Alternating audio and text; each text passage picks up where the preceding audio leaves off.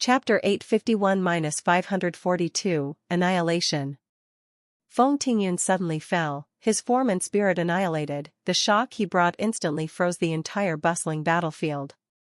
One moment, it was a chaotic scene with laws shattering. The next moment, it seemed as if a pause button had been pressed, plunging into dead silence. The movements of all living creatures engaged in battle involuntarily stalled, countless eyes, filled with unbelievable horror, uniformly focused on the void where immortal path dust was drifting, and the indifferent blood-hued figure standing there. Feng Tingyun, he was a half-step emperor, standing at the pinnacle of billions of cultivators, touching a trace of supreme power, a being carrying heavenly fate, actually slain? And it was by crushing, instant killing. After a brief dead silence, panic rapidly spread, and several star seas around burst into an uproar in an instant. Retreat! Almost simultaneously, the remaining half-step emperors from the Star Moon Ancient Clan, Shadow Clan, and even Blood Flame, who had just attempted to ally with Xiao Diechio, roared in fury, a mix of shock and anger. The command was simple and urgent, requiring no explanation. All living creatures of the ancient clans, whether the true immortal giant gods, Star Moon Ancient Clan, Shadow Clan, or Golden Crow remnants, they all reached an unprecedented consensus at this moment. Escape. Immediately flee from here, flee from that monster wearing human skin. Whatever immortal banishing rune, whatever ancient clan grudges, whatever heaven burial palace opportunities, in the face of this absolute threat of death, they had all become insignificant. In an instant, the massive formation that had attempted to besiege Chuzheng collapsed, tens of thousands of living creatures scattered like startled schools of fish, no longer caring about enemy or ally, frantically fleeing in all directions, through any possible opening. The scene reached the height of chaos in an instant. The blood flame of the giant god clan had the loudest roar and was not the slightest bit slower in escaping, his massive body bursting with unprecedented speed, smashing through blocking debris and great realm remnants, his heart already filled with cold dread. He desperately desired to personally slay Feng Tingyun, but he knew well, had he been in Feng Tingyun's position, facing Xiao Diechio's strange and terrifying attack, his outcome wouldn't be any better. That kind of strength had already surpassed the realm of perfect Eighth Order. Perhaps only a true son of heaven could possess such terrifying power in the Eighth Order. However, the various clans fleeing in all directions soon encountered a drastic turn of events. The cultivators charging ahead, believing they were about to escape safely, found themselves only 2 star domains away, realizing with horror the void ahead was rippling like water. Dense teleportation gates, like long-prepared death traps, reappeared without warning. An irresistible strong suction burst forth from them, like countless invisible giant hands, rudely grabbing the living creatures attempting to flee, then mercilessly throwing them back into the blood-stained star sea they had just frantically escaped. One after another, group after group. No matter which direction they fled, no matter what secret technique was used to hide or accelerate, they were inevitably intercepted and forcibly returned by the teleportation gate.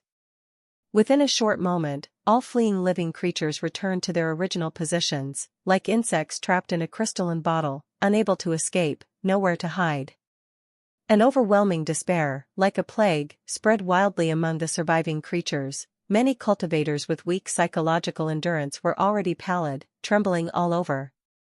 Just as this extreme terror and unease reached its peak, the blood-hued figure that had slain Feng Tingyun moved again. Her target was utterly clear. Without the slightest hesitation, her form flickered like a phantom, directly tearing through the void, rushing towards her next target, the infuriated Golden Crow Ancient Clan. More accurately, her aim was right at the strongest among the Golden Crow clan, the Golden Crow Prince, who had transformed into a dazzling great sun.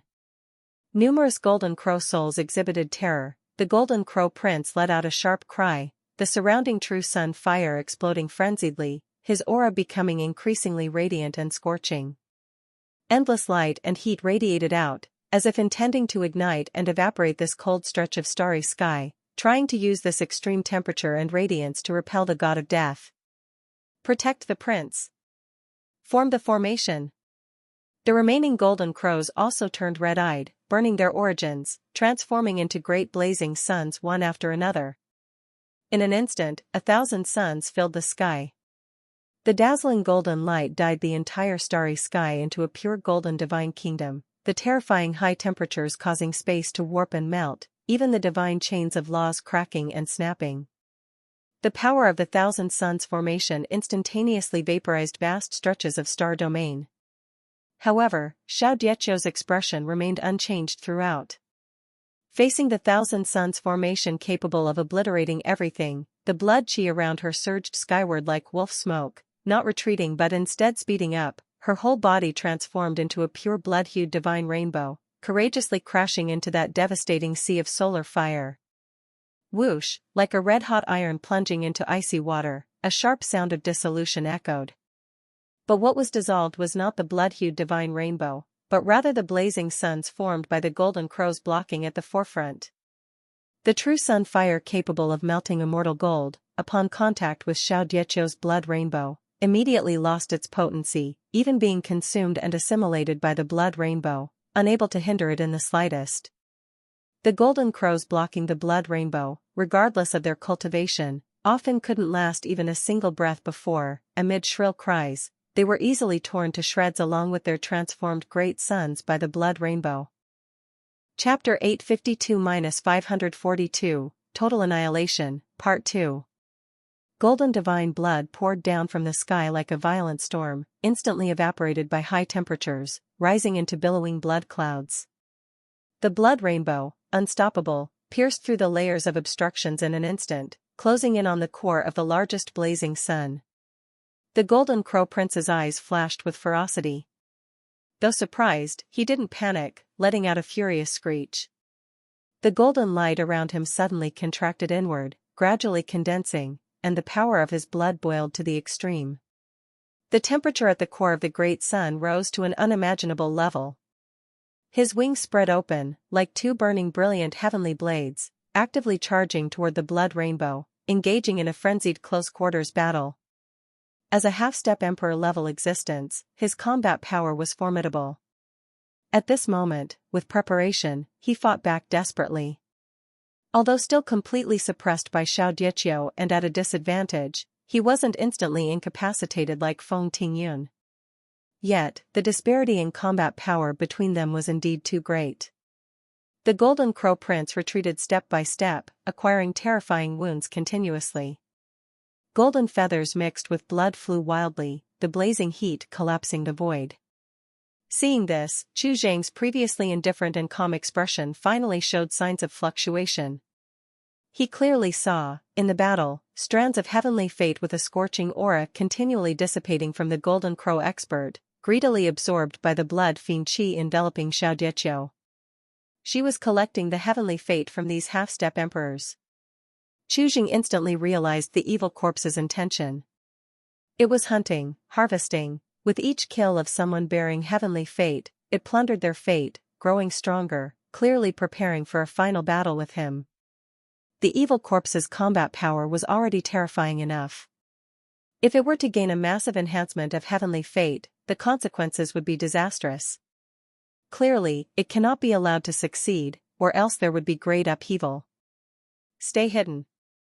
Chu Zhang telepathically instructed Yun Tianji behind him, hesitating no longer, taking a deep breath, as the towering Dharma phase vanished, turning into pure Yuan Qi returning to himself.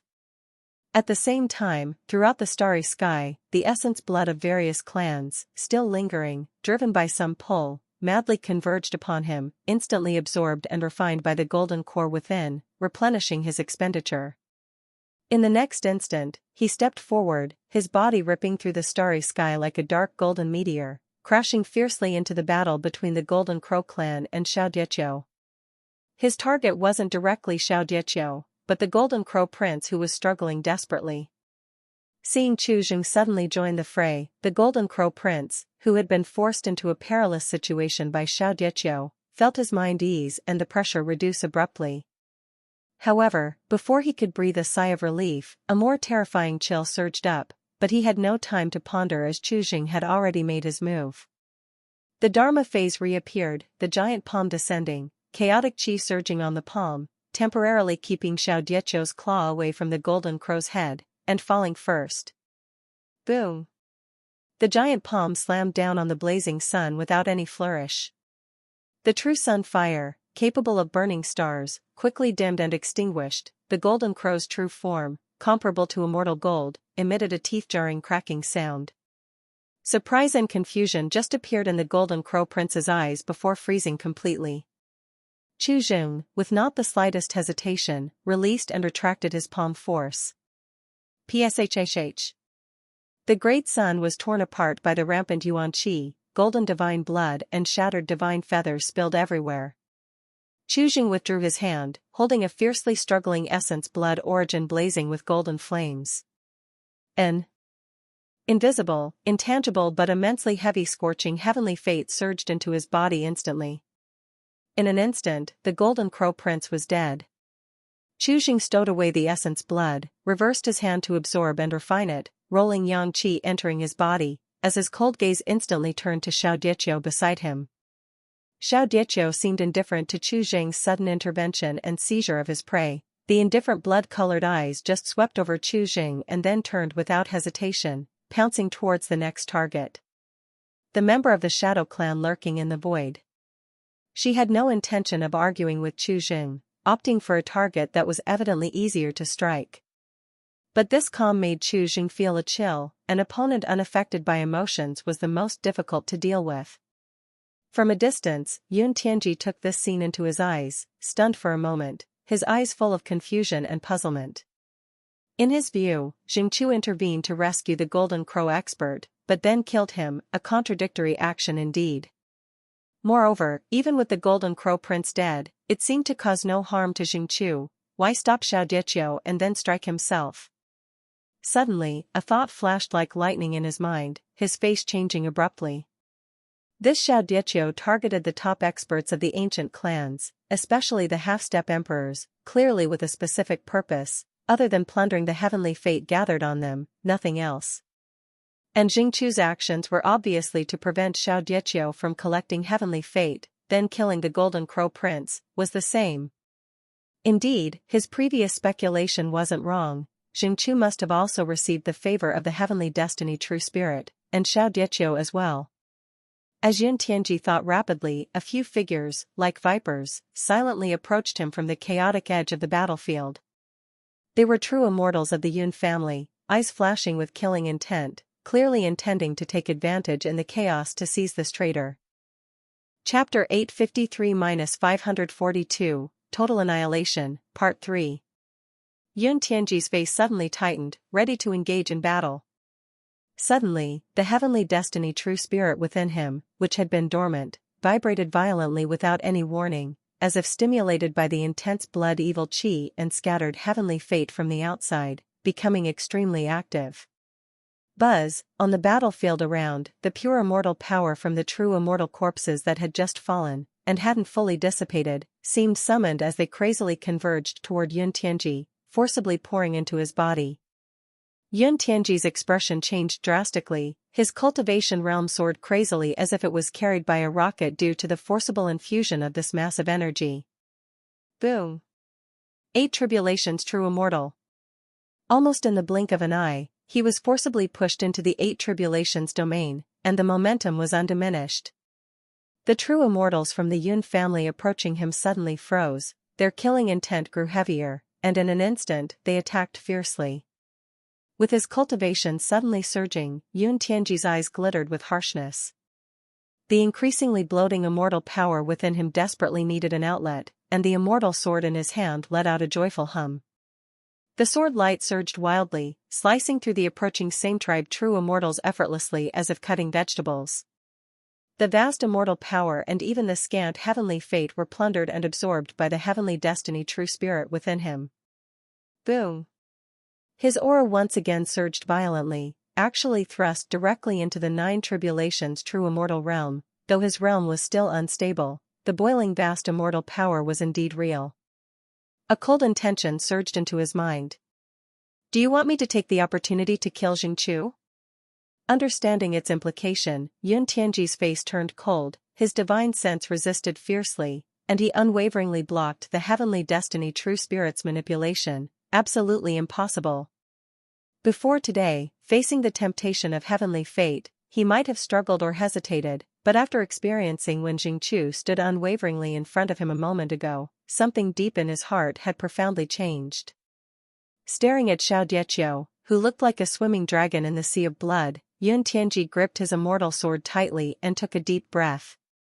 Today, he was determined to survive until the end.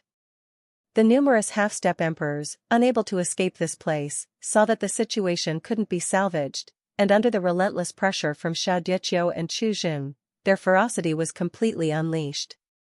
If we cannot leave, then let's kill these two freaks first. Join forces and take down Jingqiu and that madwoman first, and the rest, every man for himself. The half-step son of heaven from the Star Moon ancient clan stepped forward first, surrounded by 9 ancient stars radiating brilliant starlight.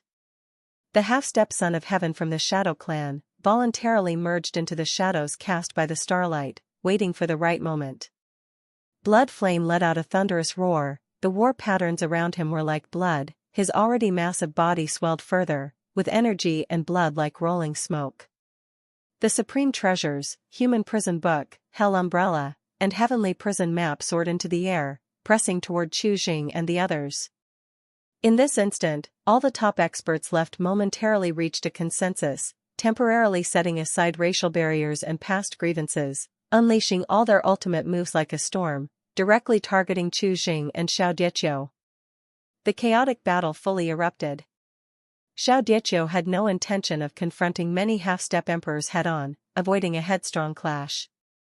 Her body technique was elusive to the extreme, far faster than Chu Jing. Like a ghost, she immediately broke out of the encirclement, moving through the chaotic battlefield, and every appearance was inevitably accompanied by the fall of a powerful living creature. With heavenly fate being plundered, her aura grew visibly stronger and more terrifying with the ongoing slaughter. Chu Jing felt increasingly heavy-hearted, not daring to show the slightest hesitation or restraint. Facing the encircling attack from half-step emperors from different clans, he fully unleashed his power, directly combating the combined attack of the 3 half-step emperors. A terrifying battle erupted. Chu Jing had no intention of entangling with the 3, as in his dantian, the 9 orifices' golden core buzzed with resonance, lighting up 9 lifebound great divine powers simultaneously. Law of heaven and earth, 3 heads and 6 arms, star shifting, samadhi true fire.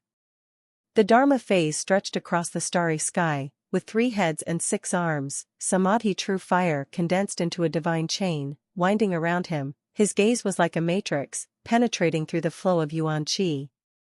Using his fingers like a blade, he accurately shattered the stars set out by the Son of Heaven from the Star Moon ancient clan with chaotic divine light. The momentum didn't wane, piercing through his forehead, thoroughly pulverizing both his and the surrounding starlight. The vast heavenly fate, like hundreds of rivers converging into the sea, surged into Chu Jing's body, once more elevating his combat power by a level. After absorbing heavenly fate from 2 half-step emperors, his limits were once more heightened, far exceeding the 8th order domain. The yuan qi within him was now almost completely boiling. The half-step son of heaven from the Shadow clan, like a stubborn bone growth, drilled out from the shattered starry afterimages, holding a dagger vibrating with a buzz, slicing through the starry sky, stabbing directly at the back of Chu Jing's head, but Chu Jing had already captured its trace earlier. He threw a backward punch, succeeding from behind, directly blasting apart the entire starry space where he hid, shattering his true form into pieces. The scattered shadows hadn't yet had a chance to coalesce and were penetrated by the blood rainbow Xiao Dieqiu had become. All the shadows, along with the heavenly fate on him, were thoroughly devoured, and with a single encounter, he was dead, with no trace of his body left. Blood Flame let out a roar, and the starry giant god covered in war patterns wielded a bone hammer that fell down but was blocked by Chu Jing with an outstretched hand, confronting it head-on with a punch. Punch meets hammer, the bone hammer shattered, along with Blood Flame's arm, broken and bloody. His broad chest was immediately cut open by Chu Jing's blade hand, who grabbed and crushed the still violently beating giant god's heart surrounded by blood flames. The overwhelming energy and the heavenly fate of the giant god clan were madly devoured by Chu Jing.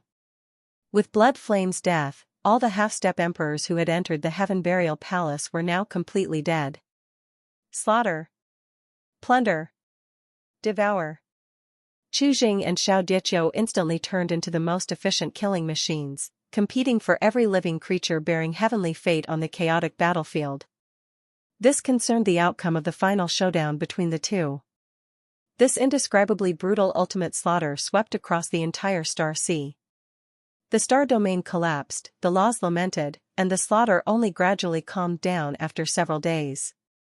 Eventually, when everything finally settled down, the once magnificent and resplendent star sea had completely disappeared, replaced by a sticky crimson scene. Amidst the star sea, countless severed limbs, broken magic treasures, and star fragments floated, creating a viscous crimson sight. Among the star sea, only 3 figures remained standing. Xiao Diqiu was enveloped in a nearly tangible blood light, with intense blood evil qi rising into the sky, as if she herself were the core of this sea of blood, her aura so powerful that it made the space tremble. Chu Jing stood on the other side, breathing heavily, an unspoken law seemed to resonate around him, his aura deep and vast like the sea, with an immense heavenly fate elevating within, but his gaze was incredibly grave as he stared at Xiao Diqiu, not daring to lose focus for a moment. Meanwhile, slightly farther away in another part of the star domain, Yun Tianji knelt on one knee among the scattered stars, covered in wounds, his aura fluctuating, but alive to the end. The heavenly destiny true spirit within him also seemed to absorb a lot of scattered heavenly fate, becoming more and more active, yet it was tightly suppressed by his divine sense, not allowing it to take control. Apart from that, as far as the eye could see, there was no living creature left. All the 10 great ancient clans perished within the god burial palace, leaving no survivors except the 3 who were still breathing. The blood sea is boundless, deathly silent. Viscous, crimson blood from various races converges into an ocean, drowning the shattered remnants of stars, soaking countless bizarre, lusterless corpses and fragments of magic treasures. The air is thick with an overwhelming sweet stench of blood, enough to induce nausea. This place has nearly become a slaughterhouse, a burial ground for myriad races, but no one else will witness the current scene. In the center of the blood sea, 2 figures stand facing each other across waves of blood spanning thousands of miles. At this distance, it's within reach for beings of their caliber. The invisible force fields surrounding the two have long since depressed the intervening blood sea, creating a bizarre vacuum. Chu Jing is slowly regaining his breath, his chest rising and falling slightly. The injuries from battling powerful opponents of various races, especially the life-threatening fight with the evil corpse controlling Xiao Diqiu, are rapidly healing under the nourishment of his immense vitality and the plundered heavenly fate. He glances at Yun Tianji, who is barely standing in the distance, signaling him to retreat. Then he focuses all his attention on the blood-red figure before him. He is naturally aware that the one before him is no longer Xiao Diqiu, but a powerful shell driven by supreme evil intent. The eyes that should have been spirited and bright are now purely crimson and lifeless, reflecting this boundless blood sea, devoid of any emotion belonging to living creatures. The ultimate silence did not last long. The evil corpse was the first to break the suffocating balance. It seems to have absorbed enough power, completed its power accumulation, not roaring, not issuing warnings, just simply raising the hand that once tore Feng Tingyun's throat. Boom, the overwhelming blood fiend qi surrounding it, almost materialized, suddenly ignited. The entire blood sea seemed to become fuel, crimson flames shot up to the sky, instantly dyeing the dim, shattered star dome above. The flames were not hot, instead, they exuded a chilling cold that could freeze a soul, a terrifying manifestation of qi and grievance to the extreme. The next moment, the evil corpse moved. She turned her entire being into a dazzling blood rainbow that split the heavens, tearing through space in an instant, targeting straight toward Chu Jing. In the distance, Yun Tianji's pupils contracted, having no need for Chu Jing's reminder, his immortal power erupted, and his figure shot backward like an arrow from a strong bow in frantic retreat. He is well aware that the battle between these 2 monsters in front of him has long surpassed his ability to intervene, and even being caught in the slightest aftermath would lead to complete annihilation. The further away, the better. The battle erupted fully in an instant. The blood rainbow and a suddenly rising chaotic divine light clashed fiercely together. Dong! A thunderous explosion erupted, like the first thunderclap of the heavens being torn asunder, and a terrifying shockwave spread crazily in all directions. The boundless blood sea below was instantly pressed into a huge pit, so deep it revealed the blood-soaked, corroded remnants of stars below. The blood waves at the pit's edge were hurled billions of feet into the air, like a red giant wall crashing toward the starry sky, a sight to behold. The heavens above, already shattered, crumbled like shattered glass, revealing the chaotic, raging scene of chaos beyond, that is the original appearance of heaven and earth. Amidst the star sea, flames raged, not the rampage of mundane fire, but the destructive storm produced by the collision of laws and energy, sweeping through heaven and earth. The surrounding remnants of the starry sky, whether massive continent fragments or metallic stars, were swept by this storm, instantly turning crimson, then melting into boiling liquid, emanating various divine lights. These boiling liquefied remnants were then instantly vaporized under even more terrifying heat and energy, turning into void. That is the ultimate blood fiend, a chi image, capable of burning away all that is tangible and intangible. The two figures clashed madly, and collided amidst the shattered starry sky and blood sea, at a speed that the naked eye could not possibly capture. Every encounter was like the collision of two ancient stars at speeds beyond their limits. Crack, the fragmented star domain continuously emitted groans, as if it could be completely torn apart and usher in an apocalypse at any moment. The evil corpse, controlling Xiao Diechou's martial saint body, had brought the close-quarter combat techniques of the martial path to the extreme, turning every part of the body, fists, palms, fingers, claws, torso, and legs, into terrifying killing tools. Each move contained not only the divine power capable of shattering star rivers but also a corrosive, eerie chi presence. Various long-lost ancient martial arts divine techniques were at the evil corpse's fingertips, their terrifying power appalling. Even martial monarchs and martial emperors' understanding of the martial path did not run so deep. Chu operated his yuan qi to the extreme, Dao patterns flowed around him like living things, forming an absolute domain, responding with the most savage yet direct manner. In an instant, his fist seals were like mountains, finger rays tore through the void, palm blades cut worlds. He no longer relied on flashy divine skills, but on absolute power suppression. His body, having undergone the baptism of yin and yang yuan qi, finally revealed its sharpness. PCHT.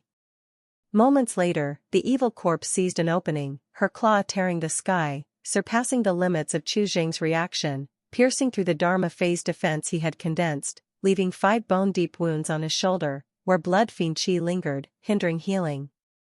Chu Jing let out a muffled groan, but his gaze grew even colder. Almost at the same time, his fist struck with an equally bizarre angle, heavily slamming into Xiao Diechou's chest. Bang! In an instant, it was as if a heavenly drum had been struck. Xiao Diechou's chest visibly caved in, and the corresponding spot on her back exploded with a bloody hole. Countless fine cracks instantly spread across her upper body, like a spider web. It was clear that even this mighty martial saint physique was about to reach its limits under such intense confrontation. An eye for an eye, blood for blood. The terrifying battle raged for several days and nights. This sea of blood and starry sky was repeatedly destroyed and reformed, with chaotic chi filling the air, as if returning to the chaotic dawn of the universe. During this time, the evil corpse was struck countless times by Chu Jing's fierce fist seals. The cracks on its body increased, like a porcelain about to shatter. Yet, its movements showed no sign of slowing and instead grew even more frantic. Chu Jing also suffered terrible injuries, with his chest almost completely split open by a chop, and his internal organs nearly ripped out. He barely managed to repair some of his wounds by relying on his boundless vitality and chi absorption method, forcibly seizing all surrounding energy. Ultimately, in a pure clash of power, the entire field of blood light and chaotic divine light exploded completely. Rumble, the destructive energy spiraled out of control, consuming and annihilating several surrounding star domains. The sea of blood evaporated, the stars turned to ash, and everything was reduced to the most primitive energy fluctuations, eventually settling into a deathly silence. At the core of the chaos and destruction, two figures continued their fight. Jing was drenched in blood, some his own, but mostly his enemies'. By using the method of qi absorption, exploiting its heaven-defying ability to plunder everything and replenish himself, he managed to endure the extreme consumption and fierce battle. Finally, he seized on a barely perceptible pause when the evil corpse's body was on the brink of collapse. A fierce gleam exploded in his eyes, and he struck decisively. He ignored the opponent's claw aimed at his heart, gathered all his strength in his right fist. The Chaos Dao pattern shone brighter than ever, seemingly holding a pitch-black sun, and smashed it fiercely into the cracked chest of Xiao Diechou. Crack! Xiao Diechou's martial saint body could no longer withstand this destructive force and shattered completely like glass, bursting open with countless pieces saturated in immense blood energy flying off. At the moment of its shattering, a distorted, dark shadow bolted out from the exploding flesh as if startled, trying to escape into the void. It was the evil corpse. Jing was faster, as if he had foreseen this, his fingers turned to a knife, already waiting to deliver a decisive chop at the escaping shadow. Screech! The dark shadow let out a sharp cry as a small part of it was forcibly severed by the hand chop. Then, using the force of this impact, the evil corpse increased its speed, breaking through layers of chaotic spacetime, transforming into a black light, and in a blink, it vanished entirely into the depths of the boundless starry sky, leaving no trace. It acted decisively, choosing to abandon the body and save the core at the last moment, departing as mysteriously as the heavenly destiny true spirits of later times.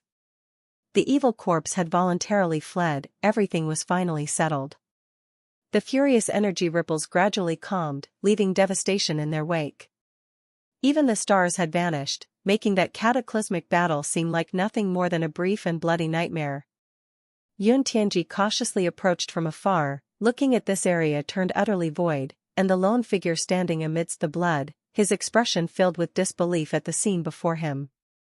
100,000 prodigies, countless elites from the ancient clans, even the half-step emperor, all buried here, turned to dust in history. Jing slowly exhaled turbid qi laced with a bloody taste, looking at the empty, cold starry sky without attempting to pursue. On one hand, the evil corpse's method of escape was bizarre and unpredictable, impossible to track. On the other hand, now within the Heaven Burial Palace, beside him and Yun Tianji, there were no other living creatures. The evil corpse had lost its rapidly recoverable and disruptive shell, and indeed, he could not completely kill it now, as it goes against the future. Now, he just needed to wait quietly here until the Heaven Burial Palace reopened, leave this place, and then follow the plan, go into hiding for a time, digest his gains, and wait for the next suitable opportunity to come. A few days later, fueled by plundered massive vitality and heavenly fate, both of their wounds had recovered significantly. Yun Tianji didn't mention the unusually active heavenly destiny true spirit inside him that was even trying to influence his mind, and Jing acted as if he was oblivious, never bringing it up. The two of them silently maintained this tacit agreement, beginning to wander through the vast destruction, cleaning up the battlefield. Undoubtedly, this would be an earth-shattering and unprecedentedly terrifying harvest. Those who perished here were practically the most elite prodigies of this generation from all the ancient clans. The resources, elixirs, divine materials, and secret technique manuals accumulated in their storage magic treasures were astoundingly rich. However, Jing could already foresee that with this battle, the new forces of the 10 great ancient clans would experience a massive gap, enough to affect the cosmic order for tens of thousands of years to come. Once the news gets out that only he and Yun Tianji survived and left the Heaven Burial Palace, it will undoubtedly cause a huge uproar. Yun Tianji has the Immortal Court behind him, but he has nothing. At that time, it is likely that all the ancient clans will unite at any cost to target or hunt him down. However, Jing no longer had the slightest worry about this.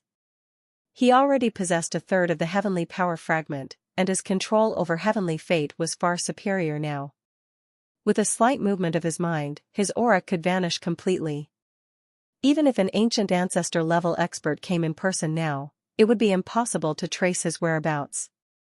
This was already the embryonic form of the heaven-concealing technique he obtained from the Tao seed in future generations. The battlefield before them was vast beyond measure, with broken stars, floating corpses, and scattered treasures visible everywhere. The two spent several months, like searching for a needle in a haystack, to locate all valuable storage magic treasures and broken divine weapons. These peerless talents indeed seem overwhelmingly fortunate, and the accumulated resources they harvested could easily form a top-tier influential force, with piles of immortal jade stacked like mountains.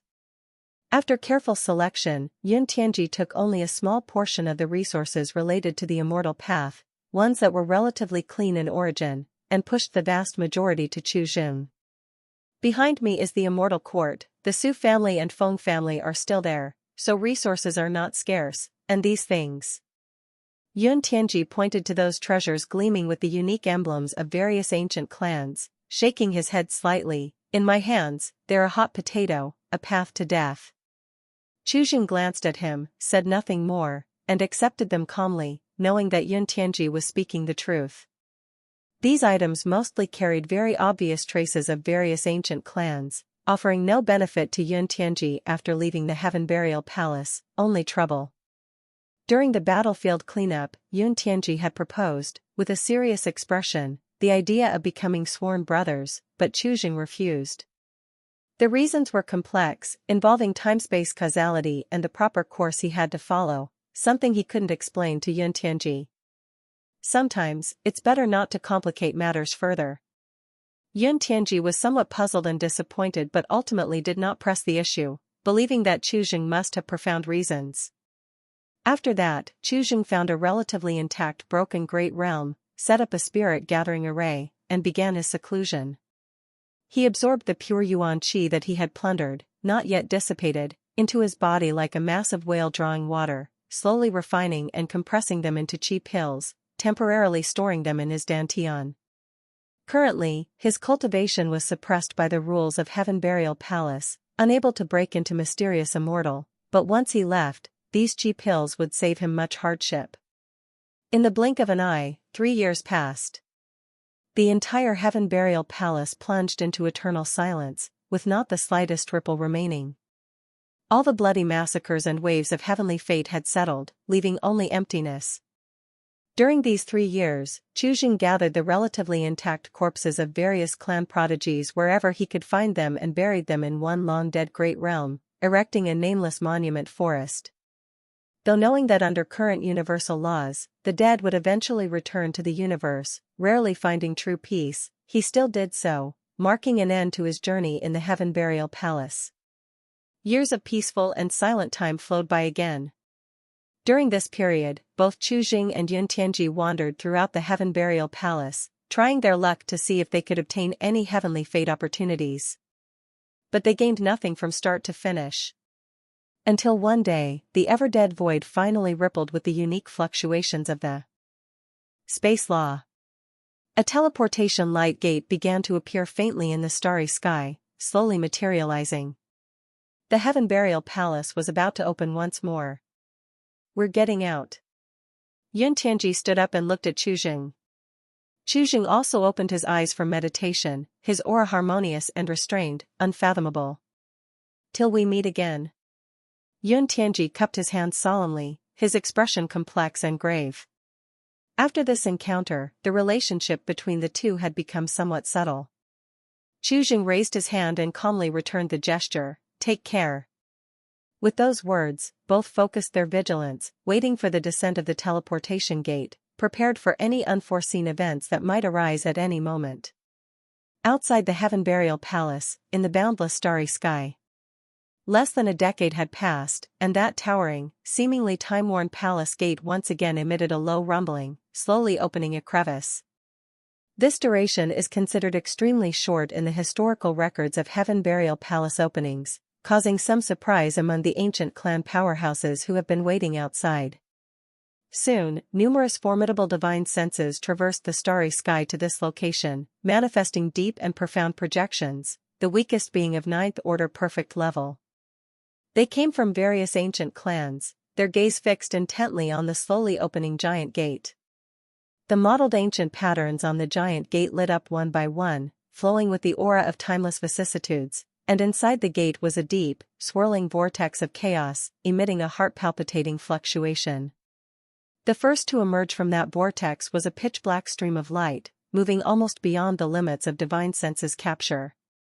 It paused not even a moment, even ignored the many great powers gathered at the gate, tearing through the starry sky in an instant, vanishing into the depths of the vast universe. Many ancient existences were not surprised by this sight.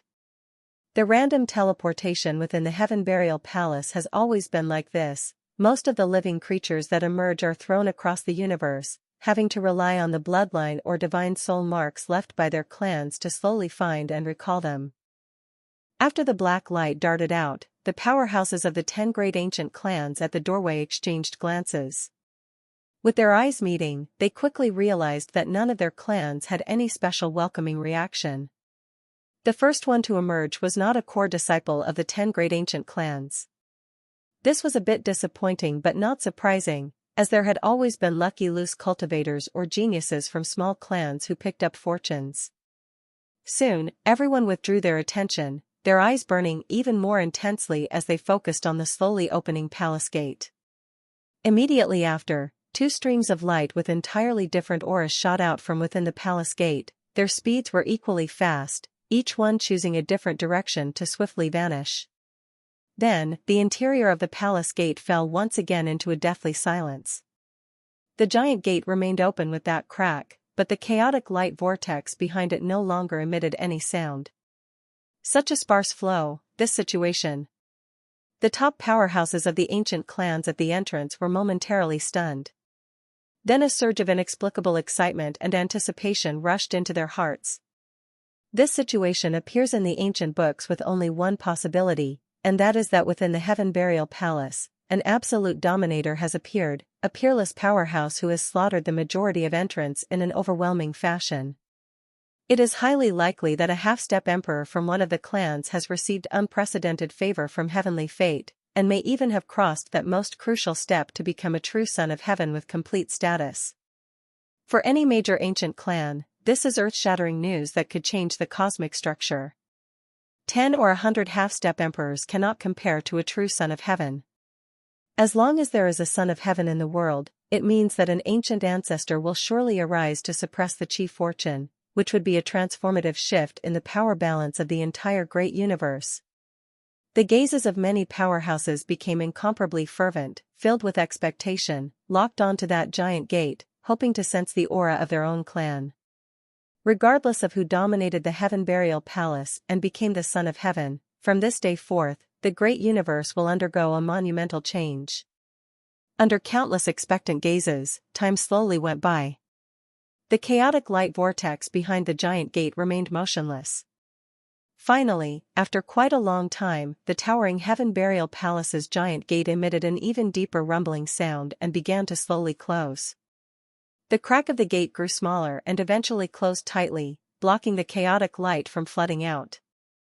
The ancient Tao patterns gradually dimmed, returning to the former dead silence, with no further motion. Is it over? Just ended like this?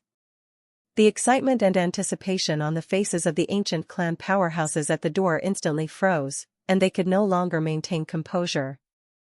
Their expressions shattered inch by inch into disbelief, followed by a suffocating, chilling pallor devoid of any color. The Heaven Burial Palace was not opening for the first time, and now that it had closed, this indicated that there were no longer any living creatures inside. What does this mean? This means that out of 100,000 living creatures, those nurtured with countless resources by various clans, representing future hopes of top talents. Only 3 survived?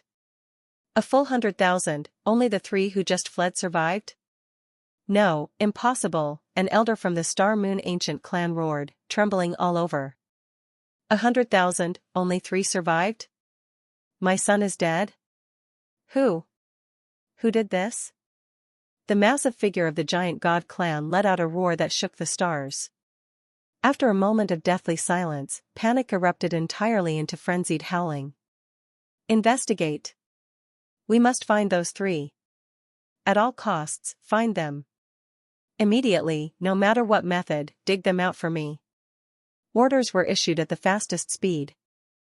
As terrifying divine scents swept across the great universe like madmen, searching for traces of those three streams of light. Chapter 858-544, Turmoil. The earth-shattering upheaval within the Heaven Burial Palace instantly set off a tidal wave across the great universe, madly sweeping into every corner of the known cosmos. The 10 ancient clans, especially those major forces whose core talents were completely annihilated, went utterly mad in no time. Ancient and terrifying divine thoughts awoke from the ancestral secret realms of each ancient clan and even from the river of spacetime, sweeping violently across the boundless stars like an invisible giant net, attempting to capture the traces of the only 3 survivors. However, the results left all ancient ancestors shocked and powerless. The inference skill failed. Whether it was the star divination of the Star Moon ancient clan, the tracking immortal technique of the Su family, or other secret techniques passed down through the ages by the ancient clans.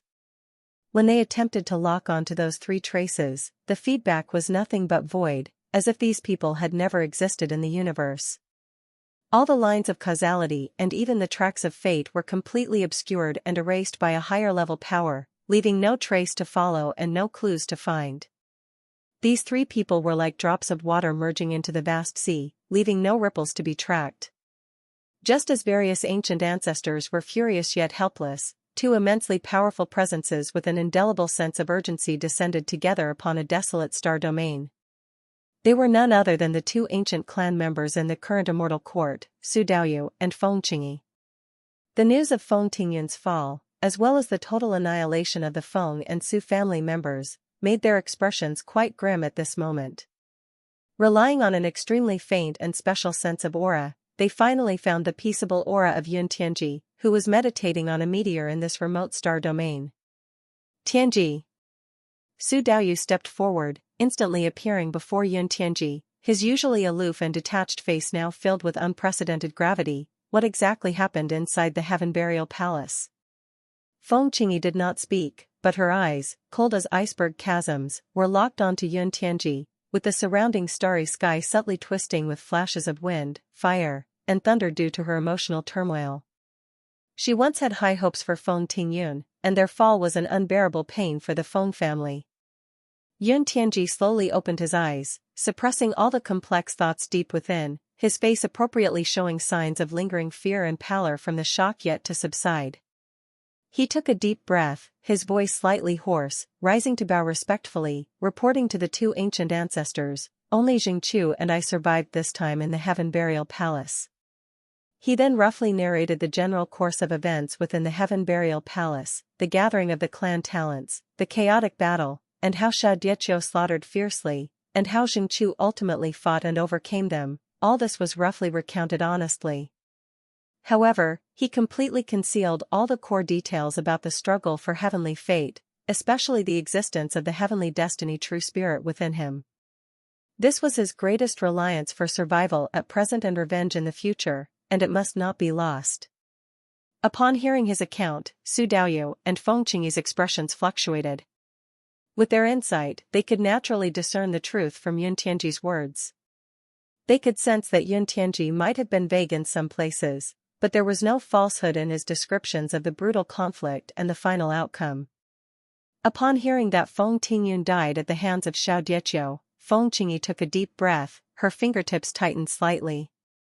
As for why Jingqiu ultimately did not target Yun Tianji, they were not surprised. After all, before the Heaven Burial Palace even opened, among all the living creatures of the myriad clans, only Yun Tianji dared to step forward and talk with Jingqiu, which already hinted at some unknown connection or friendship between the 2. That friendship might have been the key to saving his life. Su Daoyu's eyes, like lightning, scanned Yun Tianji's body carefully, keenly detecting the fluctuation of heavenly fate's aura on him, his tense expression slightly easing. "Enough, in any case, you returning alive is a blessing in misfortune. It seems you've also had an encounter in the palace, acquiring some heavenly fate's blessings, ensuring our immortal path wasn't entirely fruitless, making it a creation in the end. Surviving the disaster of the falling heavens and having some gain, this was indeed rare." Yun Tianji let out a slight sigh of relief, a timely expression of fatigue appearing on his face. He spoke softly, after experiencing the death tribulation, I am mentally and physically exhausted and my cultivation needs consolidating. I wish to find a quiet place for a period of peaceful rest, hoping the two ancient ancestors would permit this. Su Daoyu and Feng Qingyi exchanged a glance, seeing the heaviness and helplessness in each other's eyes. At this point, further questioning was meaningless. They said nothing more, as Su Daoyu swept his large sleeve, taking Yun Tianji with him and instantly disappearing from the desolate star domain. Several days later, the news of Yun Tianji's survival spread, and the earth-shattering news of the complete fall of 100,000 talents could no longer be covered and spread thoroughly, shaking the entire great universe. The universe, which was already tumultuous from the opening of the Heaven Burial Palace, plunged into turmoil and panic wholly. The identities of the other two survivors were yet to be confirmed, but rumors about Jingchu began to arise. Within the various ancient clans, many living creatures had died by Jingchu's hand, causing countless cultivators to be in an uproar. Several ancient ancestors were alarmed, and they did not hesitate to expend their origin to join forces for larger-scale inference, swearing to bring Jingchu to light. However, the result was the same. Jingchu seemed to have vanished from the world, with all celestial plans regarding him shrouded, leaving no trace to follow. Chapter 859-544, Turmoil, Part 2. An ancient ancestor of the giant god clan disregarded the cosmic law suppression, forcibly tearing the boundary wall, and descended into the universe in true form with supreme power, trying to pull back some giant god clan prodigy's residual soul recently fallen into the universe, in an attempt to uncover the truth. But the outcome was merely futile. Those residual souls were already muddled and chaotic, having lost their memories of life, making it impossible to obtain any valuable information. For the living, falling into the universe signifies a complete and absolute end. The news quickly spread back to the Martial Dao Holy Land, the Martial Pavilion. This kind of tragic result also triggered a huge shock among the Martial Pavilion's high ranks, and the number of martial cultivators who entered Heaven Burial Palace was quite significant, among them not a few great saints, martial monarchs, and martial emperors favored direct disciples or direct bloodlines, now all wiped out, naturally causing many to be heartbroken. Deep within the Martial Pavilion, on a suspended immortal island shrouded by infinite laws and suffused spiritual energy, lay several elegant pavilions. One of these pavilions, adjacent to water, boasted intricate eaves and ancient charm. Outside the pavilion, clouds roamed, immortal birds cried, and beneath the corridor eaves, a pool of clear water reflected the charming hues of rainbow scales, where several dragon fish with jade horns leisurely swam and spread ripples. Xue Qing, draped in white robes, leaned against the carved windows, supporting her chin with one hand, while the other unconsciously fiddled with a jade talisman, her gaze unfocused on the talisman, lost in thoughts as she looked at the carefree dragon fish outside the window. The gentle light pouring from outside reflected on her profile like an ink painting, exuding an indefinable light sorrow. Master has been in such a daze recently. Not far away, Gongyi Ziyu, practicing fists on a martial field paved with white jade, stopped and wiped the sweat off his brow, looking at the master by the window, slightly wrinkled his delicate nose and whispered, "Must have heavy concerns." Her sparring partner, Tu Jingchuan, suddenly tensed, glanced cautiously towards the pavilion window direction, and warned in a low voice, "Do not recklessly discuss the master." As they spoke, the space in front of the pavilion gently rippled like water, silently emerging a towering figure. The newcomer wore a simple hemp martial robe, black hair draped, with an ancient face, yet in those eyes seemed to hold sun and moon sinking and floating, the universe's birth and death. It was the supreme ruler of the Martial Pavilion, Martial Ancestor Erosion Sunday. Greetings, Martial Ancestor. Gongyi Ziyu and Tu Jingchuan's expressions instantly stiffened, all minor movements and casual chat ceased immediately, hurriedly bowed, and dared not even breathe. The presence of Martial Ancestor was extremely rare. Erosion Sun swept his gaze plainly over the young ones, nodded indifferently without speaking further, and directly entered the pavilion. Inside, Xue Qing had already noticed the arrival, rose from the window side, slightly bowed in salute, voice still cold, "Martial Ancestor. The Heaven Burial Palace has ended." Erosion Sun stated bluntly, his voice deep and calm, betraying no emotion. Upon hearing, Xueqing's constantly furrowed brow relaxed slightly, her demeanor eased considerably. Only 3 people survived from this heaven burial palace. Truly tragic. Xueqing responded with brief acknowledgement, seemingly already aware of the outcome. Erosion Sun's profound gaze lingered for a moment on her calm face, instantly comprehending.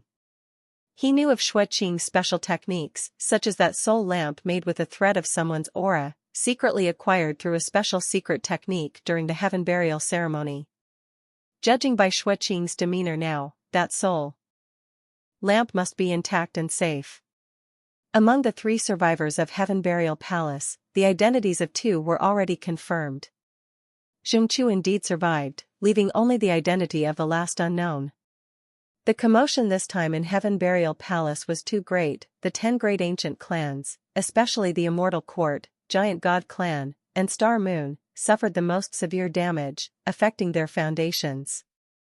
Erosion Sun paused, speaking slowly, his tone carrying a hint of caution. Many old entities might lower their pride, willing to spare no cost to trouble him. Though the universe is vast, it is not beyond their traceability. He paused, looked at Xueqing. If you can contact him, convey a message, let him come to the Martial Pavilion to hide for a while. Within the Martial Pavilion, I can protect him for some time. This was a very clear offer of protection. Upon hearing, Xueqing's cold gaze slightly flickered, bowed again, with more amplitude than before. Thank you, Martial Ancestor. Erosion Sun nodded, shifting the subject. Additionally, in a few days, I plan to hold a ceremony to formally accept a disciple, announced to the Martial Pavilion and the Great Universe. You may come to witness. Xueqing looked up, showing a hint of curiosity. She had not heard of this. His name is Huang, and perhaps he will be your greatest rival on the path to inheriting heaven's fortune in the future. Erosion Sun's demeanor was calm. For years, Huang had been by his side for Cultivation, whose disposition, talent, and perseverance had all gained his approval.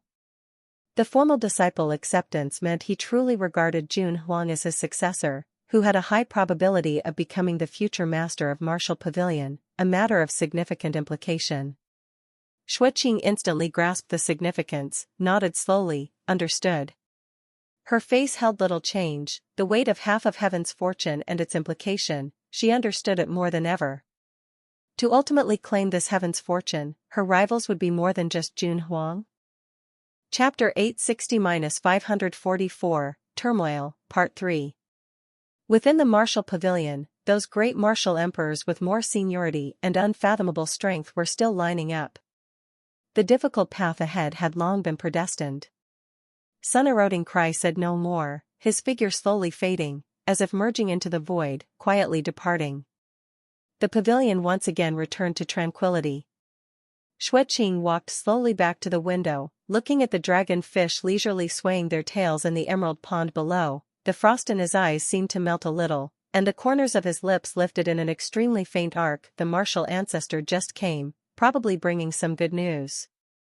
In the martial arena, Gongyi Ziyu looked up, cautiously examining the direction of the pavilion for a while before patting his chest, earnestly nodding and whispering to Tu Jingchuan by his side. Tu Jingchuan still had a tense face, looking serious, but ultimately couldn't suppress his curiosity. He sneakily sent a message asking, "How do you know?" Gongyi Ziyu rolled his eyes at him, but his brows relaxed considerably, the earlier worry slowly dissipating. "Isn't it obvious? Master's mood is clearly much better." "I didn't see it." Tu Jingchuan was momentarily perplexed. In his eyes, the master was as cold as ice, showing no change at all. "What do you know?" Gongyi Ziyu snorted lightly, a bit disdainful. "With your stone head, you can hardly understand half a human word. How can you see anything deep?" "Junior sister." How can you speak to senior brother like that?" Tu Jingchuan's face tightened, slightly red, not knowing if it was due to anger or embarrassment. "You and I entered Master's tutelage on the same day. Why are you the senior brother? Master has never explicitly ranked us." Gongyi Ziyu lifted her chin, glancing at him sideways, her eyes full of challenge and defiance. At this moment, clear footsteps sounded from within the pavilion. Xueqing walked slowly out of the building, clad in snow-white robes, her cool gaze swept over the two disciples who appeared to be practicing earnestly but were secretly competing. The two instantly stood straight as if their tails had been stepped on, holding their breath and focusing. Xueqing's gaze lingered on them for a moment, speaking blandly, her voice clear and resonant like ice crystals hitting jade. "In half a month, I will personally evaluate the progress of your cultivation and comprehension of combat skills." Gong Yiziyu and Tu Jingchuan's hearts tightened simultaneously. However, Xueqing's tone then shifted, her gaze softened a little, and the corners of her lips even carried a barely discernible smile. "The superior one will be my chief disciple." Gong Yiziyu's eyes instantly brightened, igniting with light. She bowed first, her voice crisp, "Disciple understands, I will not disappoint master." Tu Jingchuan's lips moved as if he wanted to say something, but under Xueqing's gaze, he ultimately dared not refute in the slightest, only swallowing his words, following with a respectful bow, speaking sullenly, "Yes, master." Meanwhile, in another great realm governed by the martial pavilion. The environment here was entirely different from the graceful elegance of the Immortal Island, the sky perpetually a suffocating twilight, as if the sunset was eternally paused in the moment before it falls. The earth was cracked, the scorching aura warped the air, red-hot lava flowed like the blood vessels of the land in giant ravines, occasionally bursting into huge bubbles, releasing a pungent sulfur smell and horrifying heat when they popped. A robust figure was battling amid a boiling lava lake. His opponents were several flame-true dragons formed from the severe fire of the Earth's core and evil energy. Each collision exploded with earth-shattering booms, fist against flesh, blood flying. The battle was fiercely intense. Sun-eroding cries figure slowly emerged from the twisted heat waves, silently standing on a massive black rock, observing the exhilarating battle in the lava lake with a calm gaze. His gaze fell on Huang, carefully sensing the qi circulating around him, his brows imperceptibly furrowed slightly. According to the previous news from Shuri Heavenly Sect, Huang's younger sister, Jun Yixue, had been exceptionally granted a spot due to her outstanding talent, entering the Heaven Burial Palace. This was supposed to be a good thing. If the siblings both gained something, perhaps they could look after each other in the future. But now, the final result from Heaven Burial Palace had been sent back. Only 3 people came out alive. Among them, 2 identities could almost certainly be confirmed as Jingqiu and Yun Tianji of the Immortal Court. The probability that the last person was Jun Yixue was extremely small, almost non-existent. Sun-eroding cries divine sense carefully swept over the boiling, fiery blood around Huang, his expression slightly grave. As he expected, the extremely faint thread in Huang's destiny line representing a close familial bond had already completely broken, entirely vanished. The implication was self-evident. Finally, the battle in the lake concluded. Huang let out a suppressed roar of fury, covered in wounds, his eyes filled with fierce fearlessness as he smashed the last flame-true dragon's head to pieces. The scorching dragon blood poured over him like a waterfall, hissing on contact, yet he seemed oblivious, greedily absorbing the fire essence qi contained within. The boy, bathing in dragon blood, looked up, panting, and happened to spot Sun-eroding cry by the shore. The ferocity on his face swiftly faded, replaced by genuine joy and respect. He couldn't care about tending to his wounds, hurriedly leaping out of the lava lake, bowing deeply in a grand salute. "Disciple greets master." Sun-eroding cry looked at his rapidly healing wounds and increasingly robust aura, a flicker of satisfaction passing through his eyes, but it was quickly replaced by heaviness. He didn't beat around the bush, speaking in a low voice, "The final result of Heaven Burial Palace has come." The smile on Huang's face momentarily froze, seemingly sensing something, a thread of tension emerging in his gaze. Sun-eroding cry fixed his gaze on him, enunciating clearly, "Your sister Jun Yixue should be dead by now." As the words fell, the residual smile on Huang's face completely froze, shattering inch by inch like fragile porcelain, the blood color rapidly draining from his face, transforming it into a sheet of deathly white. Chapter 861-545, Mysterious Immortal. Upon hearing the tragic news, Huang's mind nearly went blank. The tone of the sun-eroding cry was gentle, but every word fell into his ears like the weighty thunder of 10,000 pounds, striking his divine soul, almost bringing his thoughts to a halt. The muffled rumble of the surrounding rolling magma, along with the scorching wind howling in the void, seemed to be suddenly pulled away, separated by a thick barrier, making it difficult to hear clearly for a moment. When he learned that his sister, Jun Ishue, successfully earned a spot to enter the Heaven Burial Palace, he was immensely joyful. After all, it was an opportunity beyond the reach of ordinary people. He could even imagine his sister's jubilant yet pretended calm appearance. All these years, he had been relentlessly practicing, enduring inhuman torture. Apart from the pursuit of the ultimate martial path, how could there not be a thought in his mind? He wanted to become strong enough to bring his sister to the martial pavilion with dignity in the future, so she would no longer be bound by the Shuri heavenly sect, enjoying all due respect, and no one would dare to bully her again. Countless times during breaks and training, he lay exhausted on the scorching rocks, gazing at the eternally dusky sky, fantasizing about the reunion scenes with his sister. Those were many warm and simple pictures. But amidst all these fantasies, none was like what was before him. Jun Huang's gaze appeared a bit hollow, losing focus, his head hanging low, pupils unconsciously reflecting the rolling and roaring crimson magma below, like the entrance to hell. The heated wind blew against his blood-stained black hair and the martial robe already tattered and covered in dragon blood and ashes, but the high temperature, enough to melt gold and iron, brought no warmth at this moment. In this fiery inferno, he felt a profound coldness in his limbs and bones.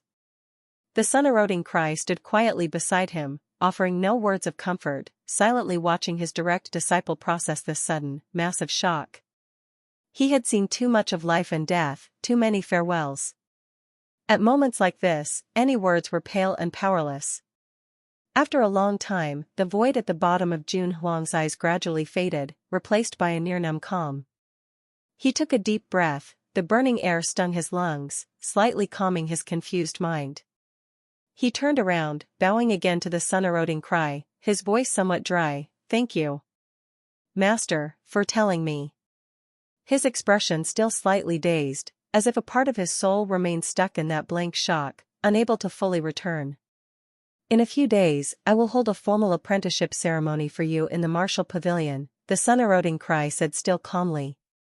"By then, all influential forces of every cosmic race will send representatives to witness it. Prepare yourself accordingly." In his view, the demise of Jun Ishue might not be entirely bad for Jun Huang. Even if the girl had fortunately returned alive, it would be hard for her to live long. Moreover, he had long seen that Jun Huang's fate was special, rife with evil energy, and thin family ties were a fate determined by heaven, not something to be forced. Now that he hadn't seen Jun Ishue for a long time, the deep emotions from youth might have been diluted by the long years and harsh cultivation. The blow was heavy, but not enough to completely break him. If he were to truly bring Jun Ishue to his side, spending day and night together, with deepening emotions over time, any unexpected incident would deal an even heavier blow to Jun Huang, possibly even destroying his path. "Thank you, Master." Jun Huang bowed again, his voice deep. The apprentice ceremony, which should have been an incomparable honor, was met with a slight tug at his lips in an attempt to smile, but ultimately, he could not smile. The long-held desire for familial joy carefully preserved in his heart was, at this moment, like ashes scattered by the wind, totally extinguished. After a moment of silence, the unresolved bitterness and coldness in his chest finally broke through the dam of reason. He suddenly lifted his head, with one last trace of unwilling struggle in his eyes, hoarsely asking, "Master, can you find out who exactly killed my sister?" The sun-eroding cry looked at the suppressed hatred in Jun Huang's eyes, paused for a moment, and slowly shook his head. This time, in the Heaven Burial Palace, only 3 people survived: Yun Tianji of the Immortal Court, Xing Chu, and an unknown third person. These 3 have received the protection of heavenly fate, concealing their karmic destiny, making it extremely difficult to deduce their past precisely. Therefore, finding out is exceedingly difficult. He did not hide it, honestly sharing the known details. The traces of these 3 people had long been attempted to be deduced by the ancient ancestors, but no clues could be found. Moreover, among the 100,000 prodigies, Jun Ishue was too inconspicuous. It might even be that no one remembers where she died. After all, the causes of death for those half-step emperors are still difficult to ascertain now. Hearing this, Huang's gaze dimmed slightly. He hung his head, staying silent for a long time before speaking. I understand, thanks for your efforts, Master. Looking at the result, if not for being taken into the martial pavilion, he might already be dead now. He did not ask any further, but the names Jin Tianji and Jing Chu were firmly remembered by him. Huang said no more, suddenly turning around and stepping towards the boiling sea of magma, with his vital energy and blood erupting like a suppressed volcano, using blood as bait to fish for dragons. In a moment, several fierce true dragons were drawn by his blood energy, roaring and launching out from the depths of the magma to attack. In Huang's eyes, a blood-red evil chi instantly covered, as he let out a low roar, facing them directly without dodging. Chapter 862-545, Mysterious Immortal, 2. The lava splattered, dragon scales shattered, and blood spilled into the void as he frantically vented the haunting gloom in his heart. The sun-eroding cry quietly watched the figure battling with a group of dragons in the sea of fire, looking like a mad demon. It shook its head slightly, did not speak again, turned around and stepped forward, its figure gradually dissipating in the distorted heat waves. Accepting Huang as a formal disciple and announcing it to the great universe is no small matter. He needs to personally prepare, consider the list, and arrange the ceremony. As for whether this news would be a stimulus or provocation to the ancient clan, who had just lost most of their young prodigies and were immersed in grief and anger, it was no longer within his scope of consideration. He never really cared about others' opinions. The great universe was in turmoil due to the dramatic changes in the Heaven Burial Palace, with surging undercurrents during these chaotic times. Chujing had already used the shape-shifting divine power to disguise himself as an ordinary cultivator and quietly infiltrated the near-immortal realm, in the falling leaves heaven. From the commencement of the Heaven Burial ceremony to the fierce end of the Heaven Burial Palace, not even 20 years had passed yet. For cultivators who often go into seclusion for a century, it was just a brief meditation, a moment in time. Falling leaves heaven seemed unaffected by the storm in the distant depths of the universe, as tranquil as ever, with many news still unreported. The major families continued to divide their territories, maintaining superficial order and balance, with occasional clan wars. The sunlight filtered through the sparse spiritwood leaves, casting mottled shadows on the ground. The air was filled with a faint fragrance of grass and wood and spiritual energy, as if nothing had changed. Chujing proceeded forward, concealing his aura to the utmost, like an otherwise ordinary cultivator. He soon returned to the remote mountain range where he departed years ago and found the cave dwelling heavily restricted by his array spells. The Heaven Burial competition began hastily back then, and he only managed to leave a few brief instructions with Jingping and Chuan before entering the heart of the storm that swept through the universe, leaving for nearly 20 years. Now that he returned, he wasn't even sure if the two were still guarding this place or if they had encountered any accidents. As emotion stirred, Chujing swiftly passed through the perimeter arrays. His fingers danced, unraveling layers of complex restrictions, opening the cave dwelling. Inside the cave, the light was soft, and the spiritual energy was dense, more intense and pure than outside. Evidently, the spirit-gathering array he set up had been operating well. Almost the moment the stone door opened, two figures sitting cross-legged on meditation mats abruptly awoke. They quickly rose, their sharp gazes instantly directed at the entrance, their mana already readied. But when they saw the familiar figure gradually entering, shedding his disguise, revealing his familiar face, all vigilance and sharpness instantly transformed into disbelief and joy. "Master!" Zhongping stepped forward to salute, with barely restrained excitement. "You have finally returned." Chuan followed forward, her voice crisp, her eyes also filled with joy, as if a weight had been lifted off her shoulders. During the days when Chujing hadn't returned, her heart was constantly on edge, unable to find peace in food or rest. Chujing looked over the two, nodding slightly, his heart relaxing a bit. When he left back then, he left them with a specially crafted life-bound jade token connected to his aura. If he perished, the jade token would shatter, and they could leave at will, seeking another path. If they didn't wish to wait for him, they could leave on their own accord. It now seems that neither had any intention of leaving. After a conversation, Chu Jing found out that in nearly 20 years, neither had left this cave even once. They faithfully remembered his instructions, cultivating here in peace, rarely venturing out to gather information, for fear of bringing unnecessary trouble and exposing this place. For cultivators like Xingping and Chuan at their age and cultivation level, resisting such a long solitude and steadfastly keeping to a closed-off retreat requires an uncommon level of determination. Chu Jing carefully examined the two before him. In nearly 20 years, under the nourishment of abundant spiritual energy and top-level cultivation techniques, both had undergone considerable changes. Chuan seemed to have grown taller again, her figure delicate and graceful. When she stood still, there was a faint spiritual light floating around her body, her slender eyebrows curved like new moons, and her eyes became increasingly bright, clear and deep like a cold star reflecting in an icy pool. Compared to before, her skin seemed even whiter and more translucent, like fine-boned china, faintly glowing, showing the purity and significant improvement in her physique. Most surprising to Chu Jing was that when his divine sense scanned, he found in Chu and Dantian an immaculate, radiant golden core, glowing brilliantly. 9 orifices golden core. She had managed to condense the highest quality 9 orifices golden core solely through her own insights, without any guidance. This level of comprehension and talent far surpassed the ordinary prodigies. However, nearly 20 years had passed, yet her cultivation remained in the late-stage golden core, not reaching perfection. Relative to her prior progress speed in cultivation, it was notably slower. Evidently, as a Qi cultivator, due to the long retreat in this place, lacking external trials and corresponding calamities, her cultivation faced a bottleneck. She needed to actively face trials and tribulations to progress further. As for Xingping, his changes were more apparent and astonishing.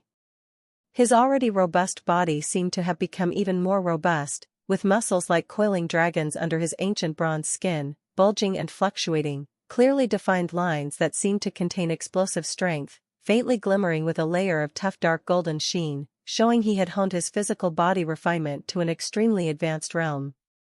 Chapter 863-545, Mysterious Immortal 3. The body cultivation method named Golden Gang Breaking Mountain that Xueqing initially chose for Chu Jing to select for Xingping, though it follows the most cumbersome, difficult, and painful path of externally refining bones, requiring inhuman endurance and daily training, excels in laying an extremely solid foundation with profound potential.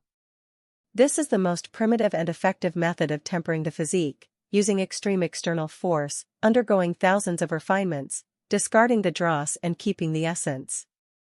In Chu Jing's perception, the blood and qi within Xingping roiled like a great river, the orifices emitted light, and he had already stepped into the 5th realm of martial path, the divine orifice realm. For Xingping's talent and root bone to achieve such accomplishments in less than 20 years, this progress is considered terrifying. Although the favorable cultivation environment in Falling Leaves Heaven and the many gathering spirit and auxiliary arrays within the cave played a role, it also could not be separated from the unimaginable sweat and toil he exerted personally. After careful inspection and confirming that their cultivation was stable and not affected by prolonged seclusion, Chu Jing immediately took action, adding an additional and stronger concealing breath isolation array based on the existing restrictions in the cave, the radiance circulating, completely isolating the cave from the outside world. He had been suppressed in the heavenly immortal perfection realm for far too long, and although he had breakthroughs in Heaven Burial Palace, he had always been restrained by heaven and earth laws, unable to fully step through that boundary. Returning to the relatively safe environment now, the vast power within him could no longer be restrained, eager to break through barriers. The sibling pair stood silently aside, guarding Chu Jing. The 3 realms of profound immortal are not simply mana accumulation but rather another leap in the level of life. This realm requires condensing 3 Tao flowers within, each symbolizing the physical body, blood qi, and divine intention, all cultivated to the pinnacle of the current life form. This is the legendary 3 flowers gathering at the top, meaning the cultivator's essence, qi, and spirit have reached the pinnacle of perfection and flawlessness. Further, this involves invoking the 5 qi in the chest, aligning to the origin and the true, which in the pathway of qi refining reaches the gold immortal realm of the spacetime domain. For Chu Jing, this process has long been clear in his mind, not possessing any secrets. Chu Jing sat cross-legged at the core of the cave, his mind immersing into the dantian, where the qi pill, formed from the condensation of vast origin, which he had cautiously suppressed for so long, now finally completely dissolves. Boom! The moment the qi pill dissolved, the yuan qi within Chu Jing erupted like a volcano, an immense and pure to indescribably terrifying energy instantly exploded, rushing wildly into his limbs, hundreds of orifices, even into his sea of consciousness and divine soul.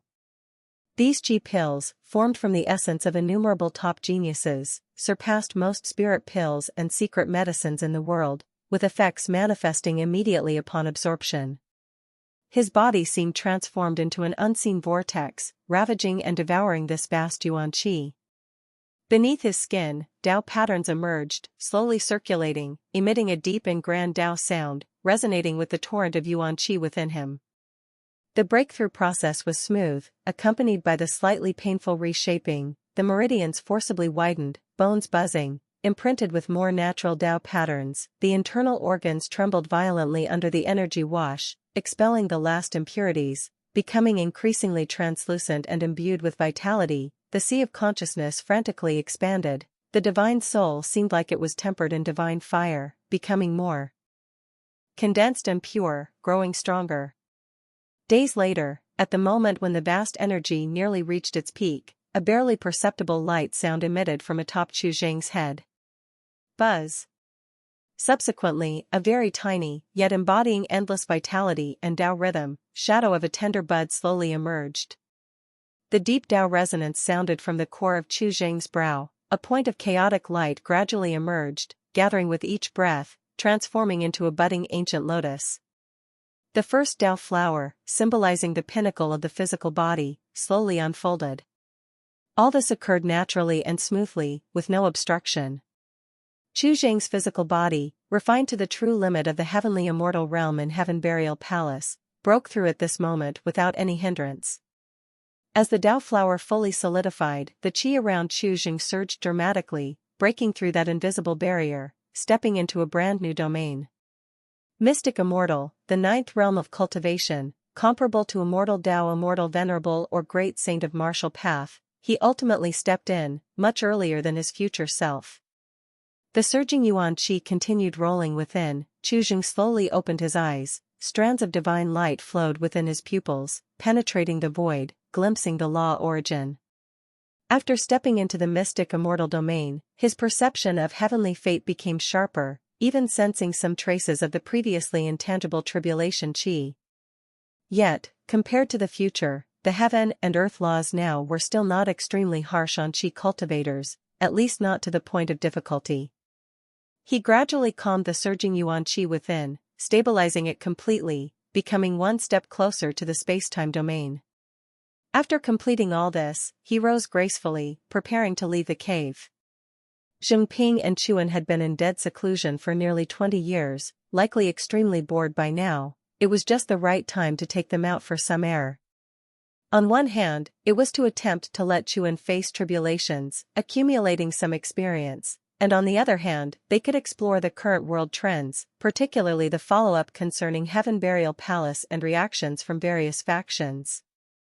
With a thought, he once again invoked the shape-shifting divine power, transforming his appearance, physique, and aura into that of an unremarkable ordinary middle-aged cultivator. Xingchu's identity was undoubtedly the most conspicuous target now. Likely there were countless eyes in the universe, countless secret techniques frantically searching for his whereabouts. He did not intend to linger long in Falling Leaves Heaven. The universe had too many great realms capable of cultivation, not lacking near immortal realm, especially since the cultivation resources in his hands now were sufficient for use. He waved away part of the array, speaking to the two beside him, "Pack up a bit and leave this place." Upon hearing, Jinping and Chuan both revealed looks of expectation in their eyes, respectfully replied, "Yes, my lord." Chapter 864-546, Tribulation Qi, Jun Huang. As time passed, the extremely tragic outcome of the Heaven Burial Palace eventually crossed the star sea, surging and spreading into the falling leaves heaven of the near-immortal realm. At first, it was just scattered fragments, secretly circulated among small circles of high-level cultivators. Soon, like wildfire, through various channels, the events became increasingly detailed and clear, ultimately forming a storm sweeping the entire near-immortal realm. In the near-immortal realm, quite a few outstanding figures also ventured to the Heaven Burial Palace, especially the Lin Xian three clans. Accompanying the news from the Heaven Burial Palace was the news that the Master of Martial Pavilion was looking to accept a disciple into his chambers. However, compared to the near-total annihilation of 100,000 prodigies, this news seemed not so significant anymore. Rumors about Jingchu also reached the ears of many living creatures. Many were curious about Jingchu's origins, and soon someone found his ascension registration records. Qi Cultivator. This previously unheard-of Taoist orthodoxy appeared for the first time in the view of many living creatures. Teahouses and taverns, marketplaces, and caves, everywhere was filled with shocking discussions. A heavy atmosphere permeated the void of falling leaves heaven. Even the spiritual energy seemed to have become somewhat stagnant. In the midst of this tense atmosphere, Chuzhen quietly left the cave dwelling where he had secluded himself for nearly 2 decades, accompanied by Jingping and Chuan. He had no clear destination, drifting like dust in the vast expanse of this world. Along the way, various horrifying rumors about Jingchu in the Heaven Burial Palace inevitably reached their ears. Those rumors, after countless repetitions, had become bizarre, exaggerated, and distorted, depicting Jingchu as a terrifying being akin to a demon god with 3 heads and 6 arms, killing without mercy. Occasionally hearing the vivid descriptions by many cultivators, Jingping and Chuan would subconsciously look at the calm figure ahead of them, eyes filled with indescribable shock and reverence. Though they knew their master was powerful, they had never thought he could stir such a gigantic storm in a gathering place of top prodigies across the great universe. Chuzhen was indifferent to these noisy rumors, with most of his mind immersed in contemplating his newfound insights and future plans. This time at the Heaven Burial Palace, the acquisition of that third of the heavenly power fragment was the biggest gain, fundamental to his Taoist path. Nonetheless, the heavenly fate he obtained through slaughter and plundering was not particularly vast in total. The unclaimed heavenly fate contained within the Heaven Burial Palace requires fate to encounter, and he basically had no chance to see it, having spent all his time in killing and fighting. The heavenly fate he acquired came entirely from the prodigies burdened with Qi fortune whom he slew. Though a few half-step emperors died by his hands, half-step is ultimately just half-step. The heavenly fate condensed in them pales greatly in comparison to what true ancient clans with half of heaven's fortune possess, merely fragmented. With the prevailing search frenzy, the 10 great ancient clans and even more forces are bound to go mad seeking him. Chuzhen gradually cleared his thoughts and formed a decision, to take this opportunity to completely conceal himself for a while, digest his gains, and consolidate his cultivation. Once his strength is sufficient, he will plot to seize the heavenly mirror of the Star Moon ancient clan. Seizing the heavenly mirror is a crucial part of the plan. For one, it is an event clearly recorded in that ancient history, and he must ensure it happens. For another, the heavenly mirror itself stores part of the heavenly fate of the Star Moon ancient clan, which is vital for him to gather half of heaven's fortune and successfully step into Qingzu's path. Without this supplemental heavenly fate, the difficulty would greatly increase. Having basically considered what needs to be done, Chuzhen began to try actively sensing the tribulation qi that existed inexplicably. As his cultivation reached the mysterious immortal realm, his life level transcended, allowing him to have a vague sense of such ethereal yet real things. He could perceive the faint tribulation qi surrounding himself and Chuan, like invisible threads wrapping around fate's trajectory, foreshadowing the dangers and obstacles they might face in the future. In comparison, the growth rate of tribulation qi surrounding him was not overly exaggerated, remaining within a controllable range, much weaker than what would come after. In an instant, the trio arrived at a relatively prosperous area, where a small city filled with cultivators appeared ahead. The city was not extensive, spanning only 100 miles or so. Its walls, built with massive dark green stones, shimmered with a faint spiritual light, surrounded by a not-so-advanced protective formation. Cultivator guards were stationed at the city gate, and all entering or leaving had to pay a small amount of spirit stones. Above the gate were the ancient characters Huang. Huang City was controlled by the Zhang family. This branch of the Zhang family was also quite renowned in the expanse of Falling Leaves Heaven. Reportedly, there was a powerful figure in their clan who reached the realm of 8th Tribulation True Immortal at the tender age of several thousand years. An 8th Tribulation True Immortal of this age can be described as exceptionally talented and stunning, indicating a high likelihood of stepping into the immortal venerable domain in the future, a completely different significance, enough to make many families with 9 Tribulations True Immortals seated give the Zhang family due respect. I have some matters to handle alone, you two may roam freely, I will seek you in a few days. Upon entering the city, Chu Jing suddenly spoke, his voice calm. Yes, master. Though Jingping and Chuan were somewhat surprised, they still responded with deep voices. This move by Chu Jing has his own intentions. He paid the entry fee for the 3, then disappeared silently into the crowd, like a drop of water blending into the ocean. He did not go far, rather, he wielded his divine skills, concealing himself within the void, quietly following behind the 2. He needed to carefully observe the tribulation chi beside Chuan, to see how it would evolve in a crowded and chaotic environment, and what specific tribulations it might trigger. This was his first time observing the tribulation process of a chi cultivator at such a close distance from a bystander's perspective. Only in this way could he attempt to find a method to transform the tribulation chi from intangible to tangible. Within the city, the streets were wide, paved with green stone slabs, lined on both sides with shops selling various elixirs, fu lu, magic artifacts, and spiritual materials, bustling with people. The living creatures coming and going mostly had cultivation levels between the 4th realm and 5th realm, with occasional cultivators of the 6th realm passing by. The bargaining that took place before the stalls mixed with the conversations between cultivators, creating quite a noise.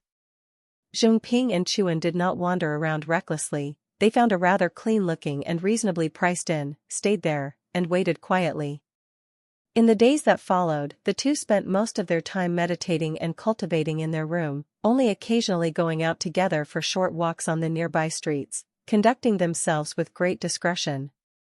Days passed peacefully, without any incidents. Chu Jing was extraordinarily patient, concealed within the void, carefully sensing the subtle fluctuations of the intangible tribulation chi, while beginning to ponder deeper questions. He wished to manifest this indistinct chi sensation in a more intuitive manner, allowing every chi cultivator to clearly acknowledge the existence of their own tribulations, thereby preparing in advance and averting future disasters. This was intended not just for himself, but also for the safety of other chi cultivators.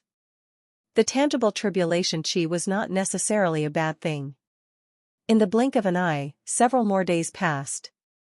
On this day, Chuan sensed that the bottleneck of her golden core realm, late stage, seemed to loosen somewhat. She decided to purchase specific spiritual materials, as Jingping had already gone out, so she headed to the street alone.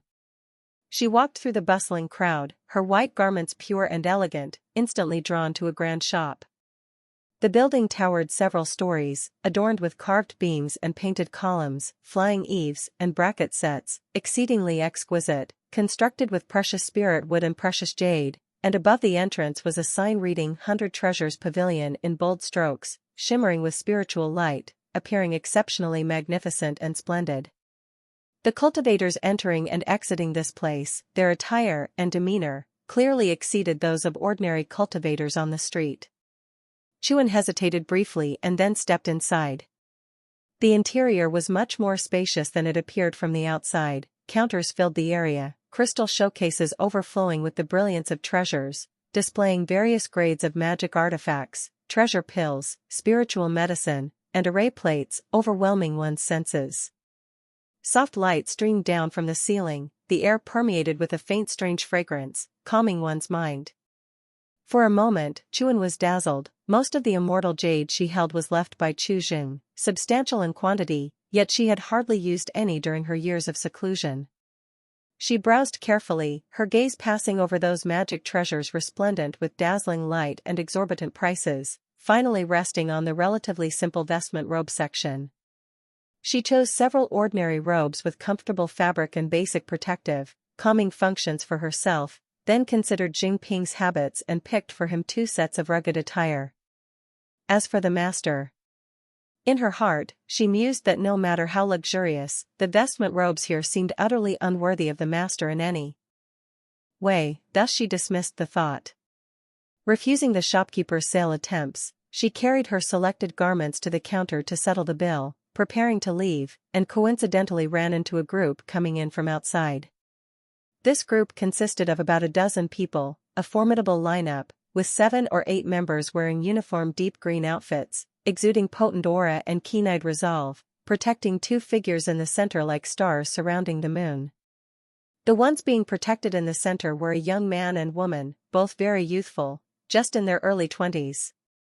The man wore an ice blue velvet brocade robe, embroidered with intricate cloud patterns and crane designs in silver thread, belted with jade, hanging with a dragon and phoenix ring, jingling as he walked. He had quite a handsome face, with an air of nobility and a slight arrogance hidden in his demeanor, a subtle smile on his lips, his gaze carrying a lofty scrutinizing look.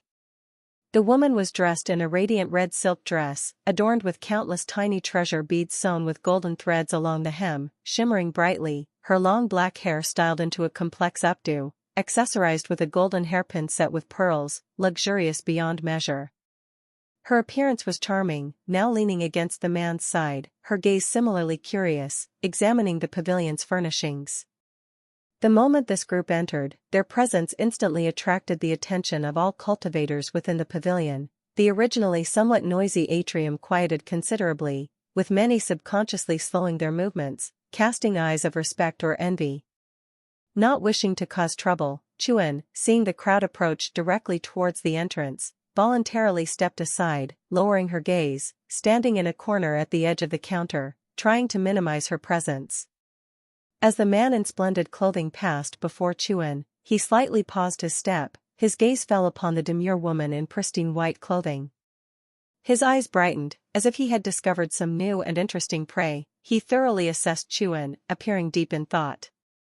After a few breaths, the noble smile on his face deepened a bit. He stepped forward on his own, saluting Chuan with a warm tone. "I am Zhang family's Qin Feng, sorry for the intrusion. Seeing fellow Daoists' extraordinary grace is like meeting an old friend, truly familiar to me.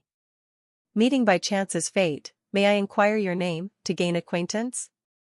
The woman in red standing beside him noticed this, and a slight hint of displeasure flashed in her eyes, but she remained silent, simply pressing her lips together and turning her head to feign interest in a luxurious piece of jewelry in the display case, shifting her focus, though her fingers instinctively twisted the hem of her sleeve. Chuan was momentarily startled by the sudden conversation. She looked up, her clear eyes showing a trace of aloofness and vigilance as she returned the courtesy with a bow, her voice cold and indifferent. "A chance encounter, not convenient to divulge, I hope fellow cultivator understands." The words were courteous, but the refusal was evident. Seeing Chuan's refusal, Zhang Qingfeng's smile did not diminish, and he seemed even more intrigued. He raised his hand, summoning the shopkeeper, who had been waiting respectfully nearby, instructing, "Bring out the set of Cloud and Mist Immortal robe I ordered last month." Upon hearing the words Cloud and Mist Immortal robe, the woman in red, pretending to be interested in the jewelry, froze slightly, abruptly turning to look at Zhang Qingfeng, her eyes filled with disbelief and a hint of grievance. However, she opened her mouth but did not dare to speak, her eyes slightly red. The shopkeeper did not dare delay, quickly going to the inner room personally, carrying out a lustrous jade box, opening the lid to reveal a neatly folded gown inside. The gown was crafted from some unknown material, light as smoke, colors shifting unpredictably, as if clouds from the sky had been cut down, with a misty spiritual light. At a glance, it was obviously not ordinary, nearly reaching the level of a half-immortal treasure vestment robe. Zhang Qingfeng did not even glance at the precious immortal robe, indicating for the shopkeeper to hand it to Chuan, smiling, "A mere token of goodwill, I hope fellow cultivator accepts it as an apology for my earlier abruptness." no merit, no reward. Your kind offer, I appreciate. Chuan slightly furrowed her brows, took a step back, and refused once more. Although her tone remained courteous, there was a clear hint of displeasure. She said no more, nodded slightly to the shopkeeper, and then bypassed Zhang Qingfeng's group, heading straight towards the door. Zhang Qingfeng's outstretched hand stiffened in midair, watching Chuan's unhesitatingly retreating figure, his smile fading slightly.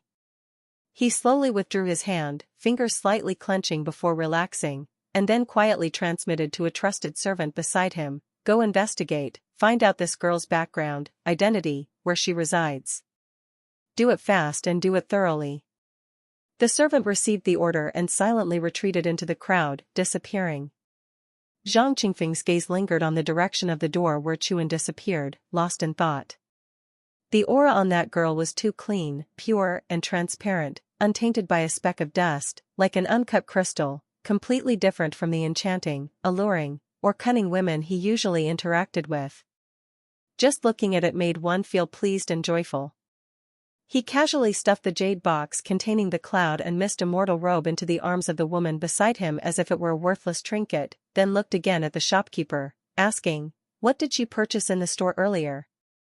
The shopkeeper immediately understood, quickly bowing and answering, "Young Master Zhang, that young lady only bought a few of the most common vestment robes, with ordinary materials, merely basic protection.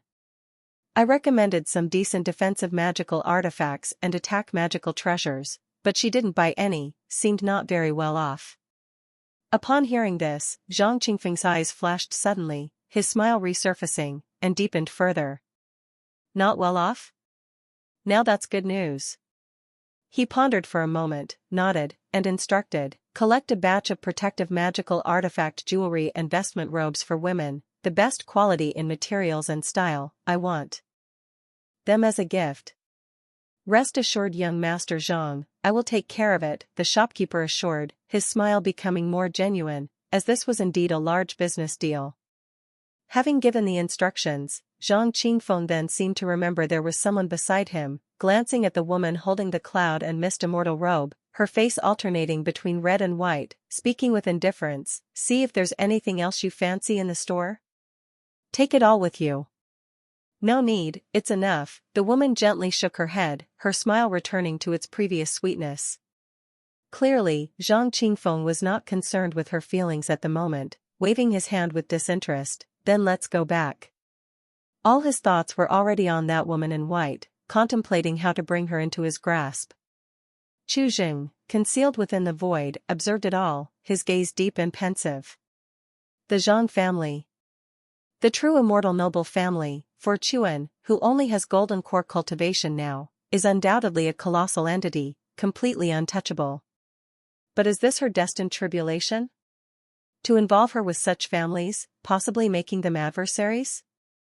The difficulty of this tribulation seems exceedingly excessive.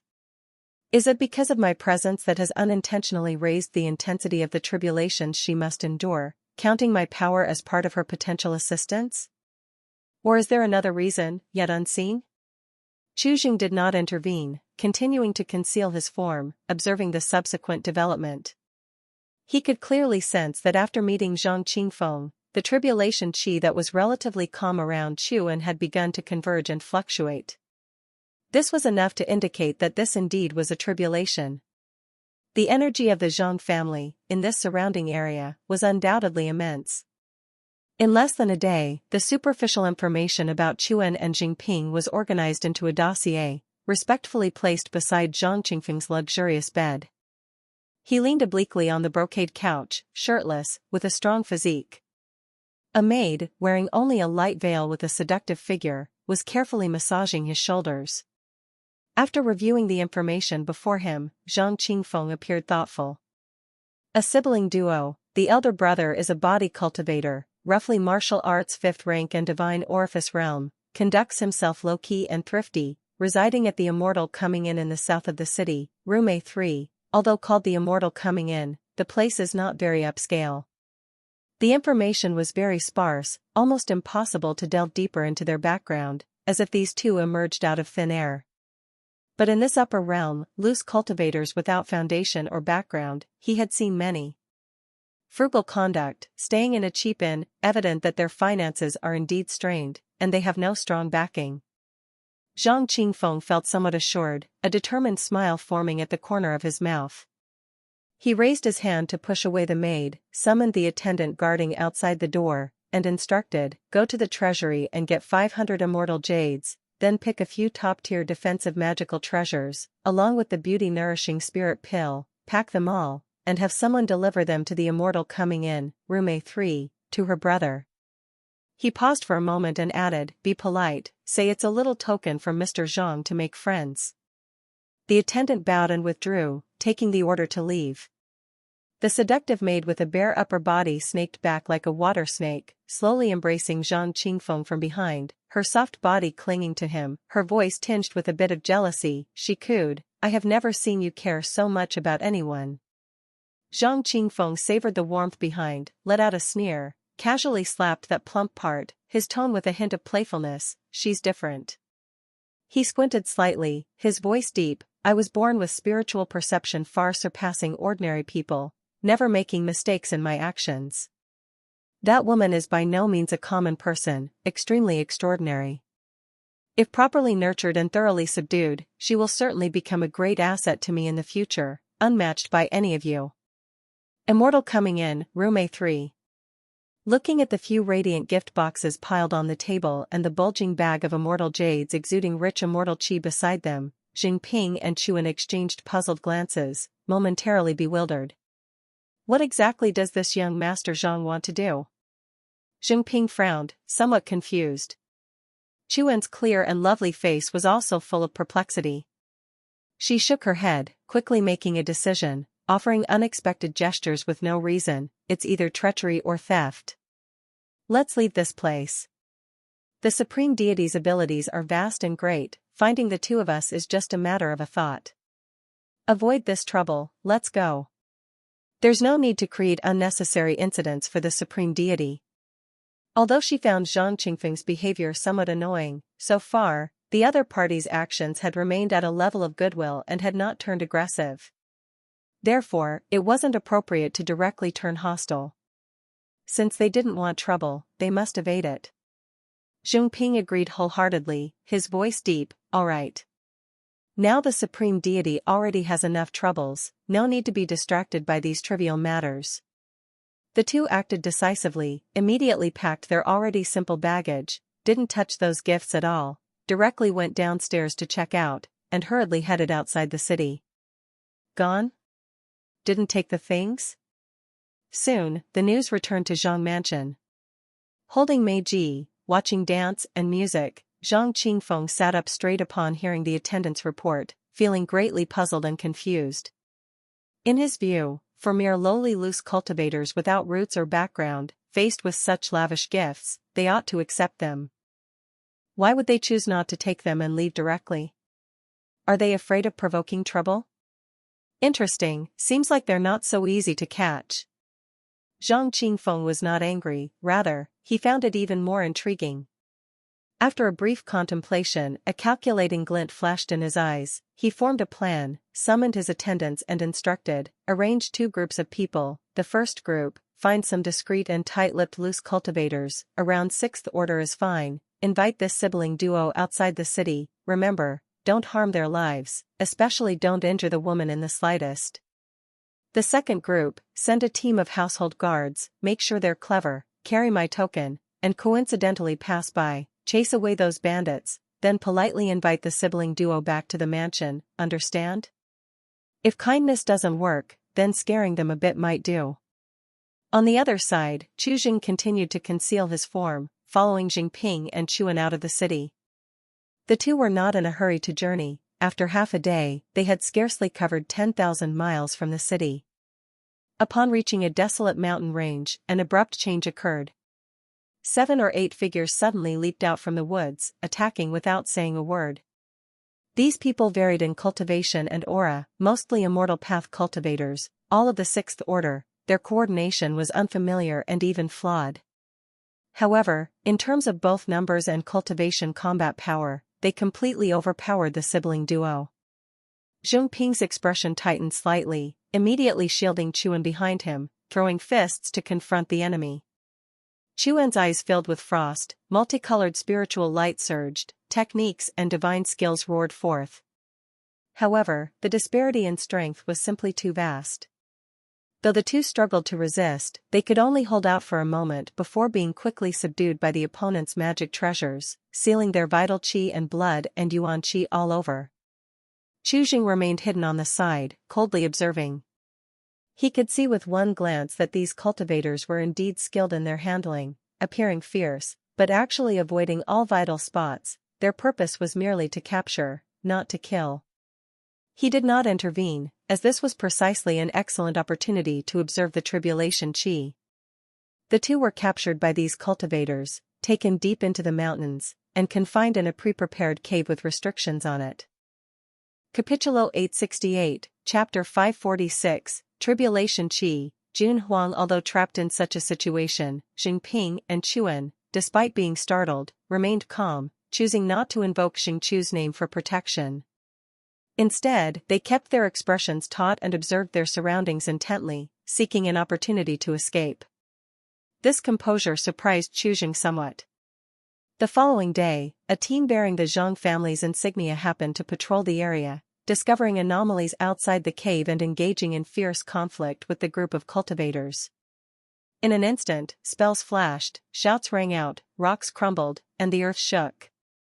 But Chu Jing clearly saw that despite the apparent intensity, neither side suffered casualties.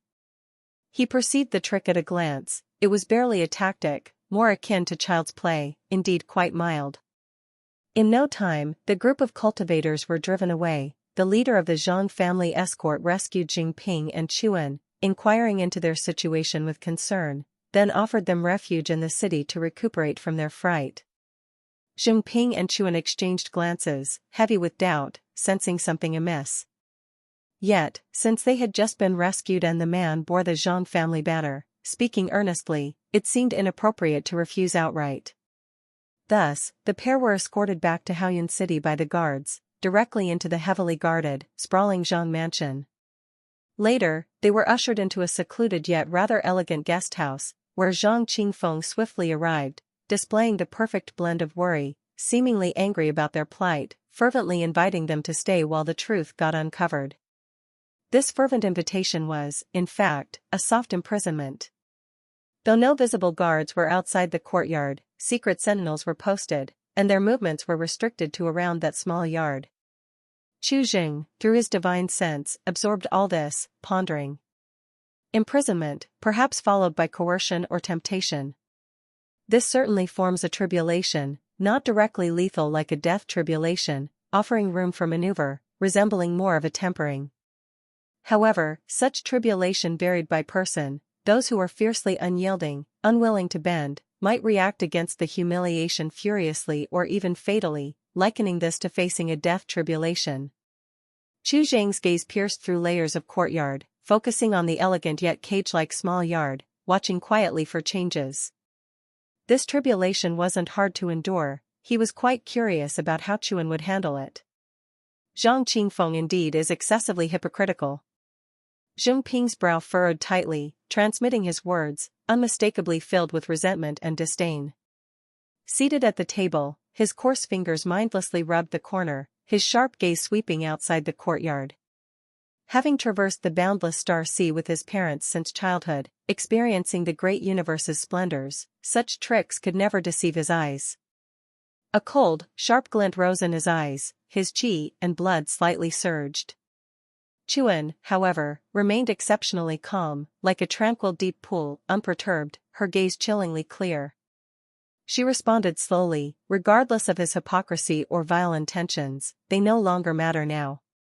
What matters is how we escape from here, rather than entangle ourselves in the judgments of good and evil.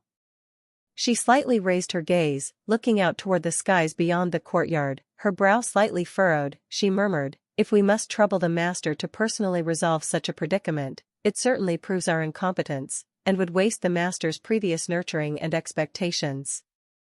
With that, the room fell into a brief silence. Xing Ping clenched his fists, evidently agreeing with Chuan, yet momentarily was unable to devise a thorough plan.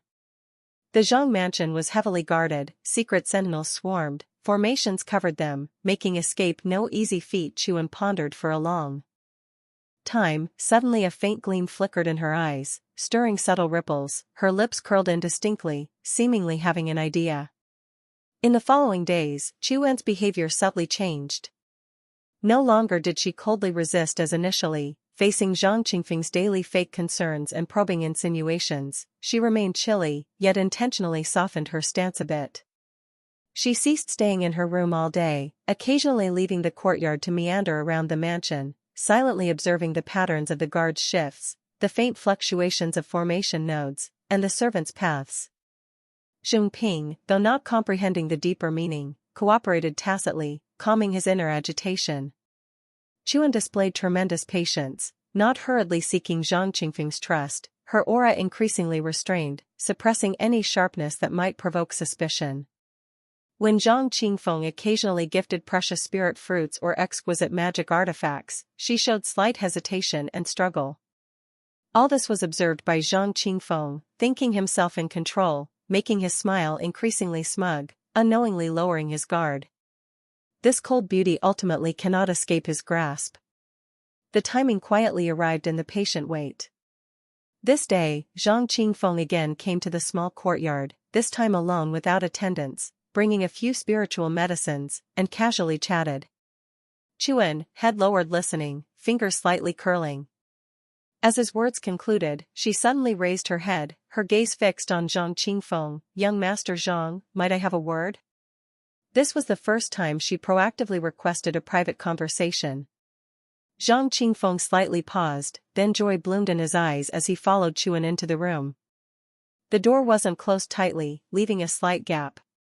Zheng Ping guarded outside, muscles taut like a tiger ready to pounce, focusing intensely on any movement within the room. Inside, Chuan's voice was gentle, asking inconsequential cultivation questions, while her fingertips discreetly converged an exceedingly faint trace of yuan qi. Capitulo 869, Chapter 546, Tribulation Qi. June. Huang. Outside the window, a gentle breeze passed by, stirring the beaded curtain, emitting a faint rustling sound. Zhang Qingfeng instinctively turned to the sound, and in a flash, Chuan's eyes suddenly focused. The thread of yuan qi at her fingertips floated up like an invisible wisp of smoke, silently entering Zhang Qingfeng's brow. Zhang Qingfeng's expression froze instantly, his eyes became unfocused and bewildered, his body swayed, then he softly collapsed to the ground, sinking into a deep sleep. His fifth-order cultivation was a realm higher than Chuan's, but he still fell for the soul-confusing technique used by the Qi cultivator. The soul-confusing technique didn't cause any harm, only guiding him to sleep, not even triggering a response from the protective immortal treasure. Chuan didn't pause at all, took a deep breath, imitating the fluctuation of Zhang Qingfeng's cultivation aura in front of her. Her bones emitted a barely audible crackling sound as her face and body rippled like water. Yuan qi circulated, shapeless in its transformation, employing the shape-shifting divine power. In the blink of an eye, standing there was no longer a cold woman but another Zhang Qingfeng, vividly capturing even the arrogance between his brows. "Let's go." Chuan walked out of the room, tightly closed the door, then sealed it with an array, and transmitted a message to Zheng Ping. Zheng Ping's heart pounded wildly, suppressing his shock, he immediately nodded. The two of them exited the courtyard one after another, Chuan looking calm, even slightly impatient, instructed the waiting servants outside the courtyard, "I'm taking him out for some business. You stay here, do not let anyone disturb us." The servants didn't dare to look Zhang Qingfeng directly in the eye, let alone question, all bowed in response. Inside the courtyard, within the room sealed by the array, the void rippled slightly, and a figure fell to the ground. It was a middle-aged man in grey robes, whose cultivation had reached the 8th order, a first tribulation true immortal. At this moment, the middle-aged man had completely fainted, indistinguishable from Zhang Qingfeng on the ground. This was Zhang Qingfeng's personal protector. Chu Jun glanced at the two people on the ground, observing the dissipating tribulation qi on Chuan, deep in thought. This tribulation of Chuan, under his intervention, dissipated almost instantly. If he hadn't intervened, today these two wouldn't have been able to leave. However, this should be the utmost that Chuan could achieve. Fundamentally speaking, this tribulation wasn't particularly perilous. Without external interference, Chuan could have continued cultivating here, waiting for the tribulation to pass without life-threatening danger. Having reached a conclusion, he no longer wanted to waste time exploring further. In this short period, concerning tribulation chi, he had explored enough, gaining sufficient references. With Xingping, Chuan strode forward, moving through the mansion unimpeded, none seeing through the disguise. The two passed safely through multiple courtyards and pavilions, exiting the heavily guarded Zhang mansion gates, then quickened their pace, blending into the street crowd, swiftly heading out of the city. Once they were far from Haoyun City, feeling the gentle breeze from the open fields, Chuan released the divine power, returning to her original form, her face slightly pale. It was the first time she used the shape-shifting divine power. If she hadn't seen the master use it, she might not have recalled it promptly. In that moment, both felt as if they had escaped death's jaws, exchanging a glance, seeing relief in each other's eyes. Just as they steadied their breath and were about to discuss their next move, the space ahead rippled like a water curtain, a figure appearing silently, as if it had been standing there all along, integrating with the surrounding world. Clad in green. Expression calm, it was Chu Jing. "My lord." Xingping and Chuan both beamed with joy, hearts settling, stepping forward to bow in respect. Looking at Chu Jing before them, Chuan's emotions stirred, their mind flooded with speculations. Perhaps the master had always been by their side. Chu Zhang's gaze lingered for a moment on Chuan's slightly pale face, then he nodded slightly without saying more, and merely remarked lightly, "Let's go." With that, he casually waved his hand forward. Stab, a soft sound echoed as the void was effortlessly torn apart, revealing a massive black rift. Beyond the rift, chaotic chi surged, and the boundless, brilliant starlight streamed from the deep universe.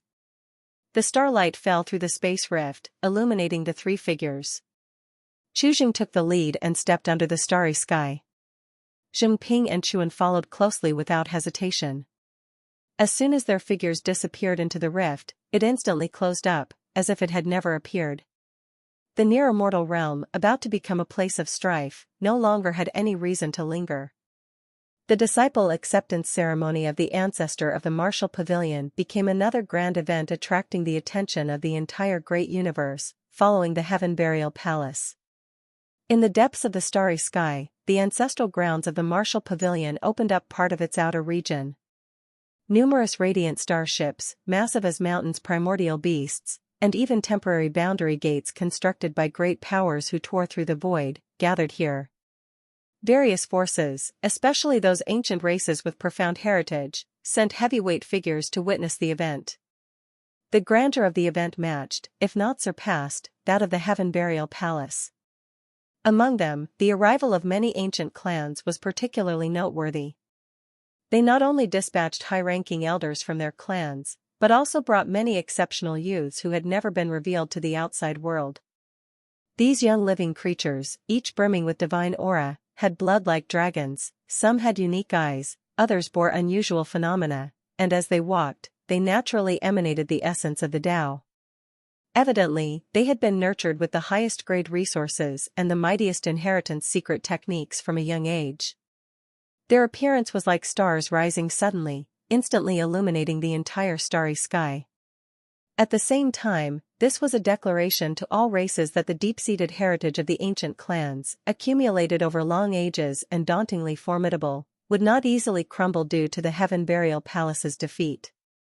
The complete annihilation within the Heaven Burial Palace brought huge losses to the major ancient clans, yet in some ways, it also indirectly fostered some changes. The fall of many top-tier exceptional youths created vacancies for vast amounts of core resources and cultivation opportunities, allowing some clan members who were not initially the most favored but possessed extraordinary talent to unexpectedly receive unprecedented, lavish resource allocations and focused training opportunities. For these substitutes, it was a blessing in disguise. Their cultivation began to advance rapidly, emerging into prominence, and thus compensated the clans somewhat for the losses from the gaps created. The Martial Pavilion, as the host, took advantage of this gathering of exceptional talents from all races to organize a grand meeting where many exceptional youths could exchange and compete, ostensibly to test the strength of the new generation among the clans. For a time, on the vast arena specially established in the major star domains, divine light soared into the sky, laws roared, and various unheard-of powerful immortal techniques, astonishing divine skills, and forbidden secret techniques emerged one after another, eliciting exclamations from the visiting living creatures of various clans. The exceptional youths of the ancient clans each displayed their divine skills, clashing fiercely in battles worthy of being called struggles between dragons and tigers, brilliantly spectacular, even surpassing the heaven burial ceremony in standard.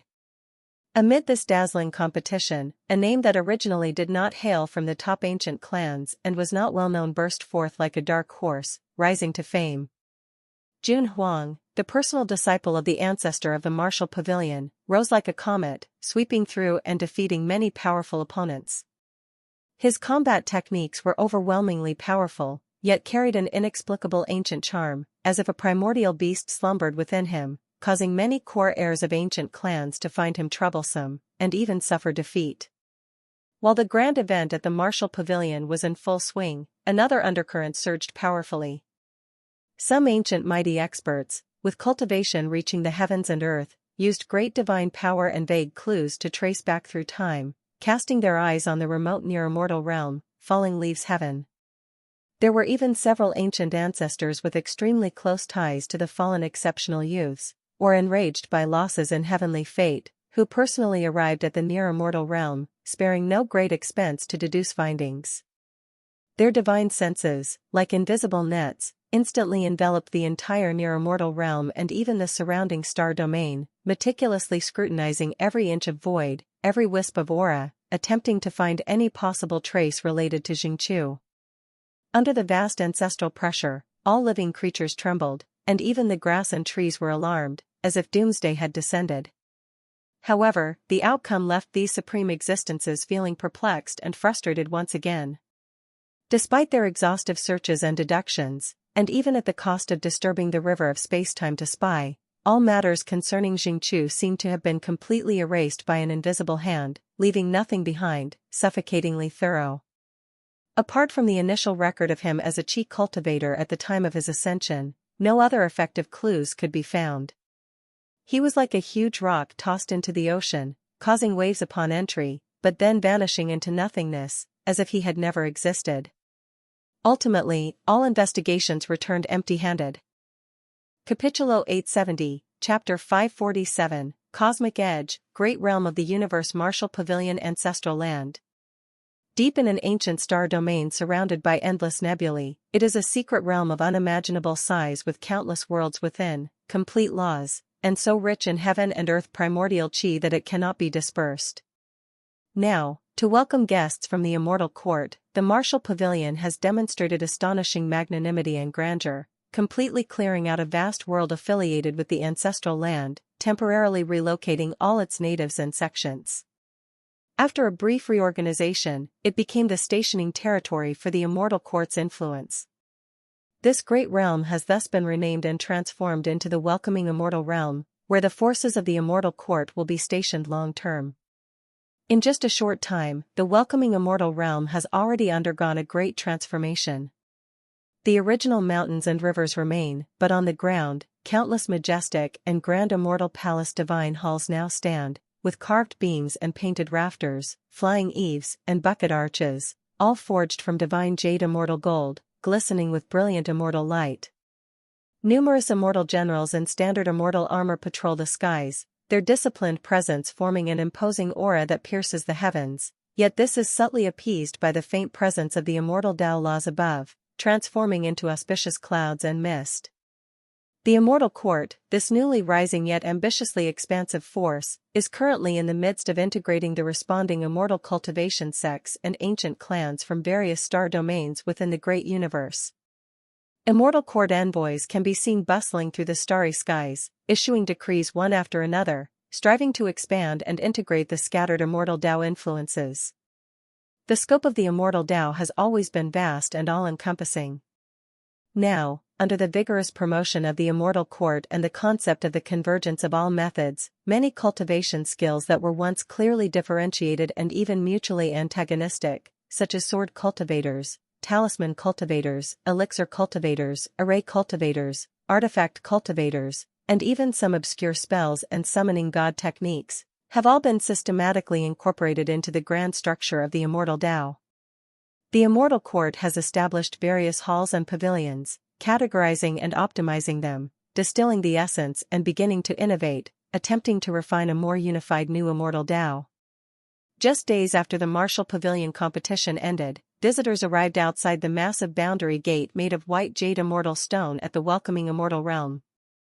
Leading them was a young man in an ancient-styled black martial robe, with faint dark golden patterns flowing on the garment like a hidden black dragon.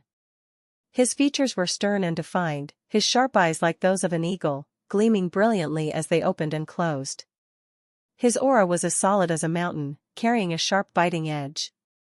Just standing there, he resembled a peerless treasured blade drawn an inch from its scabbard, prompting the immortal generals guarding the boundary gate to subconsciously remain alert and gaze attentively. This was none other than Huang, the personal disciple of the martial ancestor, who, as a dark horse, swept across the competition of 10,000 races in the Martial Pavilion, earning great renown. Behind him followed several great saints of the martial path with formidable auras, evidently sent by the Martial Pavilion as escorts or to handle miscellaneous affairs. Huang and his companions presented a greeting card representing the Martial Pavilion, expressing their wish to visit a prominent figure from the Immortal Court stationed here, Tianji. This huge Martial Pavilion competition attracted numerous delegations from the Immortal Court, now a significant power in the universe, including Tianji, who survived within the Heaven Burial Palace and consequently rose in stature. In Huang's view, as one of the only two known survivors of the Heaven Burial Palace, Tianji should know more detailed and truthful inside information beyond what is rumored externally. Regarding his unfortunate sister Juni Xue, who perished in the Heaven Burial Palace, he hoped to glean something closer to the truth from Tianji, even if it were just the name of the murderer, which would be better than the current torment and speculation without any leads. Thinking of his sister, a cloud of shadow fleetingly appeared on Huang's otherwise stern face, his heart gripped tightly by an invisible hand, nearly suffocating him. Upon hearing of Huang's visit, Tianji, who was engaged in trivial tasks on a floating immortal mountain, paused his gaze slightly, lifting his head from his documents. At this time, he was positioned in the core area of the welcoming Immortal Realm, surrounded by floating immortal mountains, waterfalls cascading from 9 heavens, spiritual birds, and auspicious beasts frolicking around, with immortal chi misting into clouds, creating an exceptionally favorable environment. After a brief hesitation, he set down the jade scroll in his hand and casually instructed the immortal official standing by his side, "Go, open the hall to welcome the guests and prepare tea." "Yes, sir." The immortal official bowed and withdrew quietly. Shortly afterward, Tianji guided Huang into an elegant water pavilion. The water pavilion was built on a foundation of 10,000-year warm jade, with glazed tiles, surrounded by water, where radiant immortal lotuses grew, shrouded in mist, rich with Tao charm. Through the carved window lattice, one could see the spectacle of the seas of clouds churning outside, with rows of immortal palaces standing tall. "Please, Huang Daoist friend, have a seat." Tianji clasped his hands in a salute, with a smile perfectly balanced, sitting across from the stern-faced Huang. After the catastrophe of the Heaven Burial Palace, following a period of recuperation and the support of Immortal Court resources, Tianji's previous injuries were fully healed. His aura not only recovered but also became even more harmonious and seamless, with mana surging powerfully within him, faintly touching a mysterious barrier, clearly indicating he was not far from entering the immortal venerable domain. More importantly, he had accumulated a trace of heavenly fate. Although this trace of heavenly fate was not as immense as what an ancient ancestor would possess, it was already an impressive amulet for him personally. This had already rendered his status within the Immortal Court utterly distinct, far surpassing that of ordinary peers.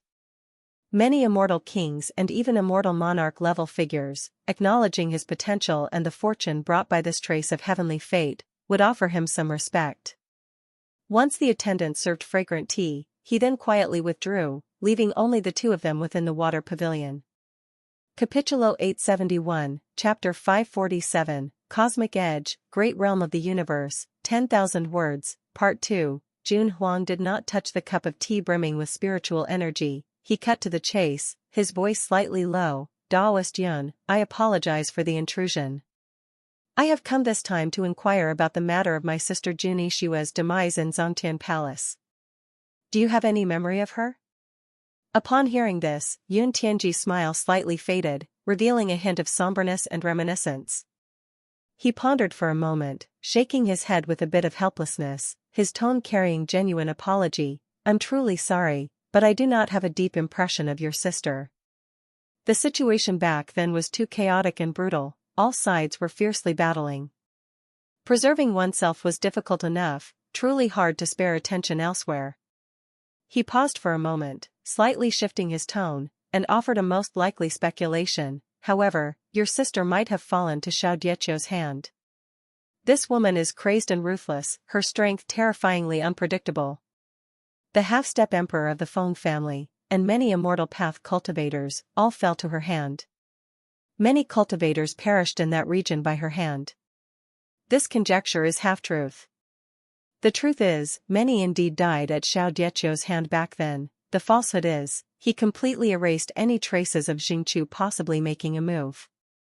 After all, if it were immortal path cultivators, in such chaotic scenes, they could very likely have been casually killed by Xingqiu.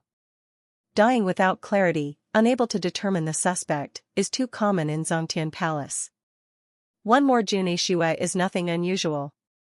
He has his own considerations, no need to bring unnecessary troubles to Xingqiu. Xingqiu is already troubled enough, countless ancient ancestors have their eyes on him. Huang is, after all, a martial ancestor disciple, sensitive in identity, noble in status, and may even succeed Martial Pavilion in the future, becoming a giant. If he knew his sister possibly died by Xingqiu's hand, even if just possible, it's hard to ensure no incident arises, better less trouble than more. Huang listened quietly, his sharp gaze fixing on Yun Tianji's expression, seemingly trying to discern something. But Yun Tianji's demeanor was calm, carrying the right amount of regret and apology, revealing no flaw. After a moment of silence, the tense aura surrounding Huang seemed to slightly loosen. He slowly rose, gave a salute, his expression still grim yet more earnest. Given these, thank Daoist Yun for informing, I shall not disturb further. He paused, his gaze scorching as he looked at Yun Tianji, adding, I have heard your relations with Xingqiu are quite deep. Should you obtain any clues or messages about his whereabouts in future, I hope you won't hesitate to inform. Jun will be immensely grateful. He seeks Xingqiu, naturally also for his sister's matter, but possibly mixed with complex curiosity about this surviving figure from Zongtian Palace. Yun Tianji's heart stirred, yet his face was unfazed, responding with a smiling nod. Certainly, if there's an opportunity, I shall definitely inform. He escorted Huang out of the water pavilion, watched him leave in a streak of light amidst the crowd of martial cultivators, his smile gradually fading, eyes flashing with complexity. As Huang just left, even before Yun Tianji returned to his desk, another invitation was respectfully handed in by an immortal official. Shui Qing, upon seeing the two characters on the invitation, Yun Tianji slightly raised his eyebrows, turned and instructed his trusted attendant by his side, an esteemed guest. Go, take out my treasured heavenly spirit leaf, prepare it with Chui Guang spring water, and bring it here quickly. Upon hearing this, the attendant beside showed a look of astonishment. The heavenly spirit leaf, a rare treasure personally bestowed by the ancestor of the immortal court, each leaf contains fragments of the Great Tao, aiding comprehension and nourishing the immortal soul. Throughout the immortal court, even immortal monarch-level individuals find it difficult to have a taste. Hardly would immortal kings have ever seen it, yet it's being used to entertain this guest? What kind of divine being is this? The attendant dared not ask more, stifled the shock in his heart, bowed, and left swiftly. Before long, Shui Qing, alone, stepped into the water pavilion, dressed in a plain white gown, her figure like a pine in the snow, her face beautifully striking, the slight scar below her eyes somewhat glaring, exuding an aura of coldness. She gave Yun Tianji a slight bow, her voice cool. "Brother Tianji, long time no see. Miss Xueqing, it has been a while, your grace surpasses the past." Yun Tianji returned the courtesy, his gaze settling on the shallow scar on her face for a moment. Without saying much, his smile more genuine than when meeting Jun Huang earlier, gestured, "Please have a seat." This courtesy is naturally not for Xueqing herself, but for the one behind her, now stirring the cosmos, making ancient ancestors restless, Jingqiu. In Zongtian Palace, without Jingqiu blocking Xiao Dieqiu at the critical moment, Yun Tianji's chance of survival was minuscule. He has always remembered this favor. "I know what you are here to ask." Once Xueqing was seated, without waiting for her to exchange pleasantries, Yun Tianji spoke frankly, his tone sincere. "Regarding Daoist Jingqiu's current situation, specific whereabouts, I know nothing as well, completely unable to contact him. Since Zongtian Palace closed, he has vanished from the mortal world without any news. I am truly sorry to have let you come for nothing." What he said was mostly true. Xueqing and he are less than distant, her sole purpose here can only be to gather news about Jingqiu. Upon hearing this, a fleeting trace of disappointment seemed to pass in Xueqing's eyes, but she quickly resumed her usual self. She did not immediately rise but reached for the cup of spiritual tea before her, swirling with extraordinary Dao charm, took a sip. Capítulo 872, Chapter 547, Cosmic Edge, Great Realm of the Universe. The tea entered her mouth and instantly transformed into a vast yet gentle spiritual essence and Dao rhythm, nourishing the divine soul and enlightening spiritual wisdom, with astonishing effects. Her eyes flickered slightly, seeming somewhat surprised, and then without hesitation, she drank the remaining tea in the cup in one gulp, stood up, and moved with decisiveness. "Thank you, Brother Tianji, for your hospitality. I have disturbed you, farewell." Obviously, without getting the answer she wanted, she showed no attachment, preparing to leave directly without an extra word or expression. Facing such an unembellished, blunt to the point of rudeness attitude, Yun Tianji couldn't help but shake his head slightly, truly speaking of not a trace of social courtesy. He knew that Xueqing was such a person, straightforward and pure at heart, so he didn't mind. He summoned a servant nearby, took out a jade box he had prepared. The jade box was warm and inscribed with dense runes on the surface, and handed it to Xueqing. Xueqing stopped, a trace of doubt appearing in her cold eyes. 2 days of spirit leaves and some Chuiguang spring water. Yun Tianji pointed to the empty teacup on the table and said with a gentle smile, "What you drank just now was brewed from this item. During the journey to Heaven Burial Palace, Daoist Jingqiu helped me a lot. I have no way to repay the life-saving grace and have always been unable to thank him in person, feeling very uneasy. These spirit leaves, please, Miss Xueqing, accept on his behalf. Maybe, in the future, there will be a chance to share a drink with him."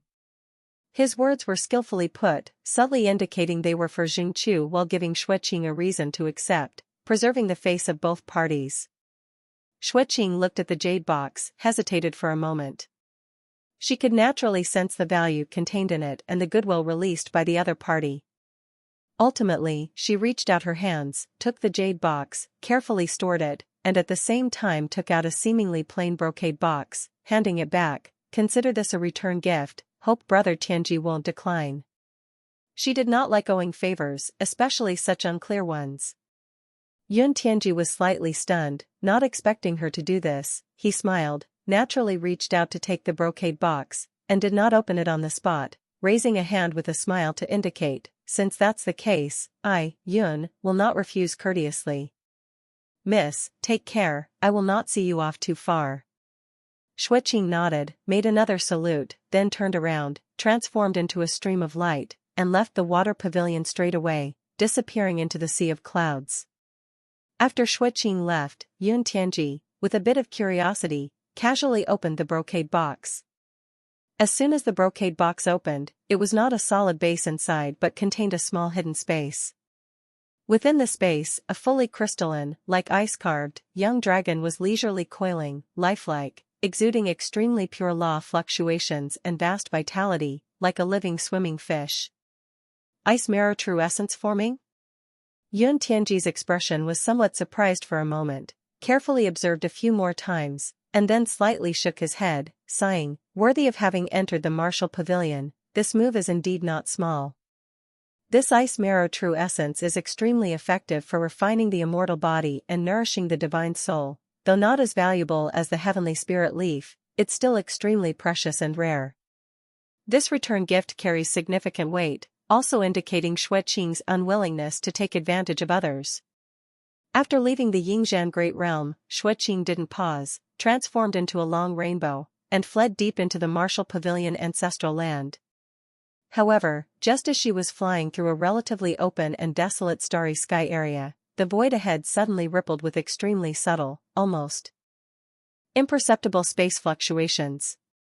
The next instant, a wisp of extremely thin, seemingly ready to dissipate at any moment, eerie black mist suddenly emerged from the twisted starry sky, like a living thing, directly pouncing towards Xueqing's face. Xueqing's expression suddenly tensed, she reacted extremely fast, blood qi surged instantly around her, forming a protective barrier in front of her. The blood qi of the barrier steamed like a blazing sun, instantly burning the starry sky.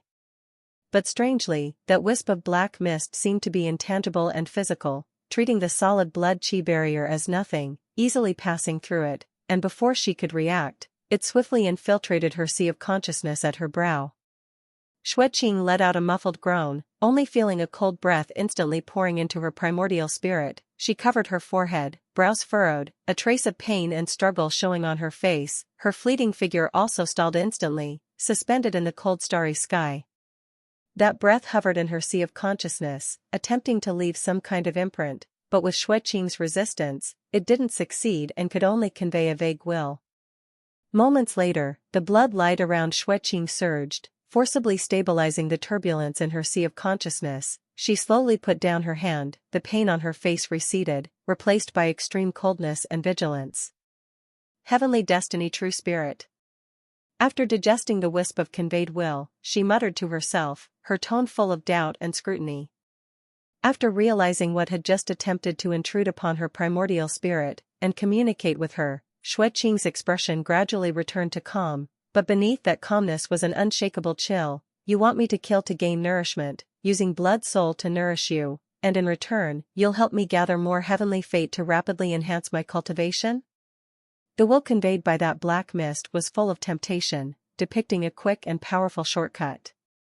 Xueqing was silent for a moment, her cold eyes showing no trace of wavering, but instead flashed a hint of disgust. She murmured, I've been cultivating until now, all the way, never relying on external forces, nor do I believe in opportunities falling from the sky, especially not from the likes of you, a shady creature lurking in the shadows.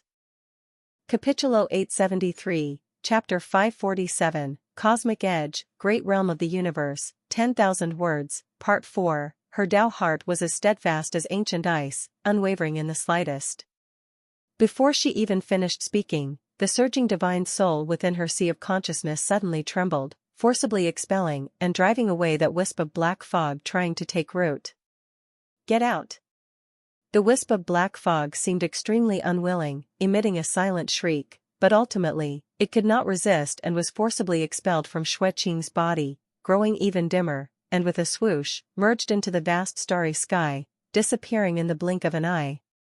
Xueqing hovered in place, carefully inspecting her insides for a long time, and only after confirming there were no remaining traces did she slowly breathe a sigh of relief, though the vigilance in her eyes did not diminish in the slightest. The so-called heavenly destiny true spirit from before, she only believed 3 parts of. If it truly could assist in gathering heavenly fate, it seemed too weak, and the sinister aura hidden within its presence truly made her uncomfortable. Even if it were true, she could not justify casually ending lives to supplement it for such a reason. There was something peculiar about this matter.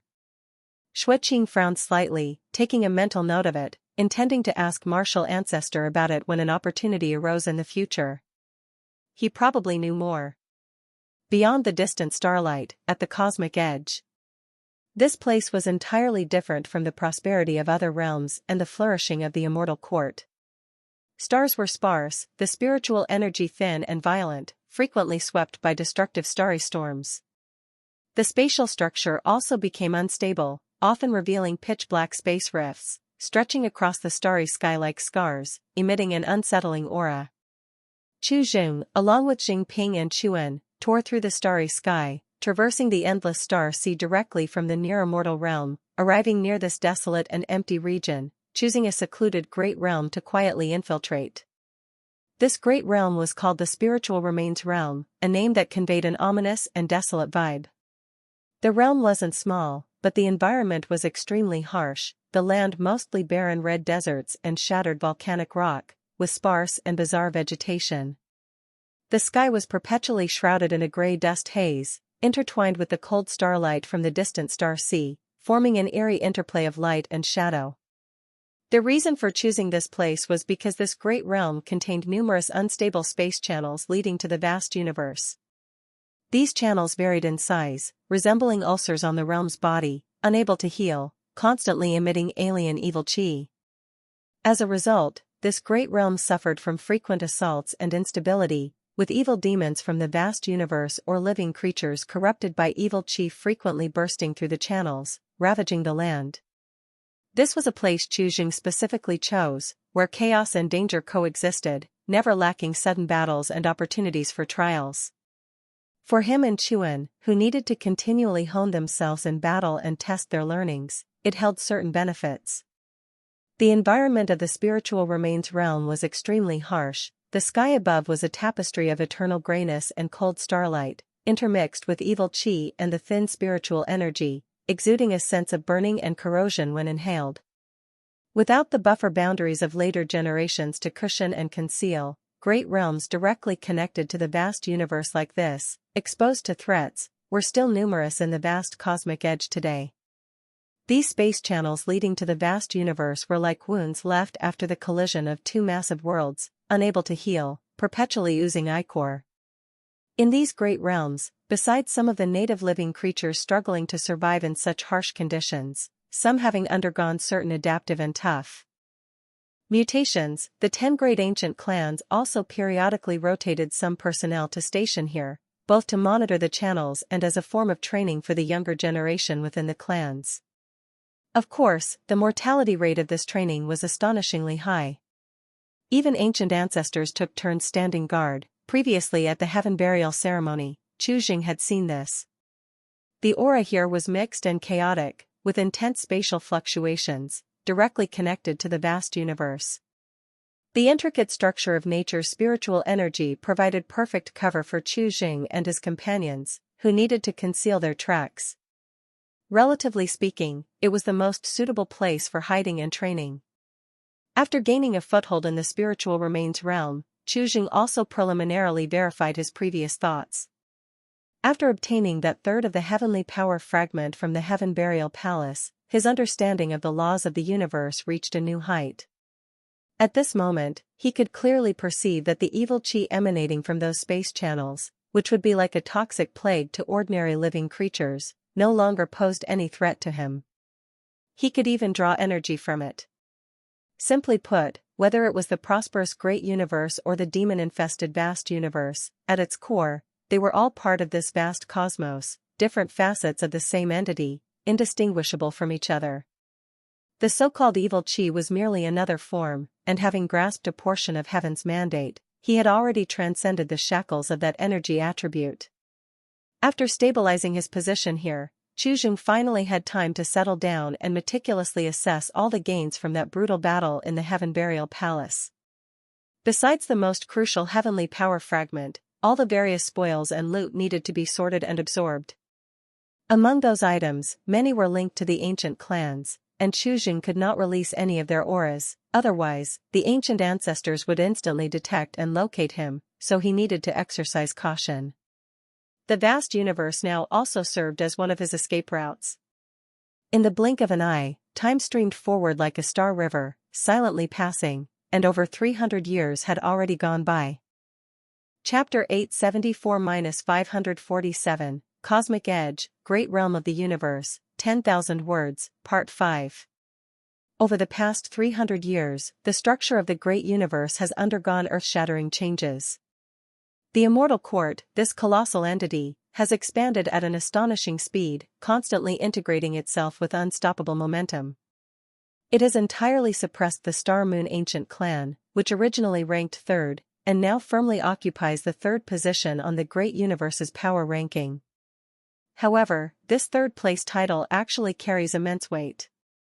The present Immortal Court, with its overflowing sharpness and formidable power, can almost be on par with the Martial Pavilion, whose roots are unfathomable. In many aspects, it even presents a competitive stance, showing no clear distinction of superiority. Wherever the decrees of the immortal path reach, the 10,000 sects follow in admiration, and its influence is all-pervasive. More striking, and causing extreme unease among the other ancient clans, is that the forces of the human race, after the Immortal Court's iron-fisted integration, have fully consolidated into two towering giants. The Martial Pavilion and the Immortal Court rank second and third, respectively. This means that among the universe's top powers, the human race exclusively holds two seats, both of which are the most active and expansionist Taoist orthodoxies. This undoubtedly imposes unprecedented heavy pressure on the other ancient clans, a sense of crisis permeating the hearts of many ancient clans. The Star Moon Ancient Clan bears the brunt of it, suffering the enormous humiliation of losing the title of the Third Ancient Clan. The aggressive posture of the Immortal Court caused the relations between the two sides to plummet to freezing point, and the shadow of friction and conflict is growing increasingly intense. Over these 300-plus years, Chujing has not intervened much in the disputes of the Great Universe's central regions. He spent most of his time reclusively cultivating in the chaotic and dangerous environment of the cosmic edge, but on several occasions, he ventured to stealthily slip into the vast universe connected with the spiritual remains realm. He needed to personally investigate the specific environment within the vast universe at this time, also preparing for future plans. The current vast universe, compared to the era he came from, doesn't show an enormous difference in its overall structure. It is still controlled by the 20 most powerful ancient ancestors who divide and rule the 128 divine mansions, forming the basic power framework of the vast universe. Each divine mansion is vast and rich in resources, but also filled with endless slaughter and chaos. However, compared to later generations, the ancient ancestors of this era's vast universe, due to lacking the boundary that spanned the two worlds, are restless. Having lost this solid barrier, the border desolation of the great universe seems like an unguarded treasure trove in their eyes. They often can't resist organizing their underling evil demon armies to launch assaults on the border areas of the two realms, attempting to expand their territory or simply to satisfy their desire for slaughter and seize Yangqi. Thus, the large-scale conflicts and wars in the border areas between the two realms can be said to be commonplace, occurring with unusual frequency. In such extremely intense wars, where ancient ancestor-level beings often personally come to clash, even the ancestral realm is not absolutely safe. Therefore, the positions of the ancient ancestors in the vast universe often see turnover. Today one might be a powerful ancient ancestor dominating a region, but tomorrow they might fall in a sudden cross-realm war, and their divine mansion is immediately divided and replaced by other ancient ancestors or their ambitious generals. Through several covert observations, Chujing clearly realized that at this stage, the combat strength of the cosmic ancestor realm level in the vast universe is noticeably weaker compared to the ancient ancestors of each clan in the great universe. There are mainly two reasons for this disparity. Firstly, due to fundamental flaws, the ancient ancestors in the vast universe suffer from severe memory loss. This results in a huge discontinuity in the inheritance of advanced artifact refining methods. Their means of forging ancestor weapons are extremely crude and primitive, relying more on the strength of the materials themselves and brute force infusion. Even if they fortunately succeed in forging, the spirituality of their weapons, their compatibility with the heavenly Tao laws, and various mysterious transformations are relatively inferior to those ancestor weapons refined and perfected over countless generations in the great universe. A good ancestor weapon can significantly enhance the strength of an ancient ancestor-level existence. Besides these, there's another crucial reason. In the great universe, there is an unspoken rule adhered to by all ancient clans.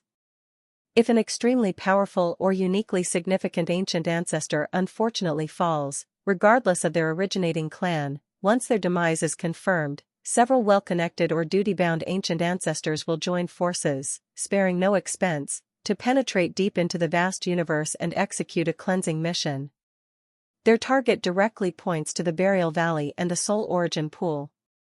These two places are extremely special sites within the vast universe, greatly associated with reincarnation and rebirth. Many ancient ancestors of the great universe must ensure that the residual souls of the fallen ancient ancestors in the vast universe are sent to reincarnation as much as possible, absolutely not allowing them to remain in the vast universe to be eroded by evil chi and turned into evil demons to grow. This is to completely nip all potential future threats in the bud. After all, a powerful ancient ancestor, even if fallen into the vast universe, will still become strong once grown, which is undoubtedly catastrophic for the great universe.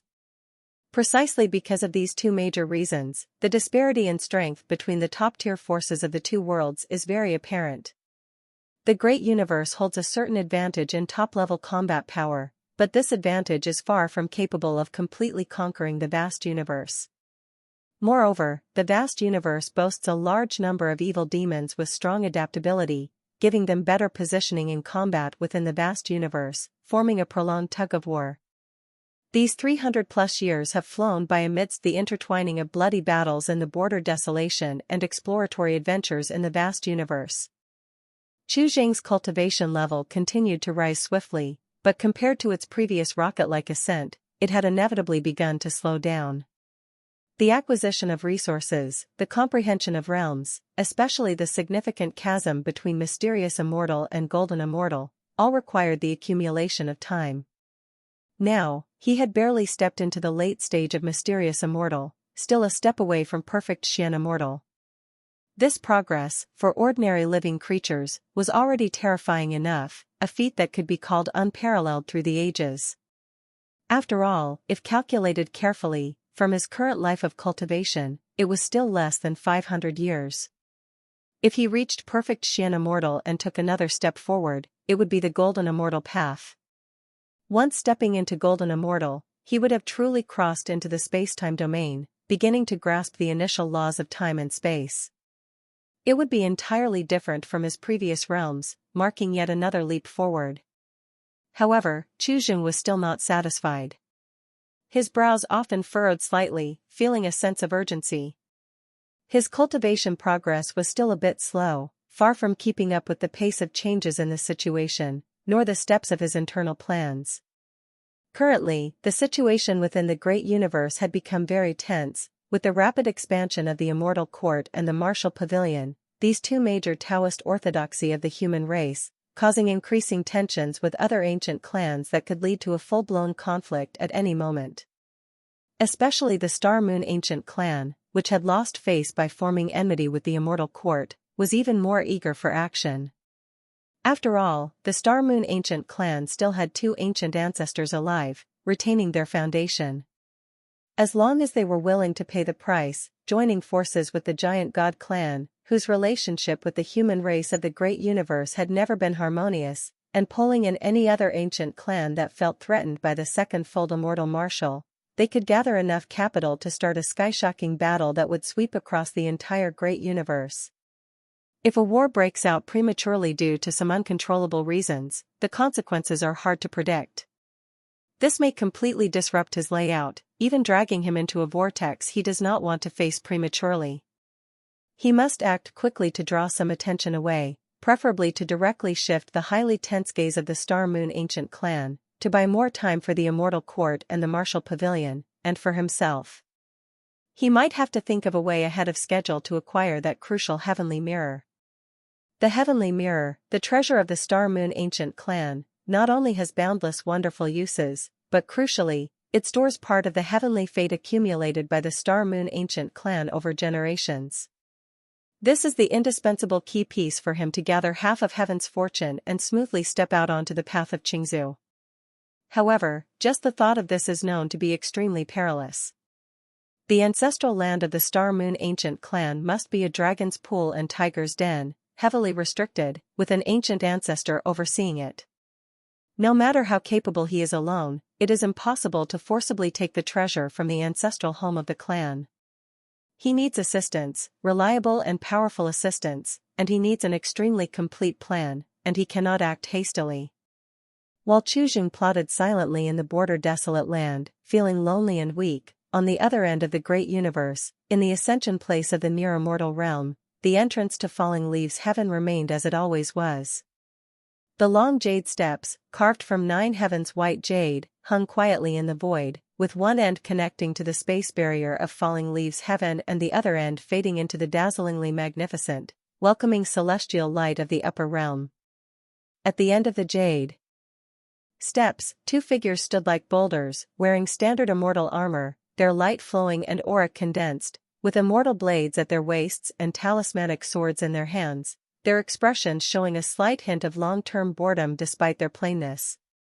They were the heavenly generals guarding the entrance to Falling Leaves Heaven, responsible for receiving ascension cultivators, collecting the ascension tax, and maintaining order in this place.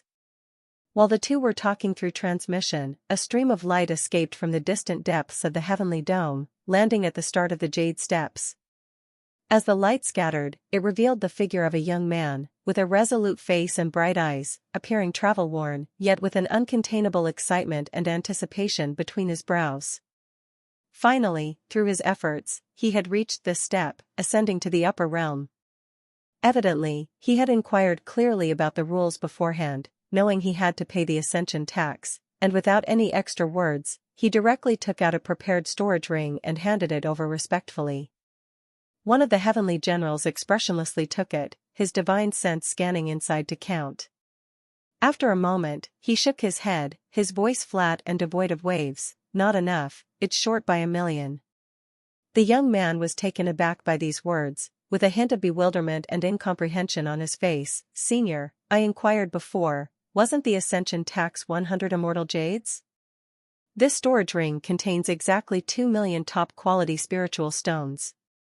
The heavenly general glanced at him, his tone still flat. That's old news. Near Immortal Realm was formally incorporated into the Immortal Court 200 years ago, under direct jurisdiction of the Immortal Court. Due to the Immortal Court's regulation, the price of immortal jade generally increased by 50% 100 years ago.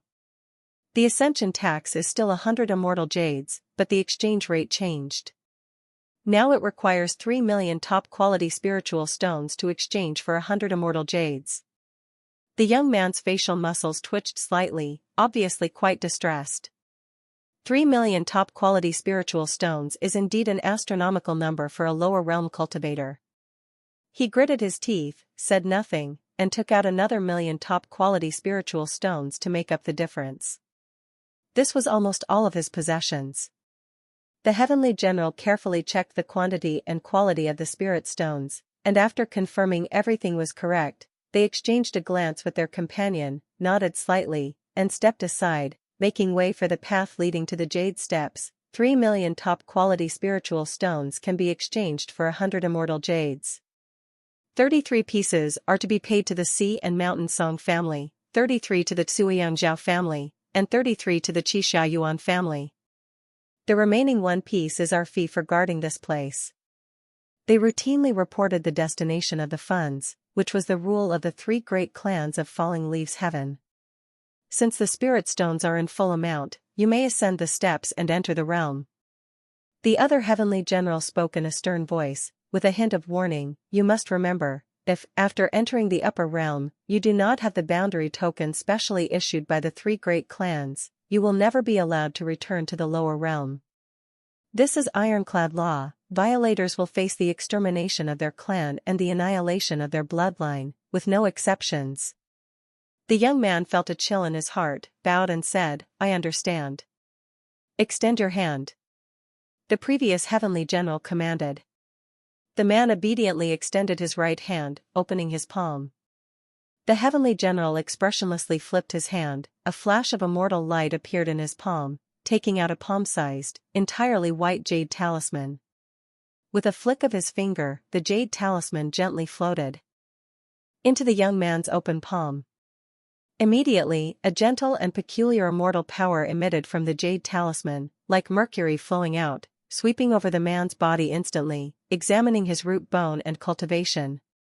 Then, the surface of the jade talisman shimmered with light, like water ripples, soon revealing 2 lines of clear golden characters: Bone Age, 401 Cultivation, Early Stage 7th Rank. The 2 heavenly generals nodded slightly upon seeing these words, their expressions slightly easing. To have cultivated to early stage 7th rank by the age of 400 and ascend to the upper realm is truly top-tier genius in the lower realm. This achievement is even comparable to the top prodigies fostered by the native Falling Leaves Heaven, showing considerable potential. Perhaps in a slightly better mood, one of the heavenly generals casually asked, "May I ask, from which lineage do your teachings hail? In which cave heaven-blessed land did you cultivate in the lower realm?" Upon hearing this, the young man straightened his back, gave the 2 heavenly generals a formal bow, and spoke with a clear voice, smiling, "A branch of Qi cultivators, Mingling Feng, tutored by the lineage of Taoist Venerable Xingqiu."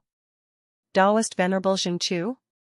The 2 heavenly generals instinctively repeated this title, initially not fully comprehending. However, in just a moment, the 2 words Xingqiu exploded like thunder in their minds. The god of killing from Heaven Burial Palace who survived and walked away alive, the very one whom an ancient ancestor came personally to search for, Xingqiu? This person in front of them was his disciple? The previously calm faces of the 2 heavenly generals immediately vanished without a trace, replaced by extreme shock and horror. Their pupils contracted sharply, their expressions suddenly changed, exclaiming in astonishment, You are Xingqiu's disciple?" No, the 2 seniors have misunderstood. Mingling Feng was briefly startled by the sudden and terrifying aura of the 2 heavenly generals, repeatedly waving his hands in a hurry to explain. Taoist Venerable Xingqiu is recognized as the founding ancestor of the Qi refining lineage and the source of all Qi cultivators. I was just lucky to obtain a minor part of the inheritance. I only mentioned the lineage out of respect, and certainly do not dare to claim to be a direct disciple of the Tao Lord. I am unworthy. His words were half true. It was true that the Qi cultivator's orthodoxy originated from Xingqiu, but he was indeed not a direct disciple. He had only stumbled upon a few seemingly incomplete scriptures related to Xingqiu's orthodoxy in the lower realm and had been exploring his cultivation since.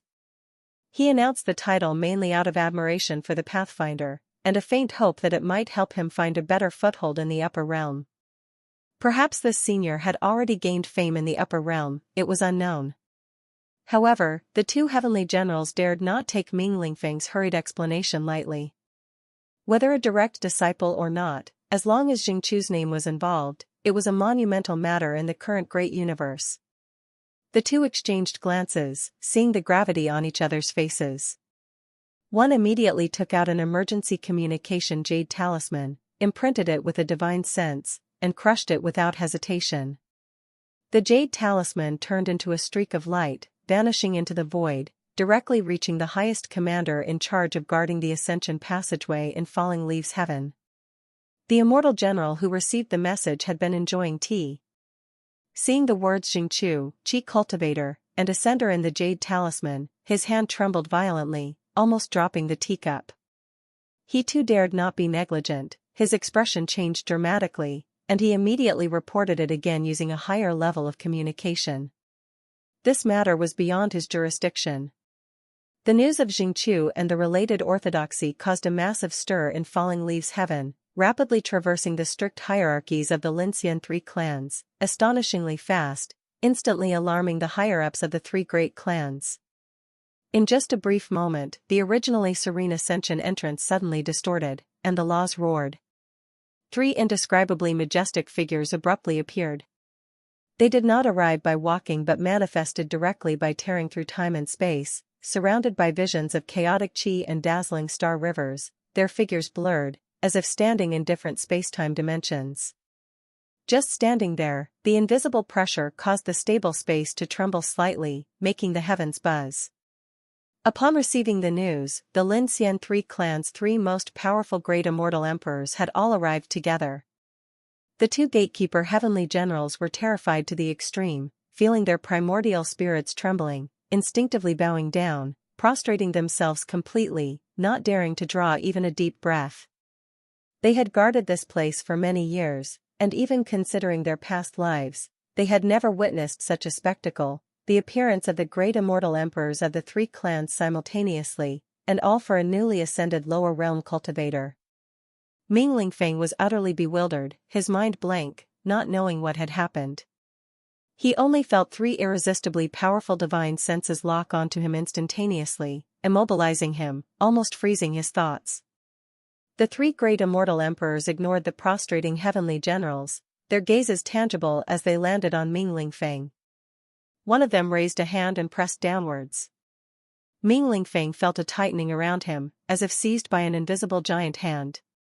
Immediately after, three vast divine senses, as immense as a star sea, rudely invaded his sea of consciousness, not for a soul search, but directly to trace the lines of causality on him. Invisible yet substantial threads, carrying multifaceted connections of past, present, and future, appeared clearly in the eyes of the three great immortal emperors. Following the threads related to the concepts of Qi cultivators and Jingqiu, they used immense mana to trace back, aiming to directly uncover the traces and origins of Jingqiu. The three merged their divine senses, achieving high efficiency. The causal lines extended downward quickly, penetrating the barriers of the near-immortal realm and probing into the lower realm. Soon, they discovered many traces exuding the same origin aura as Ming Lingfeng. These Qi cultivators were scattered in different regions, seemingly numerous, but their cultivation levels were generally low, mostly lingering in the 3rd and 4th rank, with the highest barely reaching the 5th and 6th rank, like ants when placed in the upper realm. Compared to the vast Lincian upper realm, the lower realm was too negligible, energy poor, and its laws obscure, almost entirely negligible. The top giants who had previously sought traces of Jingqiu in the immortal realm had only given it a cursory glance, never carefully examining, hence missing the newly emerged minor orthodoxy. If it weren't for Jingqiu's association, they wouldn't have investigated as meticulously as they were doing now. Yet, the result was the same as before, no findings. Apart from those additional Qi cultivators with slightly peculiar cultivation methods, there was no direct trace of Jingqiu himself to be found. He seemed to have never appeared in these Qi cultivators' lives, with no master-disciple or inherited causal connections, as if this orthodoxy had naturally emerged from nowhere. Ming Lingfeng's heart raced wildly. Although he couldn't fully understand what the three supreme beings were doing, seeing their focused and cold expressions, he gradually understood something. These people had mobilized such forces, evidently not for someone as insignificant as himself, an ascender, but for the name he had declared, Taoist Venerable Jingqiu. The Pathfinder seemed to have stirred unimaginable waves in the upper realm. In an instant, he couldn't help but become increasingly anxious, even somewhat regretting having given out that name, fearing it might bring disaster upon himself. For a long time, the three great immortal emperors simultaneously withdrew their divine sense and exchanged a glance, their powerful divine sense communicating swiftly in silence. Indeed, it shares the same source as that of Jingqiu, with a unique nature, clearly not from any known orthodoxy. However, we found no clues about the immortal banishing rune in the lower realm, which means Jingqiu did not pass on this forbidden technique. The path of the Qi cultivator seems unique, but in truth, it demands an exceptional comprehension, making it difficult to master and spread. The key issue still lies with Jingqiu himself. We must find him. The causal lines on these lower realm Qi cultivators are very faint and their connections are loose, having no deep or direct causal relationship with Jingqiu. They are more like a bunch of loose cultivators who received scattered inheritances rather than inheritors of a strict Taoist orthodoxy. In an instant, the three had finished exchanging their thoughts, an indiscernible trace of disappointment flickered across their faces. What they thought was a significant clue turned out to lead nowhere again. They didn't even glance at Ming Lingfeng, as if he were just a useless stone. With a turn, they stepped into the void and disappeared, coming and going with great speed. The oppressive aura vanished abruptly. Only then did the two heavenly generals dare to lift their heads, their faces still pale from the aftermath of fear, momentarily bewildered, unsure of how to react. The great immortal emperors left without a word, whether to let this person pass or not. Ming Lingfeng swallowed hard, suppressing the turbulent waves in his heart, cautiously probing, "Two seniors, may I ascend to the upper realm now?" The two heavenly generals exchanged a look, glanced at the direction where the three great immortal emperors had disappeared, and nodded silently, stepping aside to clear the path to the end of the jade steps. Since the great immortal emperors did nothing to this person, naturally they wouldn't further trouble an ascender.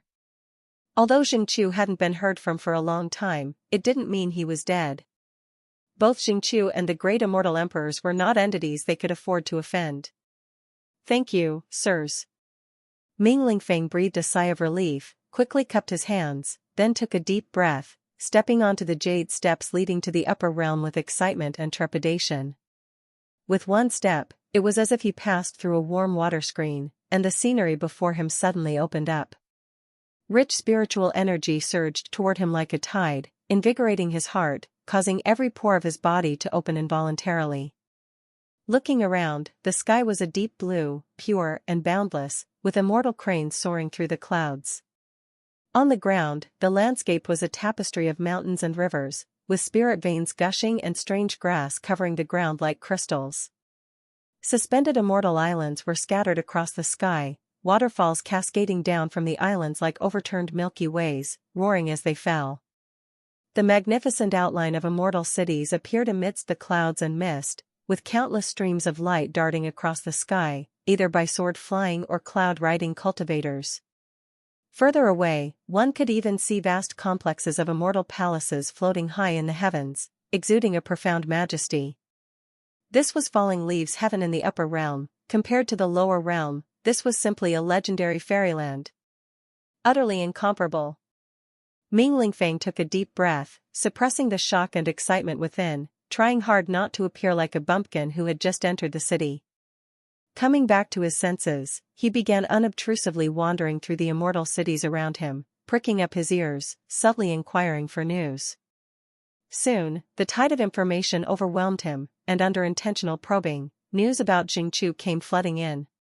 Particularly the shocking rumors about the Heaven Burial Palace, which, after more than 300 years of fermentation, had spawned countless versions, becoming increasingly legendary. Things like destroying 10,000 heavenly prodigies with a single hand, or subduing the direct descendants of ancient clans with a fist. Listening to these tales stirred Ming Lingfeng's blood, making him feel an immense reverence for the Pathfinder he had never met. No wonder he's revered as the founding ancestor of the Qi refining lineage, such an awe-inspiring figure. It's just uncertain if he will have the fortune to meet such a legendary figure in his lifetime. Deep in the vast star sea, in stark contrast to the flourishing immortal realm of falling leaves heaven. Here the stars were sparsely distributed, many were dim and lifeless, even presenting a desolate grayish hue. The backdrop of the universe was no longer deep black, but carried a cold and emptiness blue. The remnants of stars hung in the void like graves, and in the extreme distance, nebulae spun slowly like vortices, devouring light and emanating unsettling energy fluctuations. At the center of this desolate and barren star domain was the Martial Pavilion ancestral land. It wasn't a star or continent in the usual sense, but a cluster of great worlds. From the outside, it appeared more like a slowly rotating three-dimensional celestial whirlpool, with countless suns, moons, and stars orbiting its core. On closer inspection, many of these stars were immortal mountains and ancient palaces. Countless vast blood-red divine chains extended like shackles, reaching into the void, anchoring the universe in all directions, stabilizing this ancestral land. The mighty Qi blood power and pure martial arts true intent merged, forming a visible crimson-gold divine radiance, flickering like breathing, allowing any approaching entity to feel a pressure emanating from the depth of their soul. This was the Martial Pavilion, the human race's martial Tao holy land, with unfathomable foundations. A stream of light traveled from the distant sky, moving extremely fast, stopping at a barren section of the cosmos quite a distance away from the Martial Pavilion ancestral land. The stream of light dissipated, revealing the figures of Chu Jing, Jingping, and Chuan. Chu Zhang's gaze swept over the myriad phenomena of the Martial Pavilion ancestral land ahead, his eyes calm. He did not step forward directly but first sought a floating meteor, waving his hand to lay down layers of concealing prohibitions, leaving Chuan behind. Master? Chuan was somewhat puzzled. Chu Jing did not say much, a faint light glowed at his fingertips, quickly engraving a small but extremely complex teleportation array on the meteor. This was the retreat path left for Chuan.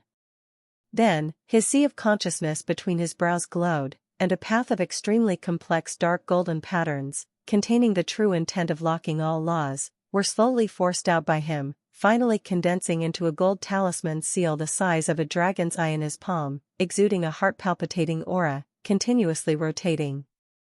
He solemnly placed this talisman seal in Chuan's hand and spoke calmly, "If the jade token I leave behind shatters, you will immediately activate this array, transmitting this immortal banishing rune talisman seal without needing to designate a target.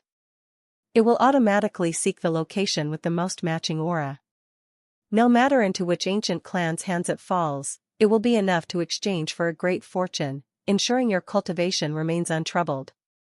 Upon hearing this, Chuan's expression changed drastically, her pupils contracted sharply, and she exclaimed, "Master! This?" She instantly understood the danger contained within. The master had actually prepared for the possibility of dying on this trip? Jinping, standing aside, also turned pale, showing deep concern. "Master. Just do as told." Chu Jing slightly shook his head, interrupting his words, looking calmly at Chuan with a hint of soothing. "This is just a precaution, not necessarily reaching that point. However, this matter is of great importance, and you must remember it." Chuan looked at the calm expression on Chu Jing's face, knowing there was no room for negotiation in this matter. She took a deep breath, forcibly suppressing her concern and anxiety, and nodded heavily. "Chuan understands and will not fail the master's trust."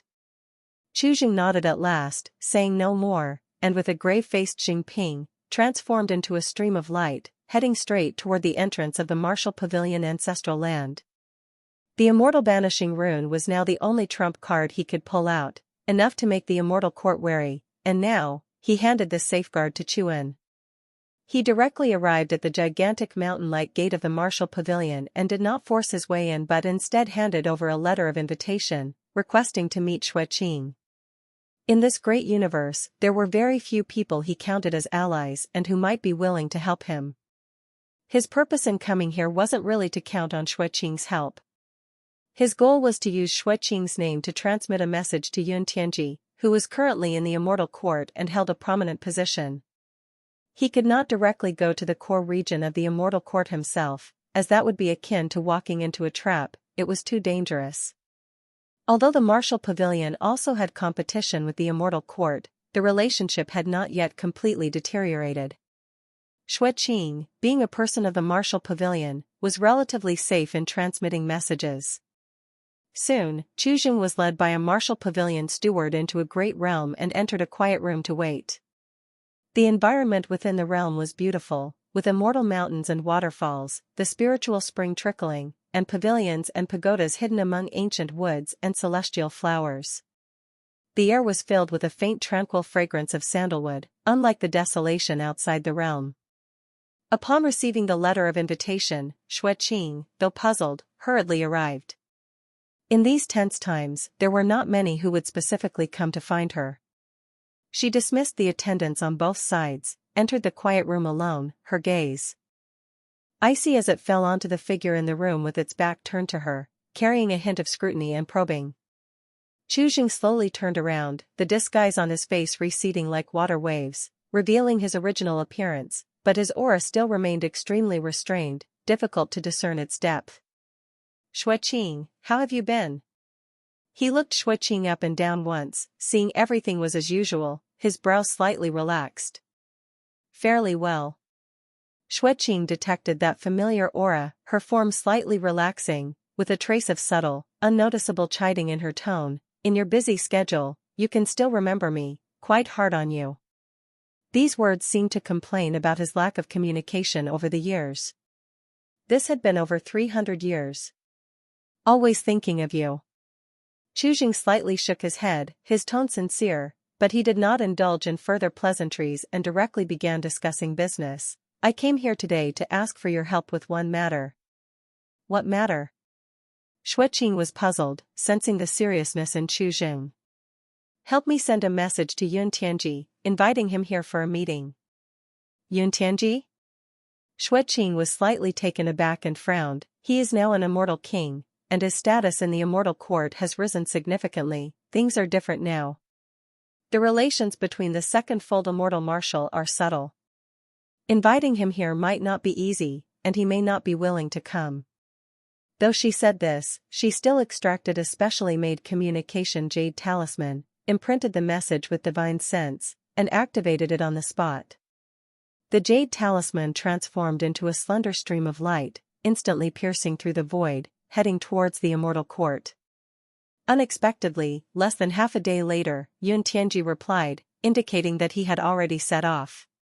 He did not enter the range of the martial pavilion ancestral land but stopped at a desolate starry sky quite far from the outskirts of the martial pavilion, sending a message for Xueqing to meet him there. After all, Yun Tianji was now an immortal king, his identity sensitive, and although the second-fold immortal marshal hadn't officially gone to war yet, relations weren't exactly harmonious. Rashly entering the core area of the martial pavilion could easily cause unnecessary trouble and suspicion.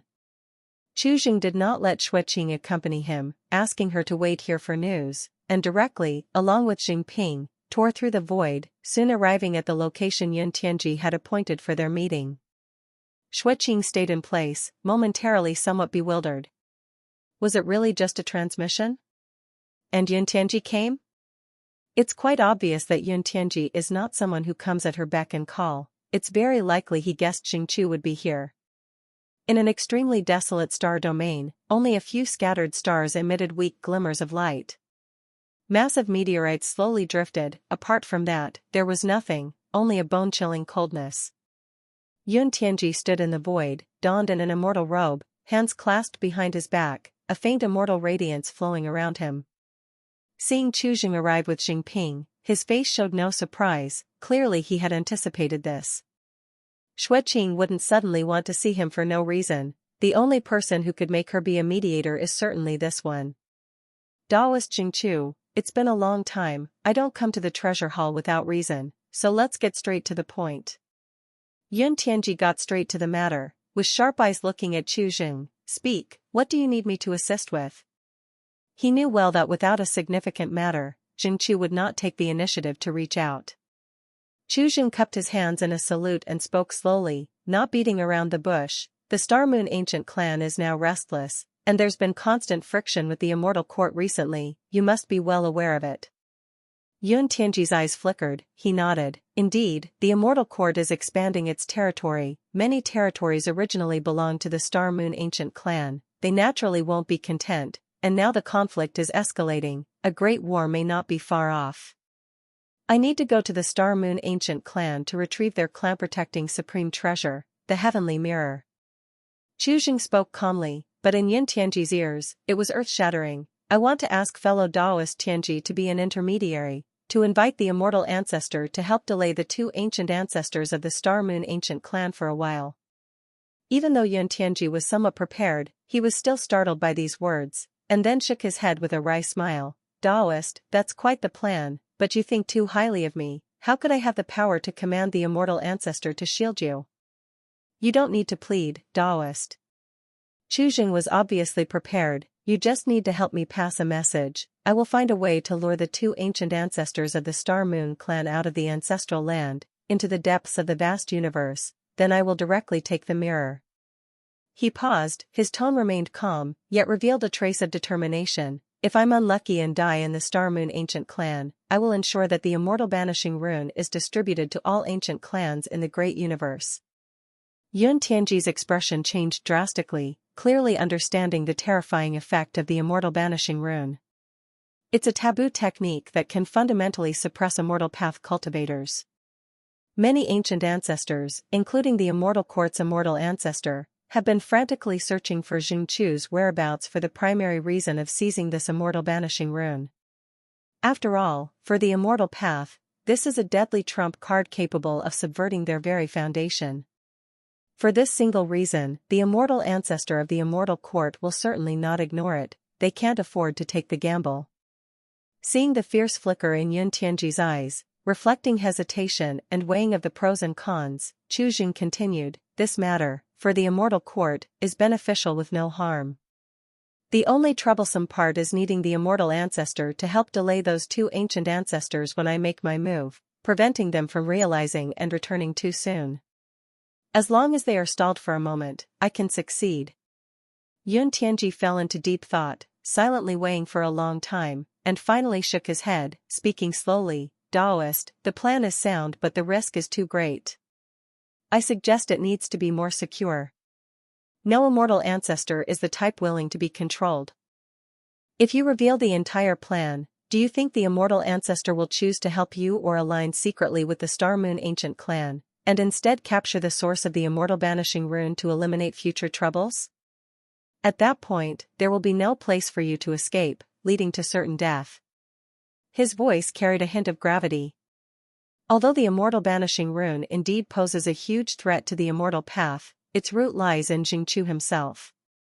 Since Jingqiu can create such a thing as the immortal banishing rune, who can guarantee that if he rises in the future, he won't bring more terrifying and uncontrollable means to the world? From the higher-ups of the Immortal Court's perspective, perhaps a dead Jingqiu is the only truly non-threatening option. The whole Immortal Court probably now has many hoping Jingqiu quietly remains a dead man. This possibility is not excluded. Chu Jing nodded, his expression unchanged. This possibility has crossed his mind, and it cannot be entirely ruled out. But now, he can only take the gamble.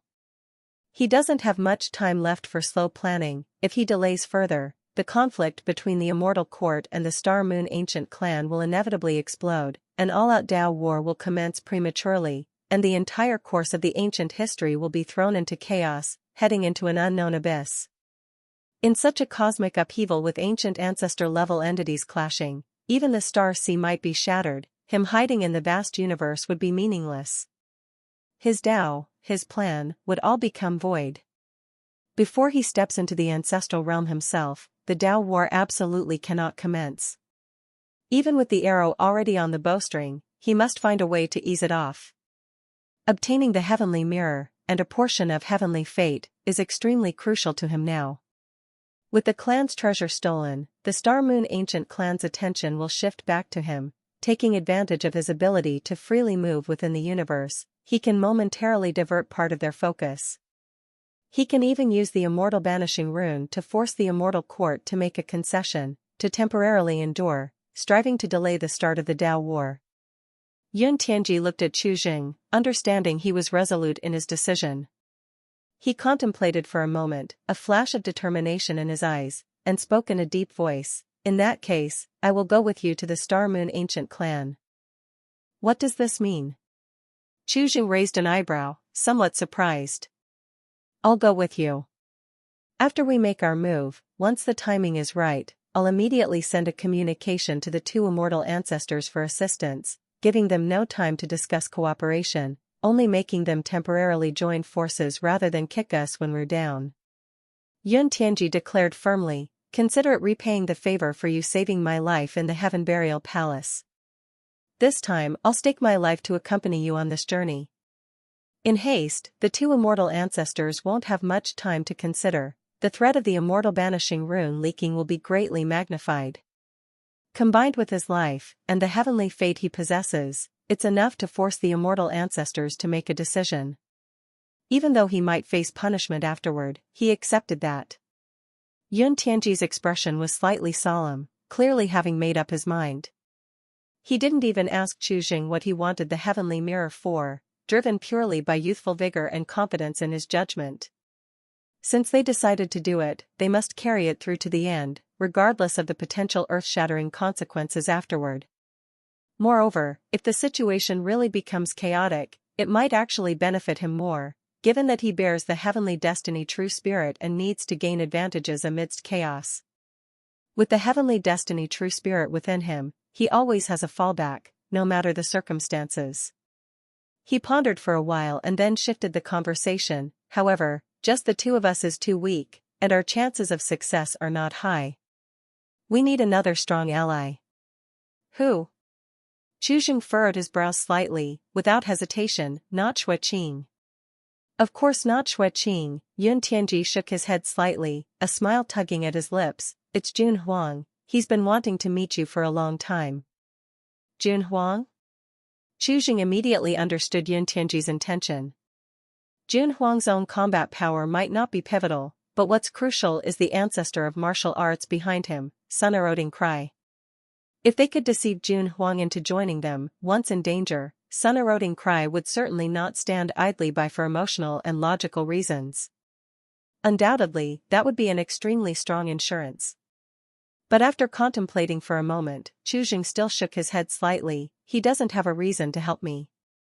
After all, the two were practically strangers. Jun Huang wouldn't risk himself to help. Then give him a reason to help you. Yun Tianji's eyes flickered, as if he had a plan, immediately taking out a communication jade talisman, branding a message on it, and then sending it out. In the martial pavilion ancestral land, within a great realm. A figure sat cross-legged atop the mountain, with blood chi around him like a dragon. The martial art's true intent congealed into tangible runes floating around him. Suddenly, the man sensed something, opened his eyes, and received a communication. After reading the message, Jun Huang's expression slightly changed, a hint of surprise flashing through his eyes. He swiftly wrapped up his cultivation, rushed out of the cave, and transformed into a scarlet rainbow, racing into the cosmic expanse, heading towards the coordinates Yun Tianji provided. Soon, he traversed the endless cosmos and arrived in the desolate space where Chu and Yun Tianji were located. Daoist Jun Huang, long time no see. Yun Tianji greeted with a smile, as if old friends reuniting. Jun Huang first cupped his hands in a return salute, then immediately locked his gaze on Chu Jing, whose depth he couldn't discern, his brow slightly furrowed, scrutinizing. You are Jing Chu? Although he had never met Chu Jing, he instantly made the judgment. Chu Jing assessed the man in front of him, sensing the immense blood chi and sharp martial force within him, and nodded slightly. That's correct. Jun Huang took a deep breath, suppressing the thoughts in his heart, and raised his hand. In his palm, blood chi and divine sense surged, swiftly condensing into a vivid image of a young girl. The girl looked youthful, with a sweet smile and clear eyes, lifelike in detail. I ask, Daoist friend, in the Heaven Burial Palace, have you seen my little sister Junie Xue? His voice carried an almost imperceptible tremble and anticipation. Chu Jing glanced over the blood image, his eyes showing no fluctuation, and shook his head slightly, his tone calm. I have no impression of her. He wasn't lying, as too many living creatures had died by his hand in the Heaven Burial Palace, immortals, ancient clans, mythical beasts. Just like mowing grass, he couldn't possibly remember all their faces and names. The likelihood that Junie Xue died by his hand was not small, but he certainly couldn't mention that now. Otherwise, it would immediately become a situation of relentless hostility, with the plan failing before it even began. Jun Huang's face tensed, a flicker of disappointment flashed in his eyes, and the blood image in his palm dissipated. He turned to Yun Tianji, his tone calm. What is this urgent matter you have summoned me for, Yun Daoist friend? We wish to help you, while also requesting a favor from you. Yun Tianji nodded, his expression becoming serious. I know you've been tirelessly searching for news about your sister over the years, Jun Huang Daoist friend. Today, Daoist Jing Chu approached me, wishing to obtain the Heavenly Mirror, the Star Moon Ancient Clan's treasure, and asked for my help. I immediately thought of you. The Heavenly Mirror? Jun Huang's gaze tightened. Precisely, Yun Tianji affirmed, the Heavenly Mirror of the Star Moon Ancient Clan is infinitely wondrous and profoundly mysterious. It is rumored to have the ability to peer into space-time fragments and reflect past and present lives. If we attain this mirror and use myself and Daoist Jing Chu as intermediaries, perhaps we can recreate some scene fragments from the final moments of the Heaven Burial Palace. Thus, you should be able to obtain accurate clues regarding your sister. Jun Huang was momentarily hesitant, his heart involuntarily picked up speed. But this proposal was too sudden and shocking. He vaguely felt something was amiss. The Heavenly Mirror is the supreme treasure of the Star Moon Ancient Clan. How would we obtain it? They would never lend it. theft. Chu Jing responded, his tone calm, as if he were talking about something trivial. I have a secret technique that allows me to sneak into the ancestral land of the Star Moon Ancient Clan, find their treasury, and quietly steal the heavenly mirror. This was his most straightforward plan, simple and brutal, yet extremely dangerous. Just the three of us?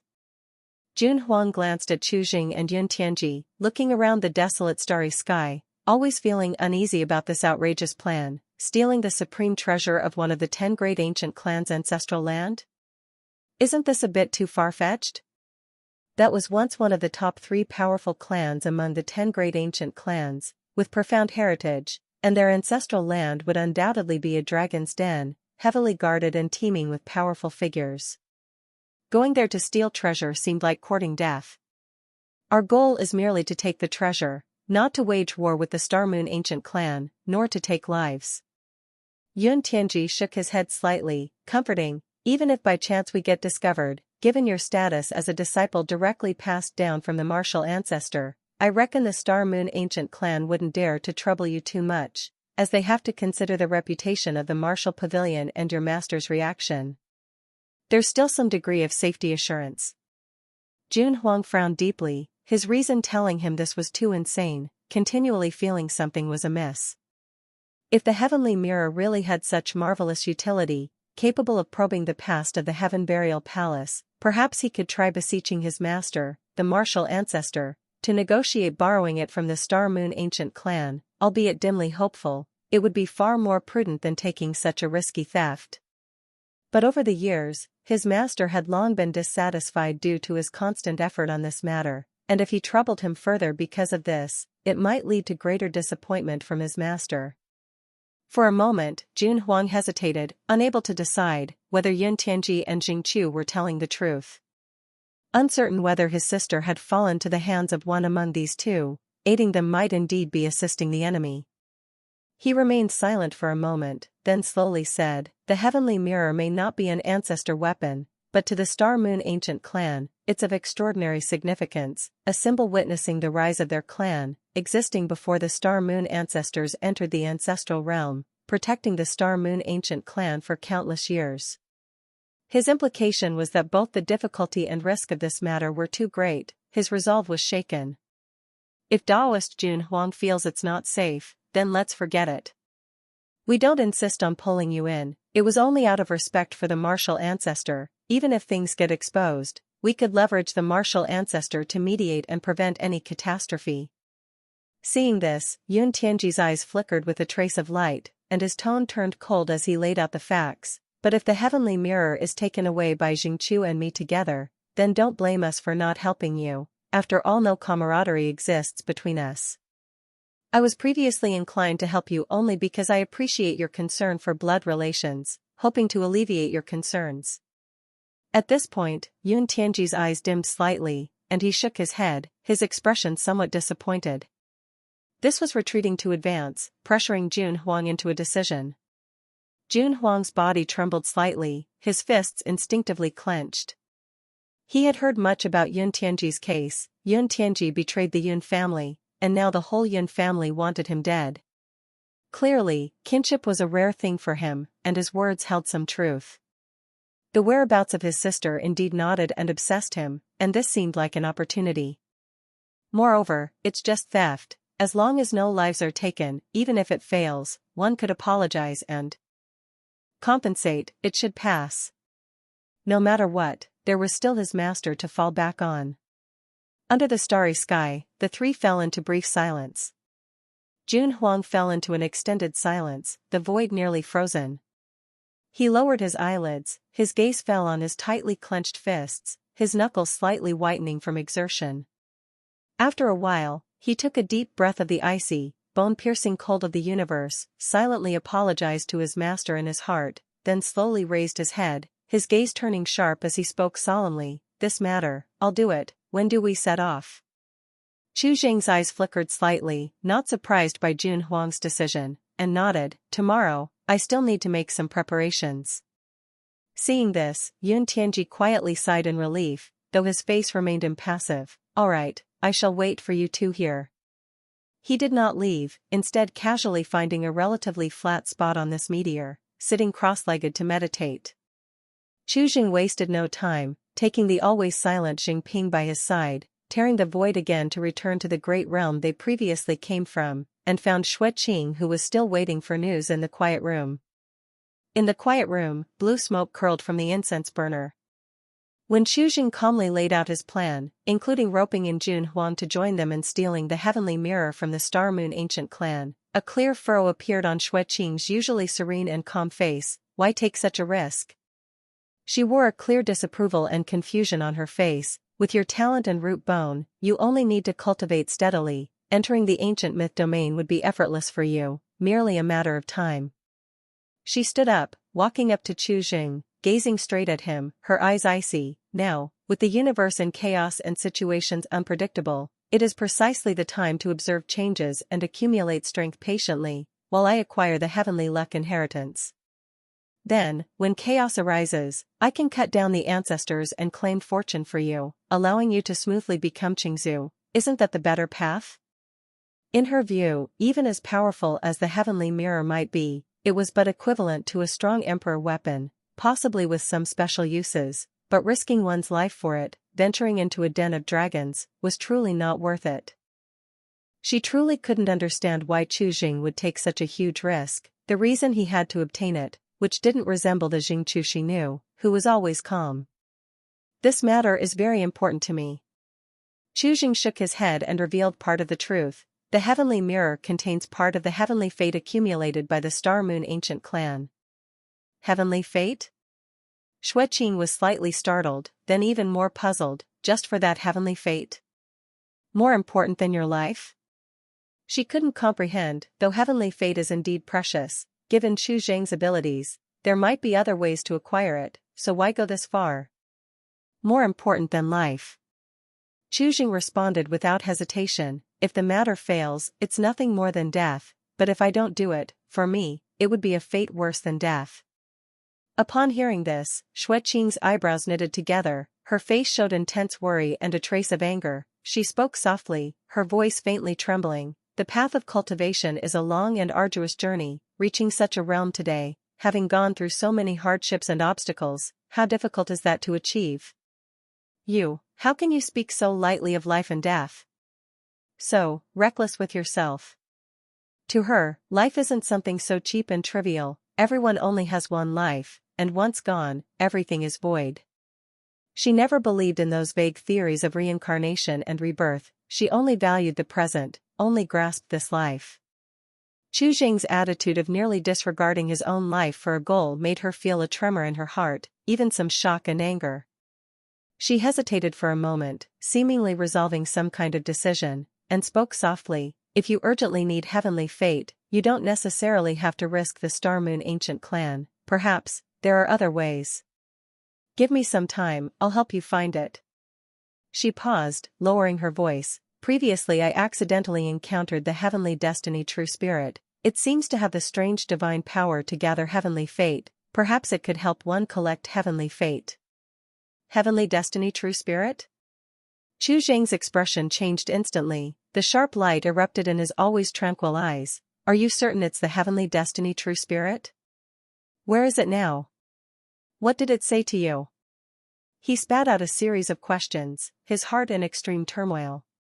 Xue Qing, taken aback by his series of urgent inquiries, carefully recalled, then shook her head slightly. Just a wisp of black mist, able to affect one's mind. It only appeared briefly, trying to entice me, promised heavenly fate, but I refused, then it vanished without a trace, whereabouts unknown. This matter is eerie. I intended to report to the martial ancestor, but since martial ancestor took Huang as a disciple, he became increasingly busy, either secluded or traveling through time and space. I sought him several times but never met him. She noticed the exceedingly grave expression of Chu Jing. Her doubts became deeper, but she still tried to persuade. Jing, listen to me, stay in the martial pavilion, okay? The martial ancestor once privately told me, as long as you're willing, he would shelter you for a time. The martial pavilion resources are also at your disposal. You can cultivate here in peace, without dealing with external storms. Why? Her words were interrupted by Chu Jing. Xueqing. Chu Zheng's expression was extremely solemn, even with a hint of unprecedented admonishment. Regarding the heavenly destiny true spirit, do not tell anyone, including the martial ancestor, never mention it again, remember. The evil corpse seeking out Xueqing was completely unexpected, this shouldn't have happened. Xueqing was slightly puzzled by his serious attitude, but still nodded in agreement, I will remember. Chu Zheng took a deep breath, looked at Jingping beside him, and said in a deep voice, I will leave Jingping here. The journey to the Star Moon Ancient Clan is too perilous, he would only throw away his life if he followed. Jingping opened his mouth to speak but swallowed it silently. His current cultivation is too weak, just barely reaching half-saint perfection, not even a martial saint, not as good as Chuan. Seeing this, Xueqing's expression slightly tensed, saying no more, she took a deep breath and headed toward the door, I will wait for your return. Chu Zheng always acts decisively, never dragging things out.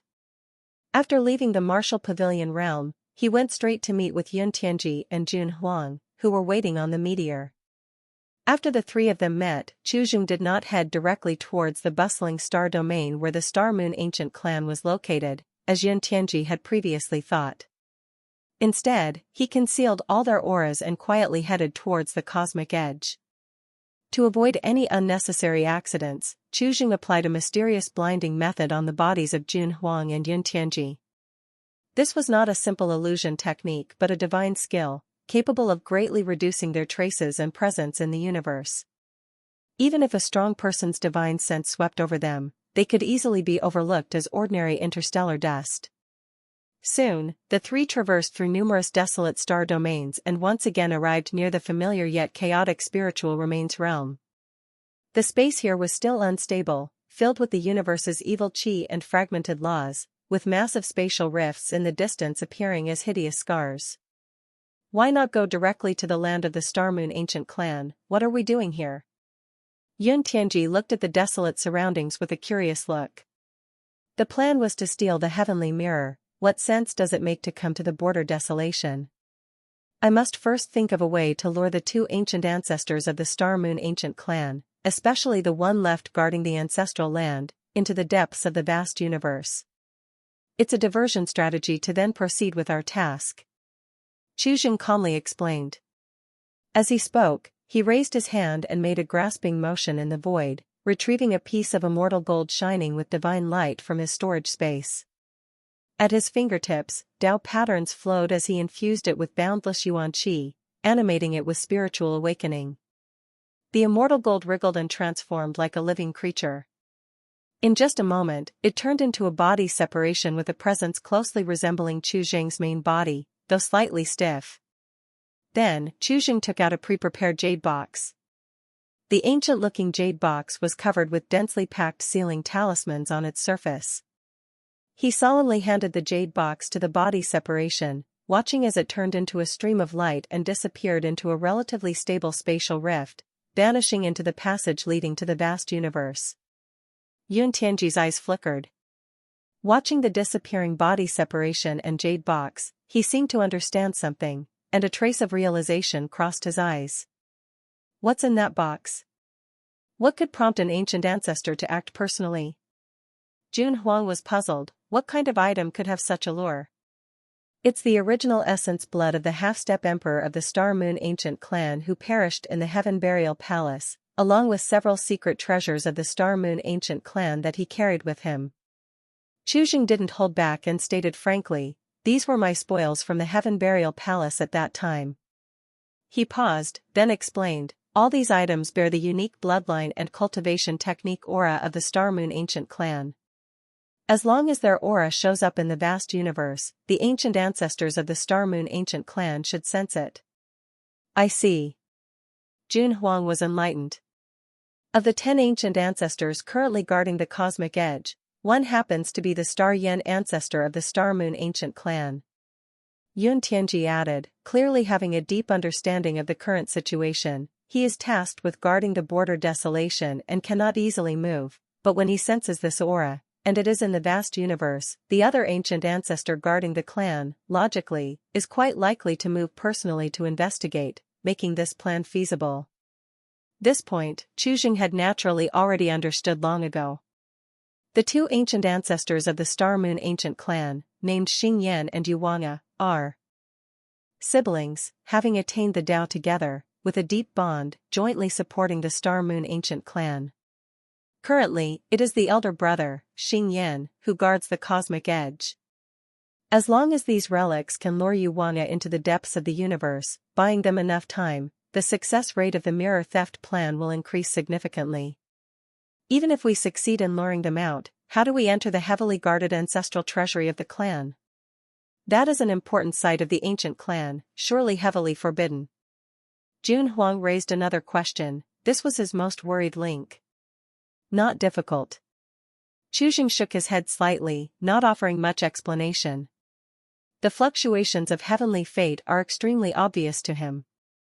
As long as he enters the range of the Star-Moon ancestral land, he can naturally use his unique sensitivity to the part of heavenly fate within the heavenly mirror to find the approximate location of their treasury. As for how to infiltrate the Star-Moon ancient clan's treasury, that's even simpler. The 300 years of lurking and undergoing tribulation at the border desolation had given Chuzheng full confidence in imitating the aura of the Star-Moon ancient clan. He had faced the Star-Moon ancient clan in the Heaven Burial Palace before, experiencing firsthand their unique cultivation technique fluctuations. The people of the Star-Moon ancient clan, due to their core bloodline, are naturally surrounded by a unique chi mechanism resonating with the Zhou Tian stars, very clear, with star radiance seemingly flowing as they breathe in and out. This unique aura belonging to the origin of the stars is extremely special. Once he saw it, he couldn't forget it. At that time, in the Heaven Burial Palace, he used his powerful divine soul perception power to firmly memorize their internal unique fluctuation frequencies and chi mechanisms. Now, it was time to use it. The half-step emperor who fell in the Heaven Burial Palace left a lot of information about the Star-Moon ancient clan internally, and now Chuzheng isn't completely knowledgeable about the Star-Moon ancient clan, but close enough. The three patiently waited near the spiritual remains realm, and after the body separation carrying the jade box entered the vast universe for half a month, estimating that it should have ventured deep enough, Chuzheng then set off with Yun Tianji and Huang, heading for the ancestral land of the Star-Moon ancient clan. The ancient territory of the Star-Moon ancient clan is not a single star but a vast world shrouded in endless starlight, known as the Radiant Star Realm. Before even approaching it, from a distance, you can see the starry domain surrounded by countless brilliant stars, as if stars worshipping the moon. Above the boundary barriers, divine light flows like a galaxy, and numerous massive stars slowly rotate like satellites, emitting a vast pulse that makes one's heart tremble. Its scale and phenomena are no less than the Martial Pavilion ancestral land, fully displaying the profound heritage of an old ancient clan. Before reaching the entrance to the ancestral land, Chuzheng signaled to stop. The three of them concealed themselves behind a desolate star, waiting quietly. As a top-tier clan, the Star-Moon ancient clan sees a high number of daily entries and exits from the ancestral land, with people executing external missions, trade caravans, various starships and flying shuttles, and even powerful individuals crossing the stars physically, flowing in unending streams. A long line forms at the boundary gate entrance. Only after inspection can one enter and exit in an orderly fashion, with people bustling about. The three were very patient, relying on Chuzheng's spells for concealment, lying in wait for half a month, carefully discerning every silhouette entering and exiting. Finally, Chuzheng locked onto a suitable target, a small starship that seemed to be returning after completing a mission, with only 3 people on board. 2 men and a woman, all with considerable cultivation. The woman, wearing a star-patterned battle dress, had a beauty laced with heroism. Her cultivation had astonishingly reached the early stage 9th order, and the 2 other men were perfect 8th order, evidently her assistants or followers. Having identified the target, Chuzheng did not hesitate. Just as the starship departed the star sea and prepared for one last leap through the stars to return to the ancestral land, he struck. He raised his hand and gently pressed toward the starry sky. Silently, an expansive star domain was torn from the universe by an invisible giant hand, with the space law forcibly twisted and confined. Starshine dimmed, and all space fluctuations instantly subsided. The starship mid-travel collided as if with an invisible wall, jerked violently, forcibly squeezed out of its spatial traversal state. Huang completely sealed off this star domain, turning it into an absolutely enclosed cage. The next instant, a pressure vast as a star sea descended suddenly, like a universe overturning, crashing down precisely upon the starship. The protective light shield of the starship didn't last even a breath before shuddering and breaking apart.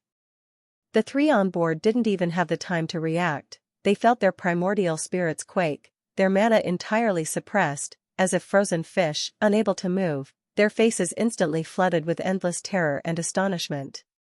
Among their horrified gazes, a young man in green robes emerged from the void, appearing within the starship, his expression calm, his eyes deep like a cold pond.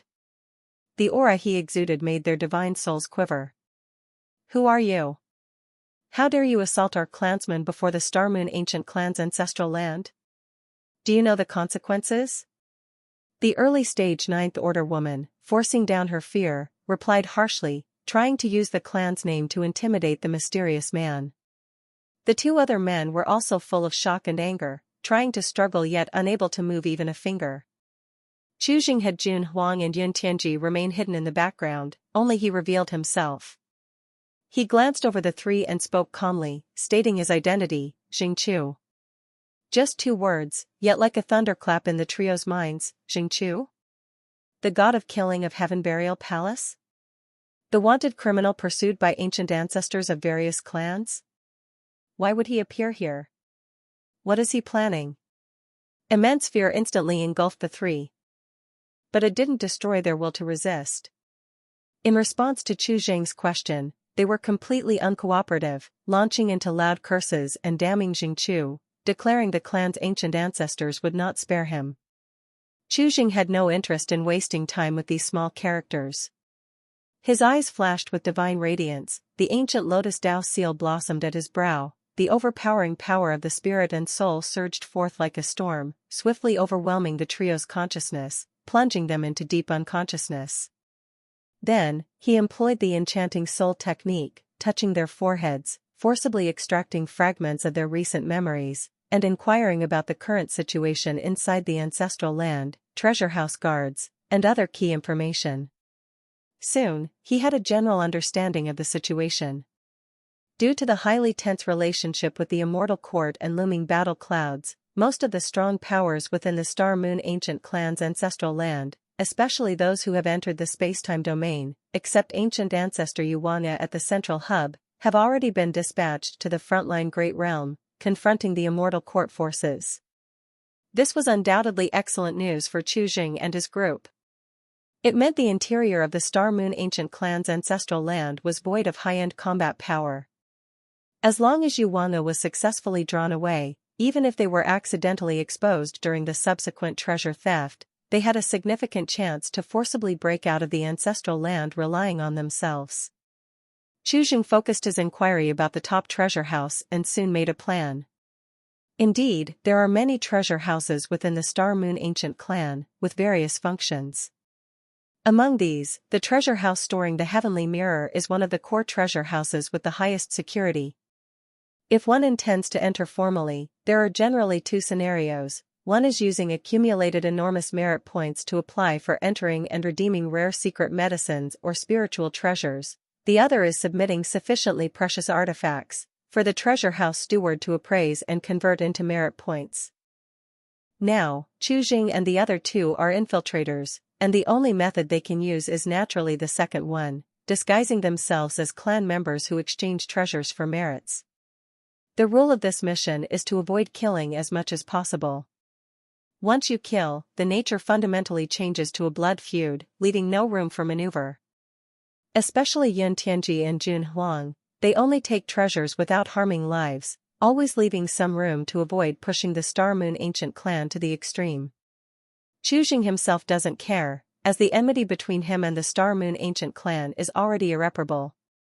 After obtaining the necessary information, Chu Zhang knocked the 3 out completely, sealed their cultivation, stuffed them into the depths of the damaged starship, and exiled it to a desolate asteroid belt where they wouldn't be found for a while, leaving the three to sleep for at least a year or half a year.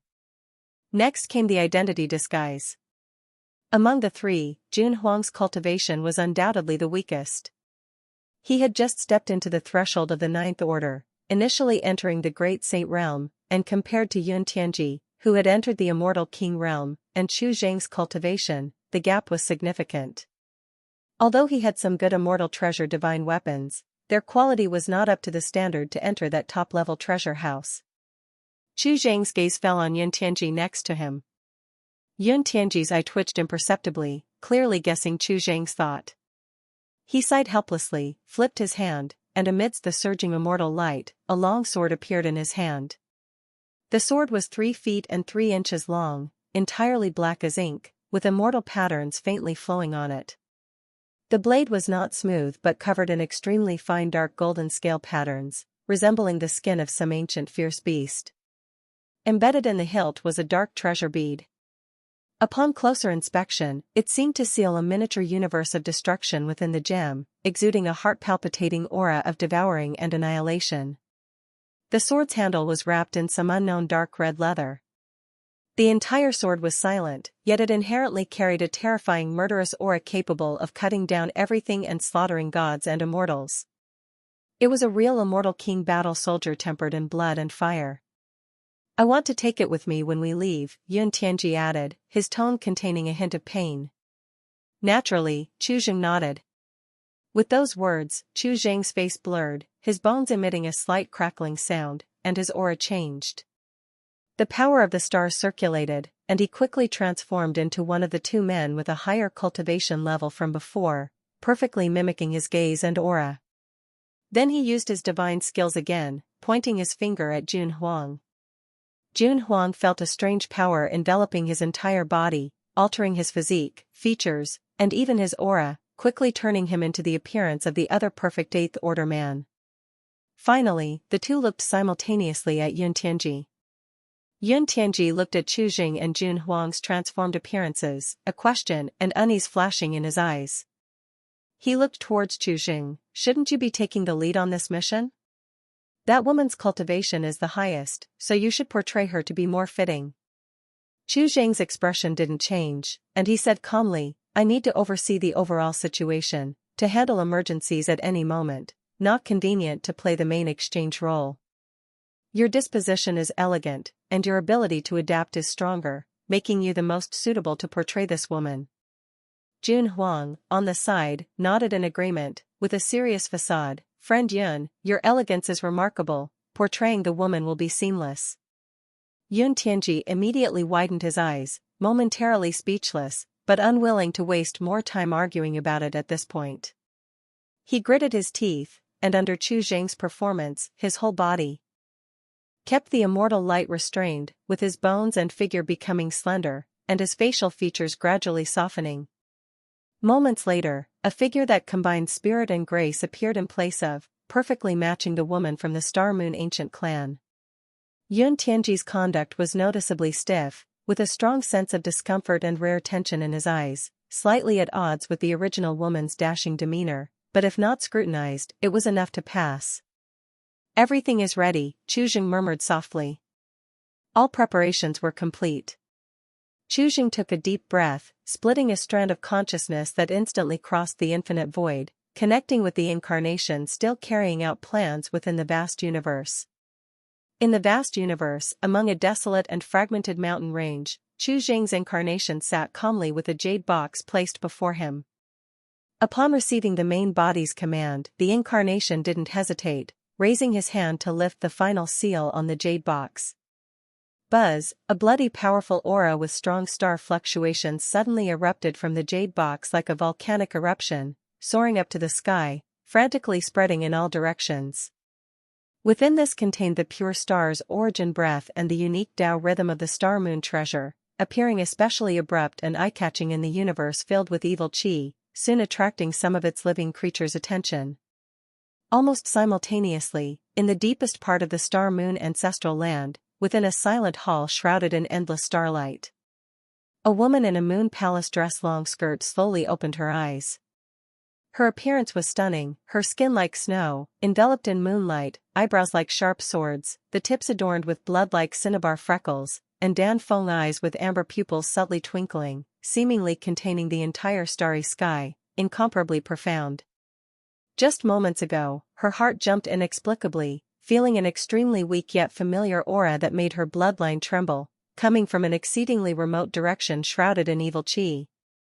A trace of doubt flashed across her eyes before she closed them again, her vast divine sense following that subtle bloodline connection, pursuing across the endless void.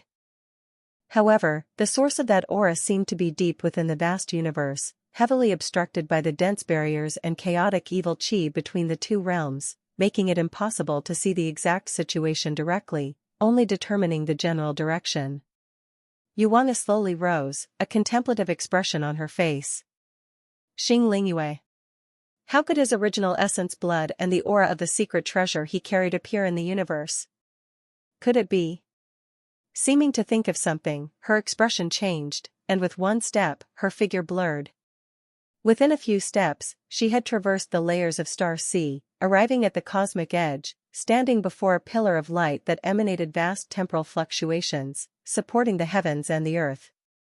These pillars of light were set up jointly by the 10 ancient ancestors, used to suppress the universe and serve as a rapid channel to support the border desolation. The surface of the pillar was covered with countless runes flowing, majestic power surging, emitting the laws that suppressed all evils. Brother. Yuanga spoke in a deep voice. The surface of the pillar rippled, and a figure stepped out, tall and imposing, bearing a resemblance to Yuanga but with more rugged features, wearing the Star Emperor robe, a solemn expression, surrounded by tangible star trails, none other than her brother, Star Yen ancestor. I felt it too. It's indeed the aura of Lingyue's original essence blood, unmistakably so, Star Yen ancestor said heavily, his gaze sharp as he looked towards the depths of the universe. The two exchanged a look, understanding each other without words. In such a sensitive period, for a trace like this to suddenly appear in the depths of the vast universe, even without thinking much, it was most likely the work of Xingqiu, who had vanished for years. What was he planning? Provocation? Or a trap? No wonder we've united various forces over the years, nearly turning the great universe upside down yet finding no trace of him. He managed to hide within the universe. The environment there is harsh, and evil demons run rampant. How did he endure? Yuanga showed a hint of doubt and confusion. No matter what, it must be checked. Star Yen slightly shook his head, speaking in a low voice. I cannot leave this place, you should go, be careful, I will ensure support here, retreat immediately if anything goes wrong. Now, with the potential for full-scale war with the Immortal Court at any moment, if this opportunity could be seized to capture Xingqiu and obtain the Immortal Banishing Rune that could threaten the foundation of the Immortal Path, it would undoubtedly increase the leverage and odds for the Star Moon Ancient Clan. Compared to this enormous strategic interest, the relics of a half-step emperor's life seem insignificant. This concerns the clan's future as a whole. Brother, rest assured. Without hesitation, Yuanga transformed into a brilliant starlight, shooting into the chaotic entrance of the vast universe like a meteor and disappearing. As she entered the universe, that pure and vast star aura immediately caught the attention of several ancient ancestors of the universe in the vicinity, with malicious and greedy divine senses sweeping towards her. Yuanga did not linger in battle, with her body exploding with moonlight, speeding up to the limit, touching and going, following the ever-clearer perception straight to the source of the aura. Shortly after, she finally traversed layers of obstacles, reaching a desolate and broken mountain range. A figure was sitting calmly in front of an open jade box, the unsettling star essence blood aura continuously emanating from the box. The figure seemed to have anticipated her arrival, quietly watching her. Yuanga felt a heaviness in her heart, instinctively casting her divine sense around with full power, yet finding no signs of an ambush or traces of a formation trap. For a moment, she was uncertain and dared not approach rashly, fearing it was a trap deliberately set by the cunning ancient ancestors of the universe. She glanced back at the 10 faintly visible pillars representing the direction of the great universe, her heart settling slightly. With her brother holding the line, even if there was deceit, she was confident she could retreat. Suppressing her doubts, she looked towards the figure not far away, speaking coldly, "You are Jingqiu?" Chuzheng looked at the woman before him, that familiar face, his mood slightly stirred. Moonlight Immortal Ancestor. The woman before him had the same appearance as the Moonlight Immortal Ancestor, undoubtedly her previous incarnation. In the ancient times, the Moonlight Immortal Ancestor was likewise a living creature of the ancestral realm, and after reincarnation in later generations, once again stepped into this realm. Chuzheng did not speak, still sitting calmly. What he needed to do now was delay time, to give his main body more time to act. Silence was obviously the best choice. At the entrance of the Radiant Star Realm, Star Moon Ancestral Land. "Let's go." In the instant his avatar saw Huang, Chuzheng's main body received feedback through a profound connection. He no longer lingered. With the perfectly disguised Yun Tianji and Jun Huang, they safely passed the inspection at the entrance and entered the Star Moon Ancestral Land with their flawless disguise. The interior was an entirely different world. The sky was not a blue sky with white clouds, but an eternal, dazzling starry sky, where countless massive stars seemed within reach, pouring down rich star essence. Palatial towers constructed entirely of star crystal stone stood above the sea of clouds, and most people walking the streets bore star phenomena. With the contribution of that incredibly powerful Immortal King battle soldier provided by Yun Tianji as tribute, the three successfully attracted the attention of the treasure house steward, and after rigorous appraisals and procedures, were allowed to enter the most tightly guarded top-tier treasure house. Upon entering, the rich and tangible star spirit and the radiant glow of various treasures were overwhelming. But Chuzheng and Yun Tianji's attention was instantly drawn to a deeper, distinct and immense aura of heavenly fate. The aura of heavenly fate. In the eyes of individuals like Yun Tianji and Chuzheng, who are extremely sensitive to heavenly fate, this aura is as clear as a beacon in the darkness. Yun Tianji's expression gradually changed, and it was not until now that he fully understood the true reason why Jingqiu risked so much to come here. It wasn't for the heavenly mirror itself, but most likely for the heavenly fate stored within it. For a moment, his emotions were complex. Indeed, does Jingqiu have the presence of a heavenly destiny true spirit on him as well? Does he urgently need the heavenly fate to prepare for a future breakthrough to the ancestral realm? Chuzheng did not entertain much thought, his gaze sharpened. The moment he entered the treasury, he acted instantly, as fast as lightning, unleashing a tremendous power of the spirit and soul to instantly suppress and knock out the leading Star Moon ancient clan steward, his actions clean and efficient. He held nothing back, moving ghost-like deeper into the treasury. Flickering between shadows, he flicked his fingers, accurately hitting each guard with slight yuan qi along the way. Regardless of their level of cultivation, all their eyes instantly glazed over, collapsing silently into a deep coma. Along the way, the three of them encountered almost no substantial resistance and reached the treasury's core at an astonishing speed. A simple glazed mirror quietly floated above an altar forged entirely from the cores of stars, its surface shimmering faintly, as if bathed in eternal starlight.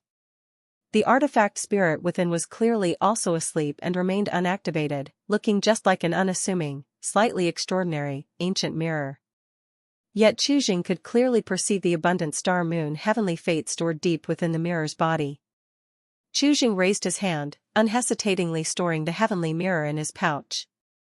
Then, without pausing, he began to plunder the entire treasury, sweeping various divine materials and immortal materials, elixirs, and fu-lus, even ancient books and jade scrolls, into his storage space as if a whale swallowing water.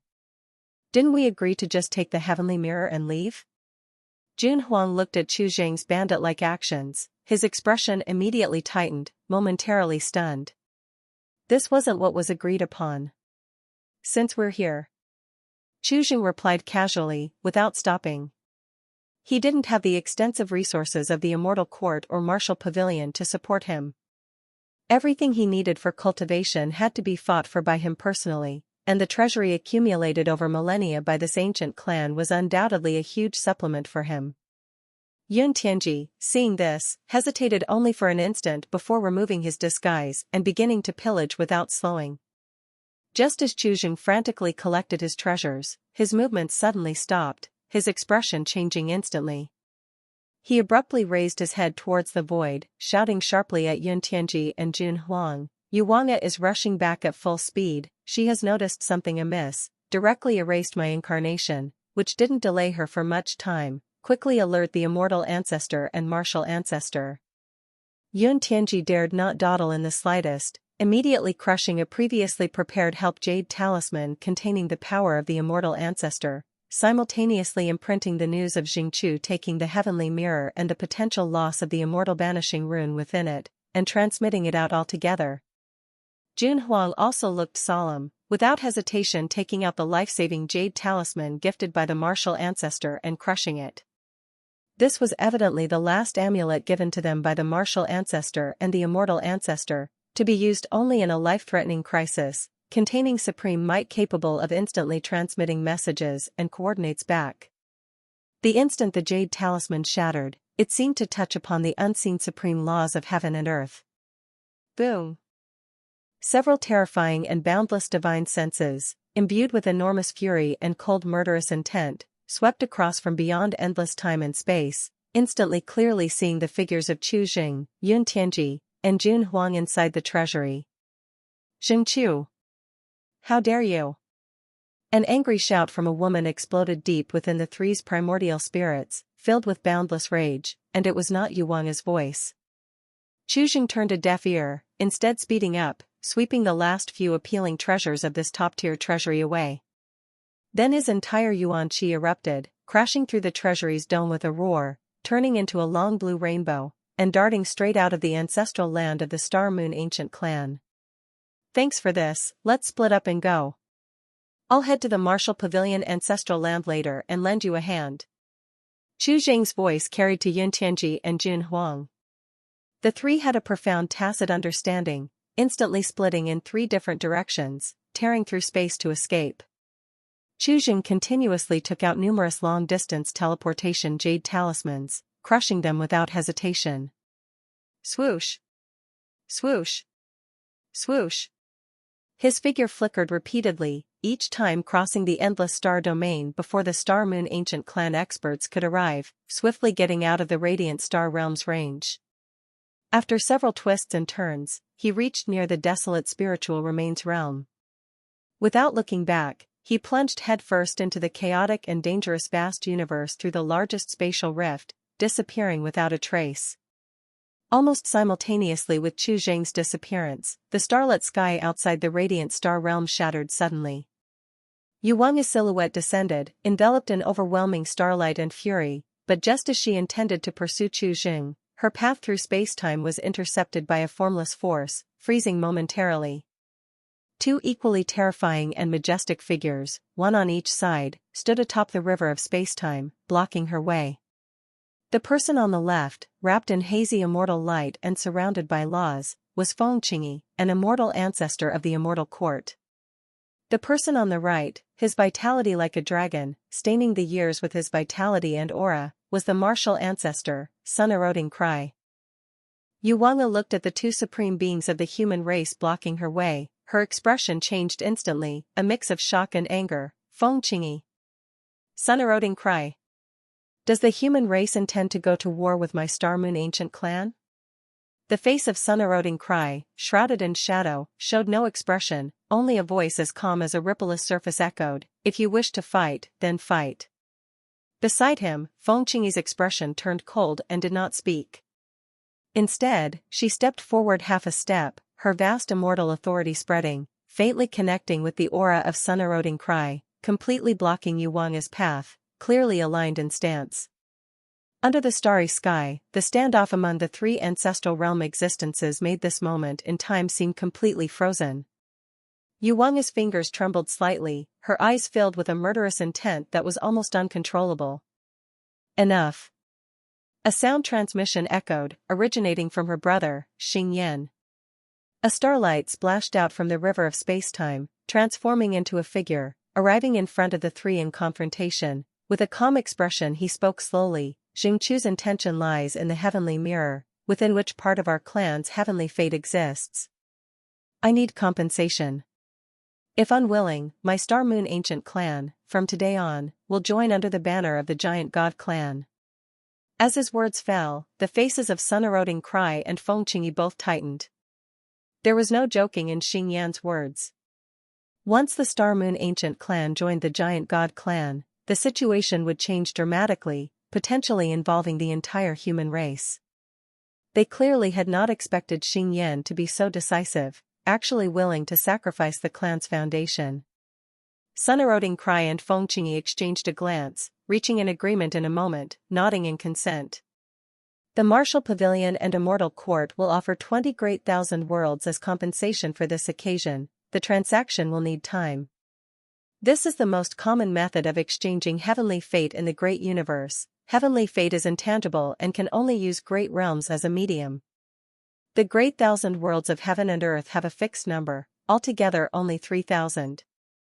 20 great realms are not a small number. With this compensation, Xing Yan nodded, clearly approving. Soon, the four figures above the river of spacetime dispersed in an instant. Martial Pavilion Ancestral Land. In an ancient stone hall shrouded by chaotic qi. The air was as stagnant as iron, with only the clear and haunting sound of whipping, again and again, echoing rhythmically. Slap.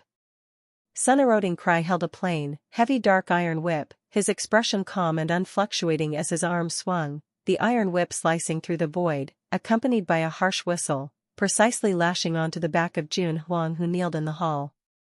Jun Huang was bare-chested, clenching his teeth, veins bulging on his forehead, cold sweat pouring like a stream, yet he stubbornly made no cry of pain. His back was already a bloody mess, the flesh and skin torn open. From the first few lashes, bones were visible, now even the white spine was clearly seen, covered with tiny cracks, as if it might shatter at any moment. Each lash fell with the sound of bones under unbearable strain and a slight splatter of flesh and blood.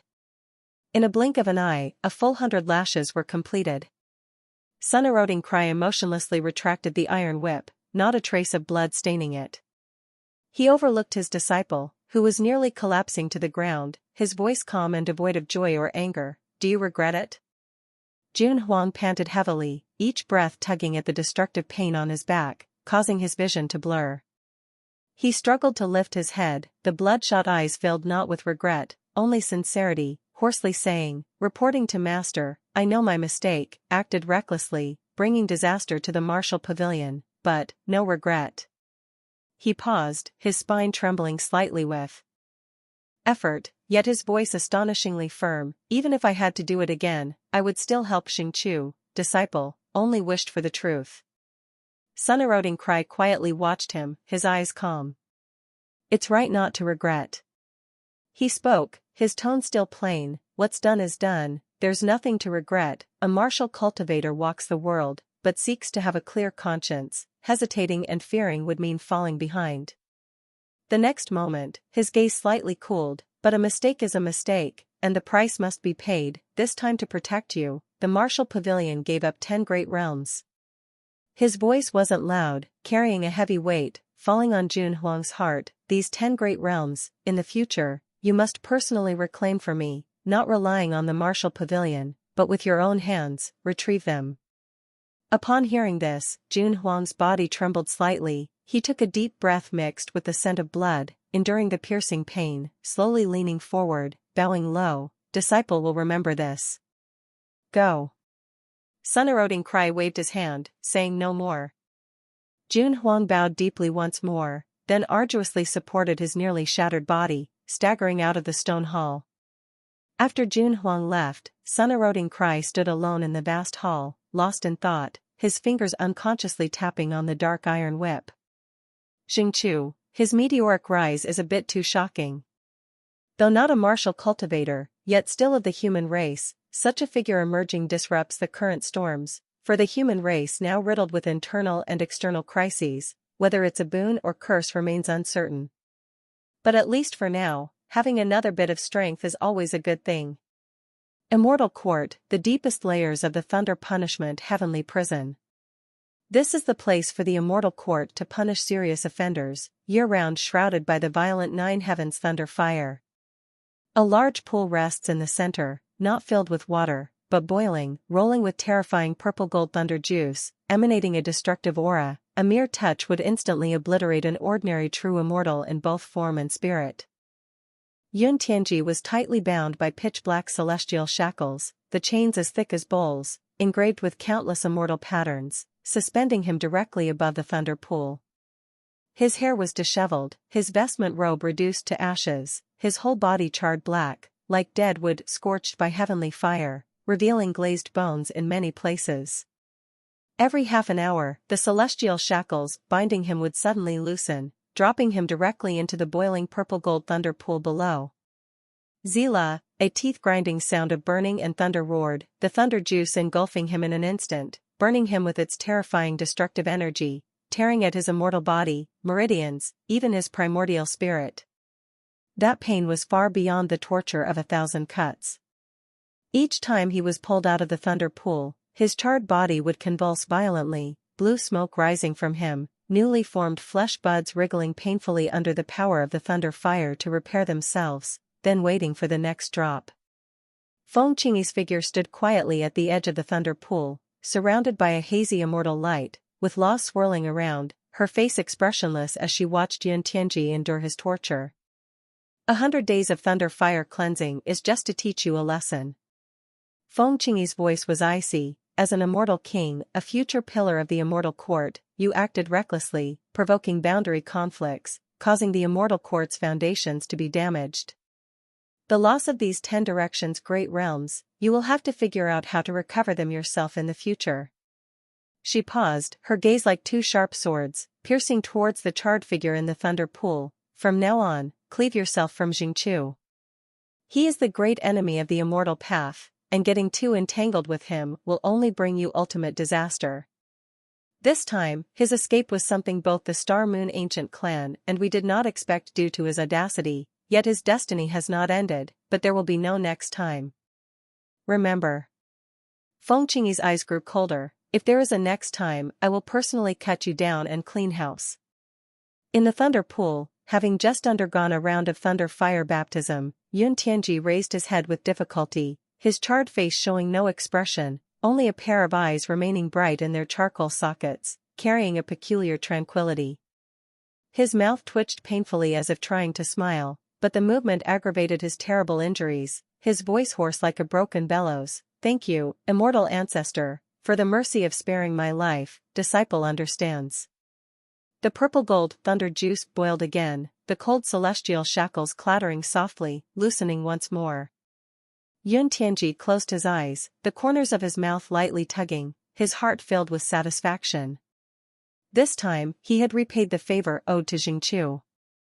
On the day of stealing the Tianji mirror, Chu Jing charged out of the Star Moon ancient clan's treasury with a thunderous force. To create chaos and impede pursuers, he mercilessly attacked and wounded dozens of Star Moon elders who tried to stop him along the way. Those elders were all of the 9th order level, but on the spot either had their bones broken or their divine bodies shattered, their primordial spirits injured, utterly incapable of withstanding a single attack. Due to Chu Jing's swift actions and the extremely chaotic scene at the time, no one saw the true face of the attacker, nor did anyone know who this audacious, treasure-stealing, and person-injuring rogue was. Various speculations circulated within the clan, shrouded in intrigue. It wasn't until half a year later, when the 3 earliest members of the Star Moon ancient clan, who were suppressed by Chu Jing and exiled in a damaged starship, returned to the Radiant Star Realm that the news began to spread.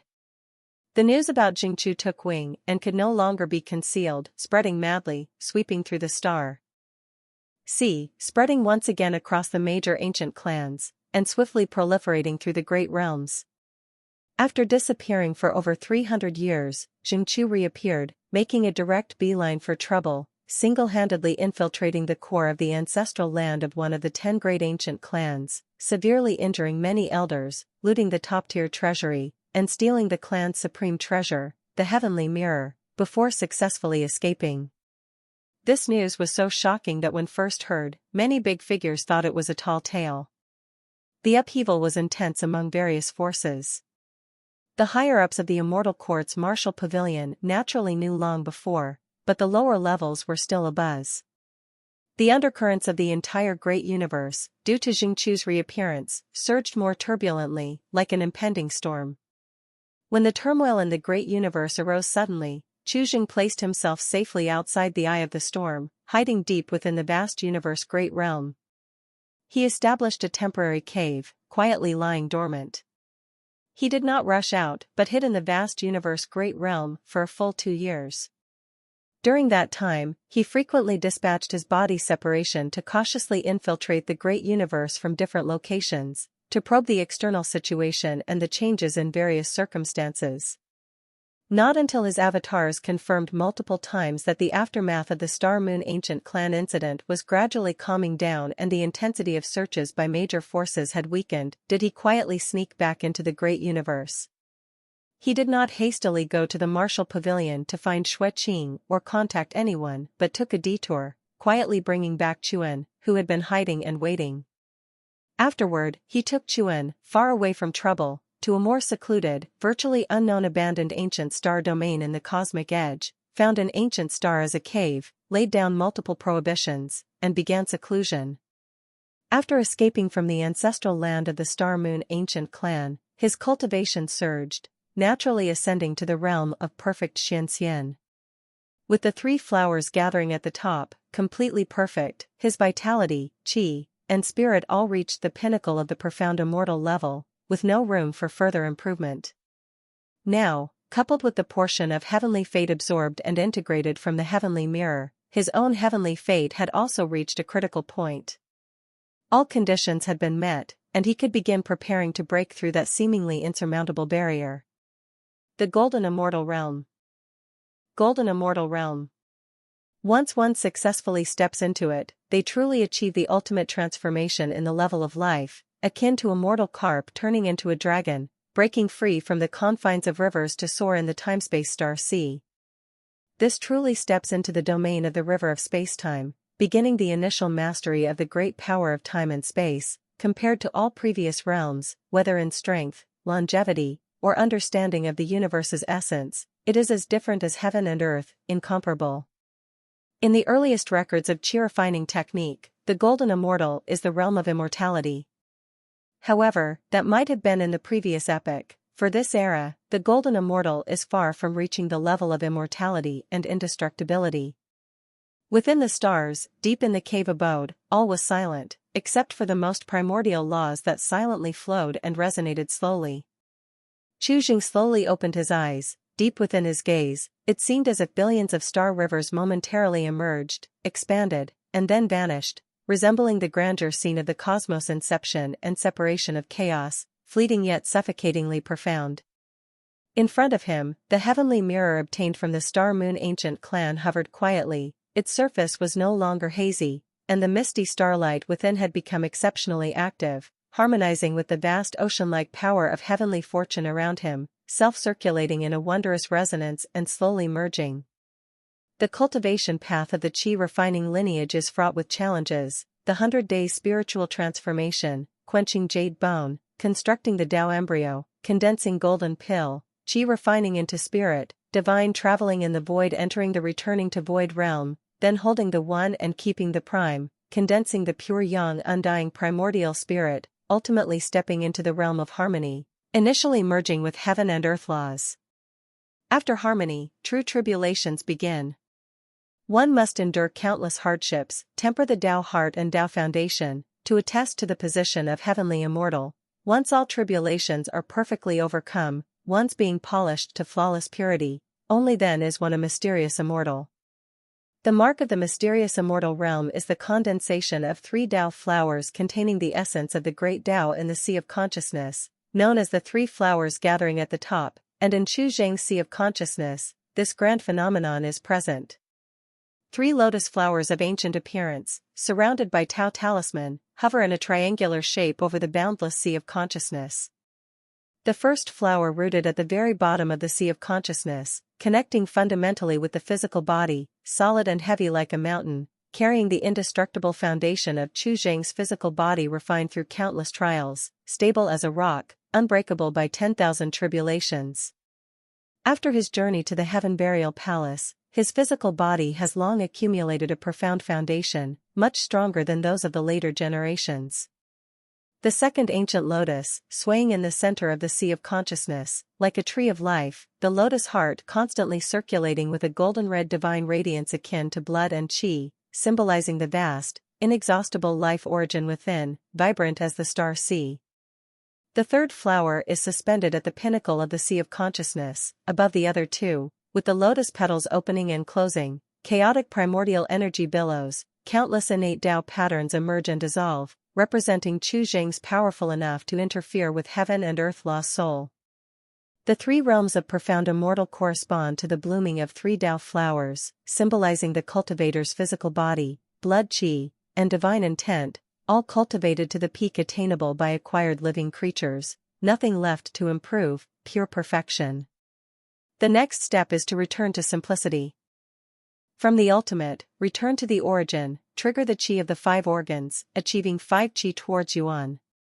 Once the 5 qi in the chest is completely perfected, mixed yuan unity, indistinguishable, that is the primordial golden immortal, whose strength can rival those revered as ancient myths' giant ancestors in the great universe. Qu Zheng is now at that critical step, the 5 qi towards yuan. The cultivation of the qi refining lineage, starting from the very beginning, ascends step by step, building jade bone, gathering Tao embryo, condensing golden pill, transforming yang god, until the final 3 flowers gathering at the top, elevating oneself to the extreme. And at the breakthrough to the golden immortal step, it goes contrary to this path, descending from above, like retracing the cultivation path, but from a higher level perspective and power to reshape the foundation. It requires the extreme condensation of the 3 flowers to shatter, redistributing their supreme essence to the foundation of the 5 organs and 5 elements, nurturing and strengthening the heart, liver, spleen, lungs, and kidneys, birthing and growing the 5 qi in the chest, ultimately ascending the 5 qi to the top, achieving 5 qi towards yuan. At this moment, under Qu Zheng's conscious guidance, the vast and boundless power of space-time law acts like an invisible giant hand, starting to propel the 3 suspended ancient lotus flowers.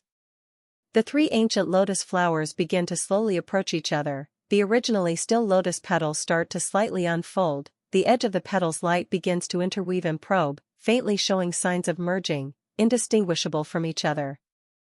Qu Zheng's mind is concentrated, circulating the circuit of qi with full effort. Within the sea of consciousness, space-time law force once again crazily gathers, the dazzling light and complex Tao patterns condense, ultimately transforming into an even larger, anciently simple furnace burning with temporal flames. This space-time furnace suddenly descends, its mouth wide open, emanating irresistible suction, engulfing the 3 ancient lotus flowers symbolizing the extreme achievement of mysterious immortal. Boom, like the sound of opening heaven and earth, it exploded deep in Qu Zheng's sea of consciousness. The 3 indestructible ancient lotus flowers containing the essence of his lifetime cultivation were torn into the finest fragments in the instant they entered the furnace, by the extreme space-time law force within, violent enough to tear through antiquity. Countless fragments containing pure vitality, qi, and spirit began to wildly rotate, flow, and collide within the furnace like the dust of billions of stars. The green, red, and yellow light, like billions of lively threads, are drawn from the fragments, fiercely interweaving and twisting, slowly merging, as if reconstructing the foundation of the cosmos. Qu Zheng's core divine thought manifested in the sea of consciousness, calmly gazing at the furnace, his pupils reflecting the boiling flames gathered by the laws of time and space. In that moment, he seemed to see his physical body shattering inch by inch, every meridian, every bone disintegrating, and then under a higher level of power, reassembling in a more perfect, more Tao-accordant way, achieving nirvana. In deep seclusion, time lost its meaning. In the blink of an eye, it might have been 100 years in the outside world. No one knew how long had passed when the furnace refining the 3 flowers fragments finally reacted violently. Like the pulse of a Tao sound, it resounded from the very depths of Qu Zheng's body, from the source of life, low and far-reaching, as if not originating from the present, but traversing the ancient river of time, crossing endless space-time, and finally echoing within him. Soon after, countless cracks began to appear on the surface of the furnace composed of space-time laws, emitting low laments. Boom! The furnace completely shattered, dissolving into countless glimmering lights, with the original 3 flowers fragments inside no longer visible, replaced by 5 extremely pure, differently colored streams of 5 elements' intrinsic mysteries, innate pure chi. These 5 streams, in colors of green, red, yellow, white, and black, corresponded to wood, fire, earth, metal, and water, the 5 elements. The 5 streams of pure chi, after emerging from the chaos of the sea of consciousness, received a mysterious guidance, delved downward, penetrating countless layers, and finally precisely entered their respective organs within Chu Jing. Green chi entered the liver, red chi entered the heart, yellow chi entered the spleen, white chi entered the lungs, and black chi entered the kidneys. The 5 organs, nourished by these innate 5 chi, instantly radiated dazzling light, as if 5 ignited divine treasures, flourishing vitality and majestic power surged forth, and 5 pillars of chi shot up from the 5 organs, converging, swirling in the abdomen, and finally mixing into a stream of chaotic colored chi, soaring towards the Baihui point at the top of the head. 5 chi towards Yuan. At this moment, Chu Jing felt as if he broke free from some invisible shackles, his divine soul infinitely elevated, breaking through the constraints of the physical body, merging with boundless spacetime. Fragments of past, present, and future flashed swiftly like a carousel in the depths of his mind, with countless blurred images and sounds, flooding with insights of cultivation. For a time, Chu Jing seemed to remember many memory fragments that originally did not belong to him, but were closely related to him, like splashes from the river of spacetime. It seemed there was a treasure, long hidden within the river of spacetime, and this opportunity for breakthrough was the key. Once unlocked, these treasures instantly became entirely his own. In the blink of an eye, nearly 200 years had quietly passed within the cave dwelling. These 200 years felt like an instant to Chu Jing in deep seclusion, yet seemed eternally long. This breakthrough was successful, and the heavenly mirror played an essential role. This ancient mirror is not only a supreme treasure with boundless heavenly fate hidden within but also possesses countless mystical uses. One of its abilities is to perfectly replicate the virtual shadows and Tao marks of any spiritual material or treasure it has seen, as long as there is enough heaven and earth primordial chi, consuming energy, it replicates them without the slightest error, whether in form, property, or Tao rhyme. Included in this are many rare secret treasures and spiritual medicines that require space-time laws to gestate. This ability is truly heaven-defying. Many giants in the domain of ancient myths cannot replicate treasures with space-time Tao marks out of thin air.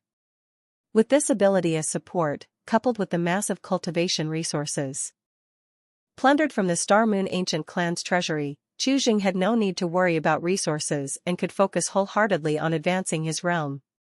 Everything fell into place naturally, and Chu Jing firmly stepped into the golden immortal realm without any hindrance. Stepping into the golden immortal, he did not hastily exit secluded cultivation but continued to stabilize his realm, spending considerable time to delve into the tribulation aura surrounding him that was intangible yet truly present. As his realm improved, his perception of tribulation aura became clearer. He began experimenting extensively on Chuan, teaching her methods to sense the tribulation aura. Under his guidance, Chuan began to vaguely perceive the traces of tribulation aura around her, allowing her to prepare and warn in advance. In these over 200 years, Chuan did not constantly stand by outside the cave but left multiple times to actively test and temper herself. Through the tempering of tribulations and Chu Jing's occasional guidance, her cultivation advanced rapidly, now stepping into the late-stage heavenly immortal realm, close to achieving heavenly immortal perfection. Her comprehension is extremely high, often able to extrapolate upon understanding divine abilities and techniques, usually grasping the essence with just a few words from Chu Jing, even innovating and showing terrifying talent on the path of cultivation, often astonishing Chu Jing. However, Chu Jing had different thoughts about Chuan's future path of cultivation. The path of a qi cultivator becomes increasingly difficult, with tribulations becoming more fierce and bizarre, almost risking life for progress. He had some doubts that with Chuan's foundation and qi fortune, in those last few steps, if no one to shield her from tribulations, she might find it hard to withstand those death tribulations, perhaps needing an alternate, relatively safer path. Master. Chuan's voice sounded outside the cave, interrupting Chu Zhang's thoughts.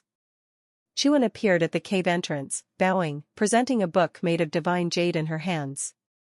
This was the intelligence she had collected and organized in the past 50 years while traveling outside, regarding the latest changes in the great universe.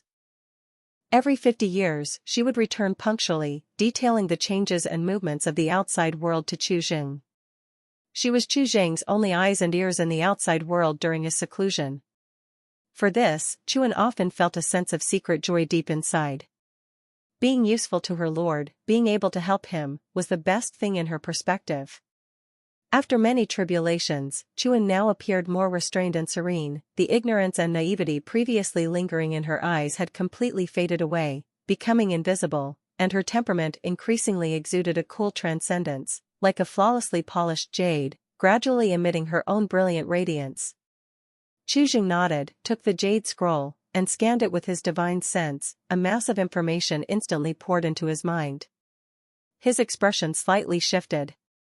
Records in the jade scroll showed that among the various ancient clans, many great powers had engaged in intense disputes over resources, territories, and even old grievances, with frictions continuously escalating. Especially after the Star Moon Ancient Clan incident, the major clans redefined their spheres of influence, leading to contested ownership over many marginal great realms.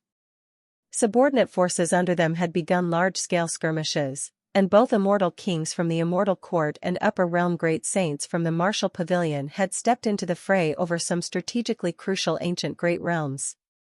Beneath the starry sky, the flames of war were spreading like wildfire.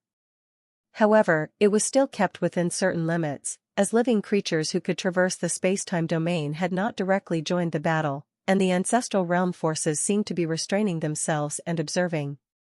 So although the current situation was tense, it remained under the control of top-tier powers, and no decisive upheaval had yet stirred. Apart from the wars among various ancient clans, the cosmic edge and the universe borders were also quite unstable.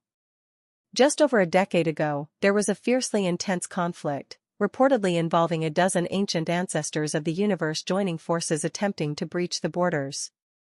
The news mentioned that during this conflict, Star Yen ancestor of the Star Moon Ancient Clan and an old ancestor of the Feng family from the Immortal Court, Feng Wenzhong, both suffered severe injuries in battle, reportedly hanging by a thread. It was heard that the old ancestor of the Feng family, Feng Wenzhong, was more seriously injured, with his Dao seed nearly shattered, and had now retreated to the deepest part of the Feng clan ancestral tomb, relying on the remnants of the Feng family's immortal ancestors' bloodline to barely slow the worsening of his injuries and cling to life. But there were already rumors outside that the Feng family had urgently begun selecting a new son of heaven to inherit the part of heavenly fate from Feng Wenzhong. This clearly indicated that Feng Wenzhong's situation was extremely dire. Upon seeing this piece of news, Chu Zhang's face instantly hardened, his brow tightly knitted. Previously, he didn't know much about the Feng family, even once thinking that Feng Wenzhong was an old relic perpetually sleeping within the Feng clan ancestral tomb. Unexpectedly, he had been guarding the cosmic edge all along, and was now so gravely injured that he had no choice but to retreat into the ancestral tomb to hold on for dear life. The part of heavenly fate on Feng Wenzhong was a crucial link in his plan and must be acquired, but this matter could not be rushed. Regardless, he at least needed to reach the mixed-element golden immortal realm to find a way to handle this matter. After all, Feng Wenzhong, even gravely injured and near death, was still a genuine ancestral realm existence. A dying camel is still bigger than a horse, not something that could be easily dealt with. Rushing into the Feng clan ancestral tomb with just a golden immortal's cultivation would be tantamount to suicide. Chu Zhang pondered briefly, then immediately rose, deciding not to linger here any longer. Chuan, let's go. He took Chuan with him, leaving the Star Cave mansion where he had been secluded for nearly 200 years, with a clear aim straight toward the Martial Pavilion ancestral land. The current external situation was becoming increasingly chaotic and unpredictable, and he could no longer venture alone like he did in the past. Rapidly improving cultivation to step into the mixed-element golden immortal realm was the most prudent strategy at present. And to safely cultivate to that level, he needed a sufficiently strong and relatively secure sanctuary. Although his speed now was remarkably fast, he still felt the urgency of time. Cultivation in the space-time domain was unlike before, as each minor realm advancement was incredibly difficult, requiring massive resources and a long accumulation of time. The path had to be taken step by step. Moreover, merely absorbing the surrounding heaven and earth primordial chi could no longer sustain Chu Zheng's cultivation. If he were to absorb freely, he could drain several pieces of the star domain in a single breath, which would attract attention with such a large commotion. Chu Zheng concealed his presence all the way, heading toward the Martial Pavilion ancestral land. Currently, the only relatively suitable place for him to stay was the Martial Pavilion. On one hand, the sun-eroding cry through Xueqing had expressed an intention to offer protection, and on the other hand, he had previously promised Jun Huang to use the heavenly mirror to help him find his sister's whereabouts, which he should now fulfill. Soon, the two arrived at the perimeter of the Martial Pavilion ancestral land. The atmosphere at the Martial Pavilion ancestral land was now entirely different from the last time he visited, clearly exuding a tense readiness for battle. The perimeter of the ancestral land was heavily guarded, with most cultivators coming and going showing stern expressions, hurried in their movements, and an oppressive sense of impending great war filled the air. After some necessary reporting and thorough inspection, Chu Zheng was finally able to enter the interior of the ancestral land, where he met Xueqing and Jingping. Jingping and Chuan, this pair of siblings, reunited after more than 200 years, were filled with boundless joy. Though both were naturally reserved, the excitement and concern reflected in their eyes were genuinely heartfelt. Jingping's aura was more stable and weighty. Evidently, he had not slacked in the past 200 years, but was limited by his natural talent, now only at the second level of the Martial Saint realm. Chu Zheng waved his hand, allowing the obviously uneasy siblings to leave. Over the years, Xueqing's transformation has been even more astonishing. Her cultivation has skyrocketed at an incredible pace, and now she has already reached upper realm great saint perfection, her aura perfectly harmonious, with hidden sharpness. She seems only a step away from the martial monarch realm. This speed is absurdly exaggerated, surpassing even those true sons of heaven nurtured with the full power of the ancient clan. After a conversation, Chu Zheng finally learned.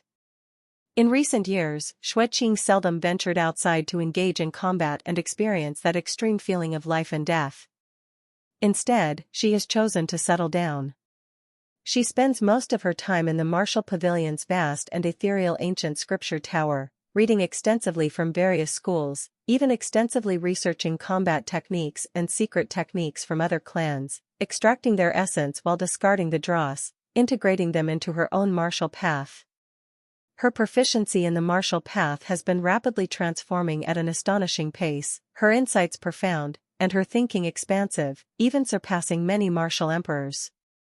So much so that Sun-Eroding Cry and another martial ancestor from the Martial Pavilion, Yan Qi, would occasionally take the time to come and discuss the profound truths of the martial path with Xueqing. Sun-Eroding Cry has to fulfill his duties of guarding the border desolation of the universe and doesn't have much time to stay at the ancestral land, so he comes less often, while Yan Qi martial ancestor comes more frequently. Because he hasn't been in the martial ancestor realm for long, all counted, it's no more than several hundred years. Back when Sun-Eroding Cry slew Shimi Sheng and took that half of heaven's fortune, it ultimately fell upon him, helping him break through the last barrier. Due to his shallow foundation, he needs to continuously cultivate, and discussing the martial path with Xueqing, who has a unique understanding of it, is greatly beneficial to him. When Chu Zheng arrived, Yan Qi happened to be present. He seemed quite young, dressed in a red martial robe, with an aura as fiery as a furnace, but his gaze was exceptionally steady. Upon seeing Chu Zheng, he didn't say much, just nodded slightly as a greeting before turning away, leaving the space for them. After Yan Qi martial ancestor left, the two personal disciples of Xueqing who had been standing by, Gongyi Ziyu and Tu Jingchuan, visibly relaxed a lot. Evidently, the pressure from the martial ancestor was immense for them. Gongyi Ziyu's eyes rolled around, glanced at Chu Zheng, and suddenly chuckled, intelligently running forward to pour a cup of fragrant spiritual tea, respectfully offering it with both hands. "Senior, please have some tea." This is our first meeting. My name is Gongyi Ziyu, ranked second under the master.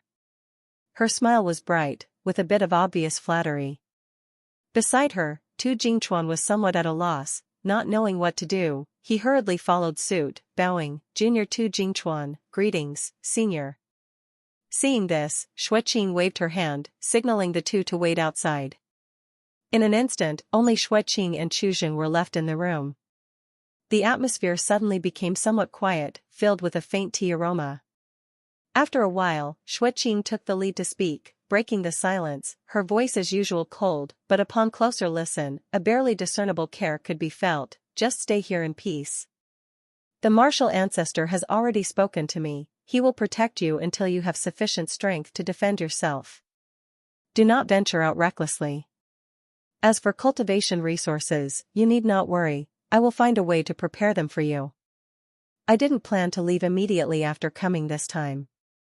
Chuzheng shook his head slightly, his tone calm. If nothing unexpected happens, I will stay in the martial pavilion for a long time. The situation outside is not stable, with impending storms. He indeed needs a safe and stable place to temporarily stay, digest his gains, and aim for the primordial golden immortal realm. The martial pavilion is currently the best choice. At least until he crosses into the mixed element golden immortal realm, he won't leave. Upon hearing this, Xueqing slightly relaxed, seemingly relieved. That's best. As for cultivation resources, whatever you need, just speak up. I still have some savings accumulated over the years. I currently lack nothing in terms of cultivation resources. Chuzheng shook his head, turned his hand to take out a storage ring, handing it to Xueqing. The top treasure troves of the Star Moon ancient clan are now all in my hands.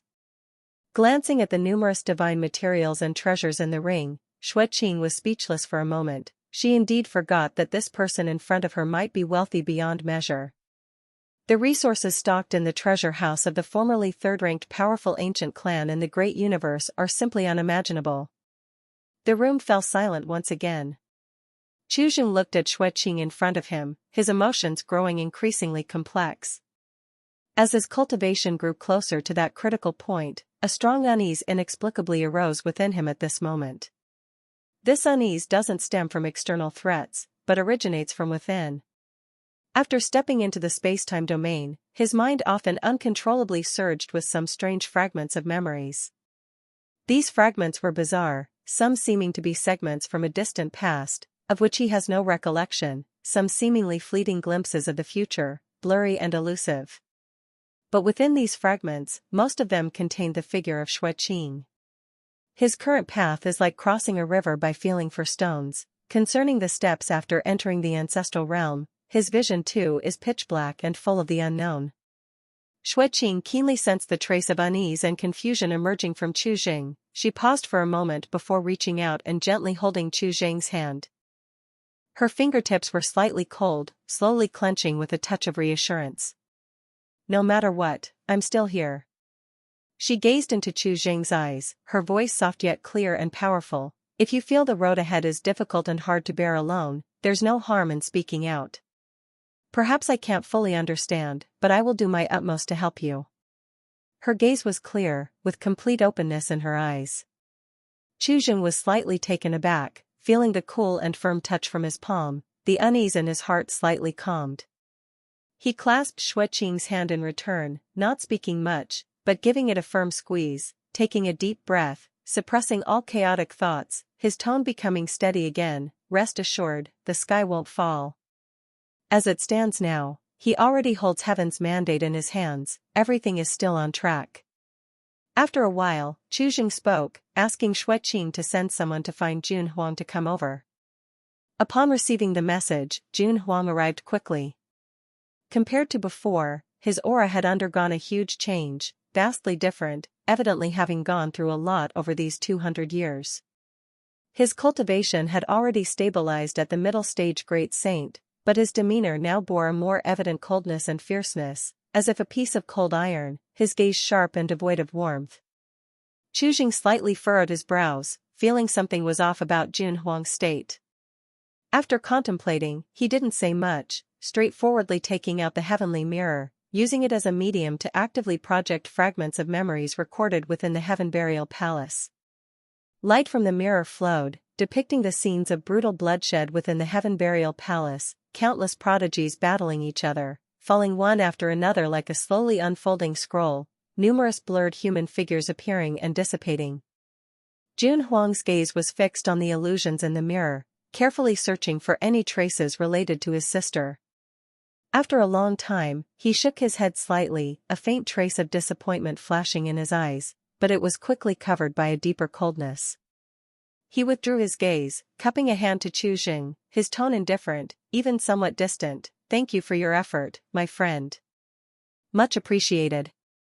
After speaking, he didn't bother asking any more questions about the other functions of the heavenly mirror or if there were more clues, directly turning to leave.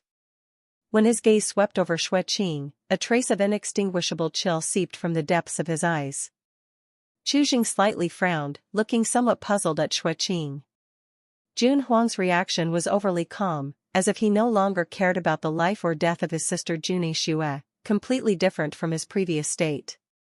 Xueqing shook her head, waiting for Huang to walk away, letting out a soft sigh. She conveyed through sound transmission the half of heaven's fortune from the cold star martial ancestor. Unsurprisingly, the martial pavilion has already decided internally that I will inherit it. This result was no longer a secret among the higher-ups of the martial pavilion. Huang, as the disciple of Sun-eroding Cry, with extraordinary talent, was originally a strong contender. But in the current situation, due to various reasons, he is already out of the game.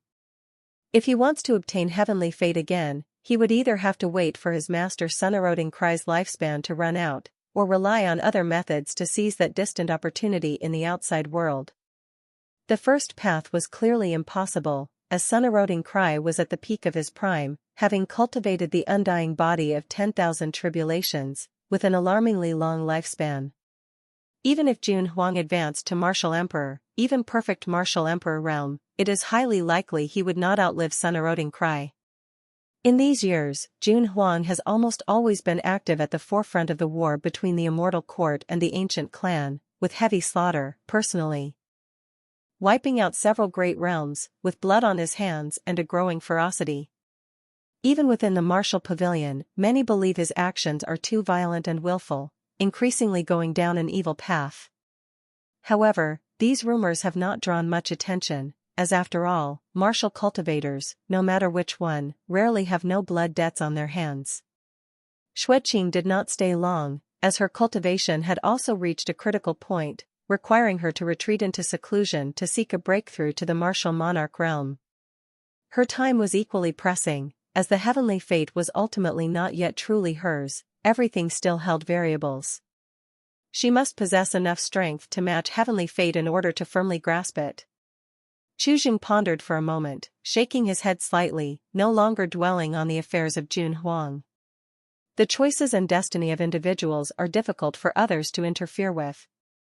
Though the trajectory of fate might experience some subtle changes due to his presence, the general direction remains within controllable range for now. What he needs to do now is to continue on the path he has chosen. Most of his attention now should be focused on how to quickly improve his own cultivation, as well as future planning for the Feng clan ancestral tomb. Chuzheng quietly settled down within the martial pavilion. Aside from daily cultivation, most of his thoughts began to be devoted to considering how to fundamentally solve the problem of tribulation qi. Tribulation qi is an overlooked hidden danger. Although its growth speed is not as terrifying and exaggerated as in later generations, it still cannot be ignored as it accumulates over time. Accumulating too much, once erupted, it can lead to irreparable disasters, even attracting more direct and deadly tribulations. Chuzheng's attention naturally returned to the early conceived method of undergoing tribulations through incarnations. However, the current great universe is distinctly different from the future. The name Jingqiu is too sensitive. Once his incarnation acts outside, any slight exposure of qi cultivator techniques would inevitably reveal him. Moreover, the causality between the incarnation and the main body is too conspicuous to entities at the level of ancient ancestor or ancient myths, nearly impossible to conceal. Not to mention the ancient ancestor personally deducing, Even some living creatures in the mythical realm could easily track down the location of Chu Zheng's main body by reversing the causal lines with immense mana. For a strong individual at this level, the great universe is not vast at all. The path of the great universe seems to be unworkable. Chu Zheng's gaze slightly focused, and in his mind again surfaced the chaotic, dangerous, yet relatively isolated world. Vast universe. As a place for his avatars to experience tribulations, this place seems very suitable. The environment there is harsh, the laws are different, and the flow of information is blocked. The activities of the avatars within are not easily detectable by the strong ones of the great universe. Even if the avatars fall, the causal fluctuations are likely to be masked by the chaotic aura of the vast universe itself, making it difficult to trace back to the main body in the great universe. The only inconvenience is that the time flow between the vast universe and the great universe is common. It cannot accelerate the growth of avatars like in the future Chaos Sea, and efficiency would be compromised. Once his direction was determined, Chu Zheng began a long process of deduction and experimentation. It took him nearly a century, consuming a vast amount of divine materials and treasures, and after many failures, he gradually researched and developed a relatively complete method of avatar tribulation tailored to the environment of the vast universe. To solve the time flow problem, he refined several palace-shaped magic treasures that could distort spacetime on a small scale and accelerate the passage of time. He then dispatched several avatars, carrying these palaces, secretly through the space fissures in the border desolation, sending them deep into the vast universe, seeking a hidden place to conceal them as the foundation for avatar tribulation. These palaces, covered with talismanic patterns of time and space, were limited by Chu Zheng's own cultivation and his understanding of the time law. The effect of accelerating time was not particularly notable, forming at most a time flow difference of about tenfold inside the palace, and maintaining operation required considerable resource consumption. However, for Chu Zheng, this was already the limit of his current capabilities, and having it was better than nothing. At the same time, in the initial experiments with avatar tribulation, Chu Zheng felt another limitation again. That is the very large consumption for avatars to independently undergo tribulation. Maintaining the existence of avatars, repairing the main body consumption, accelerating the flow of time. All these needed a huge amount of resources to supplement, almost a bottomless pit. Fortunately, Chu Zheng's family background was now astonishingly abundant. The accumulation of nearly half the top-tier treasury of the Star Moon ancient clan was enough to support him in conducting such lavish experiments. This level of consumption was still bearable. The avatar tribulation method that Chu Zheng meticulously deduced proceeded unexpectedly smoothly in the chaotic and perilous environment of the vast universe. Initially, he cautiously dispatched one or two avatars into the prearranged palaces to enhance cultivation and thus undergo tribulations. These avatars performed far beyond Chu Zheng's expectations in their tribulations within the vast universe. Whether an avatar succeeded or failed in overcoming a tribulation, it would, through a mysterious connection, feed back the insights gained from confronting the tribulation across the boundary into Chu Zheng's main body. The effect on tribulation chi was almost immediate, as he could clearly feel the intangible and massless tribulation chi surrounding him being transformed, worn away, and stripped off in strands. Although the total amount was still large, the growth rate was greatly curbed and even began to show a slow downward trend. As the tribulation chi was digested, his cultivation, like a wild horse that had its reins removed, began to soar, steadily reinforcing the realm of early golden immortal, and pushing further into greater depths. Seeing the effectiveness of this method, Chu Zheng began to be more bold to accelerate the process. With his incredibly powerful divine soul and precise control over the avatars, he started to deploy multiple avatars simultaneously. These avatars were deployed into different regions of the vast universe, simultaneously beginning tribulation. Some avatars struggled to survive in the bloody wars of the Divine Mansion, some triggered taboos while exploring ancient relics, attracting pursuers, while others, in attempting to learn and integrate the evil spirit cultivation skills of the vast universe, led to self-alienation. For a period, Chu Zheng's main body seemed to become the core hub of information processing, the experiences and insights, even pains, from different avatars flowed in torrents into his sea of consciousness like rivers converging. While handling feedback from avatars, Chujing steadily improved his cultivation, comfortably residing in the martial pavilion. Time flowed silently like a flying shuttle in the universe, slipping by quickly in the rise and fall of stars, almost imperceptibly fast. In the blink of an eye, more than 1,000 years had quietly passed. During these 1,000 years, the outside world was filled with winds and clouds, with frequent frictions among various ancient clans. Small-scale conflicts were constant, but overall, a fragile balance was maintained. The Immortal Court and the Martial Pavilion further consolidated their forces during this period, and the ancient clans opposing the human race became more apprehensive. Within the Martial Pavilion, Xueqing had completely risen. She advanced boldly on the martial path, unstoppable. Shortly after Chujing began his seclusion, she successfully broke through the heavenly barrier, officially stepping into the martial monarch realm, entering the space-time domain, and achieving a qualitative leap in strength. Her breakthrough was not simply an accumulation of power, but accompanied by a profound understanding and innovation of the martial essence. She integrated what she learned in the ancient scripture tower, selecting the essence and creating a new martial art, widely promoting it and further elevating the combat power of the entire martial cultivator community. Regardless of her qualifications, strength, potential, or contribution to the martial path, she had already reached the pinnacle. After several discussions among the high-ranking members of the Martial Pavilion and finally gaining unanimous consent from the three martial ancestors, Sun-eroding Cry, Yan Qi, and Cold Star, the portion of heavenly fate originating from the Cold Star martial ancestor was finally and officially placed in her hands, perfectly merging with her being.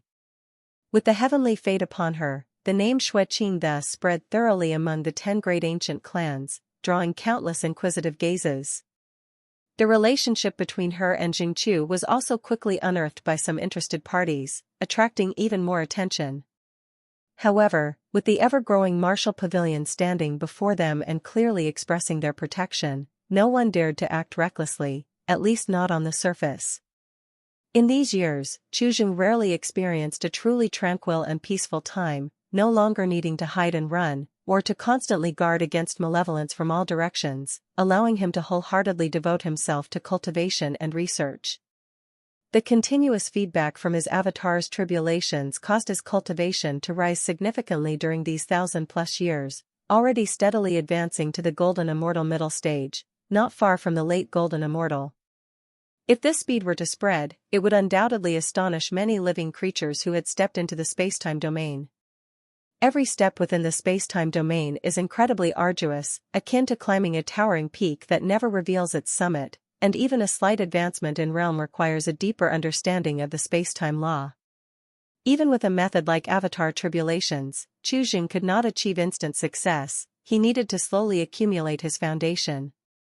During this period, he slightly shifted a portion of his attention from his own cultivation to the distant vicinity of the Feng clan. The heavenly fate on Feng Wenzhong was an indispensable element of his plan. Hence, he even frequently employed great divine power to conceal his form and personally travel to the star domain surrounding the Feng clan ancestral land for reconnaissance. He did not intend to forcibly intrude, rather, it was to more accurately observe the flow and changes of heavenly fate within the Feng clan. The new son of heaven for the Feng clan had long been chosen, a young prodigy with exceptional talent.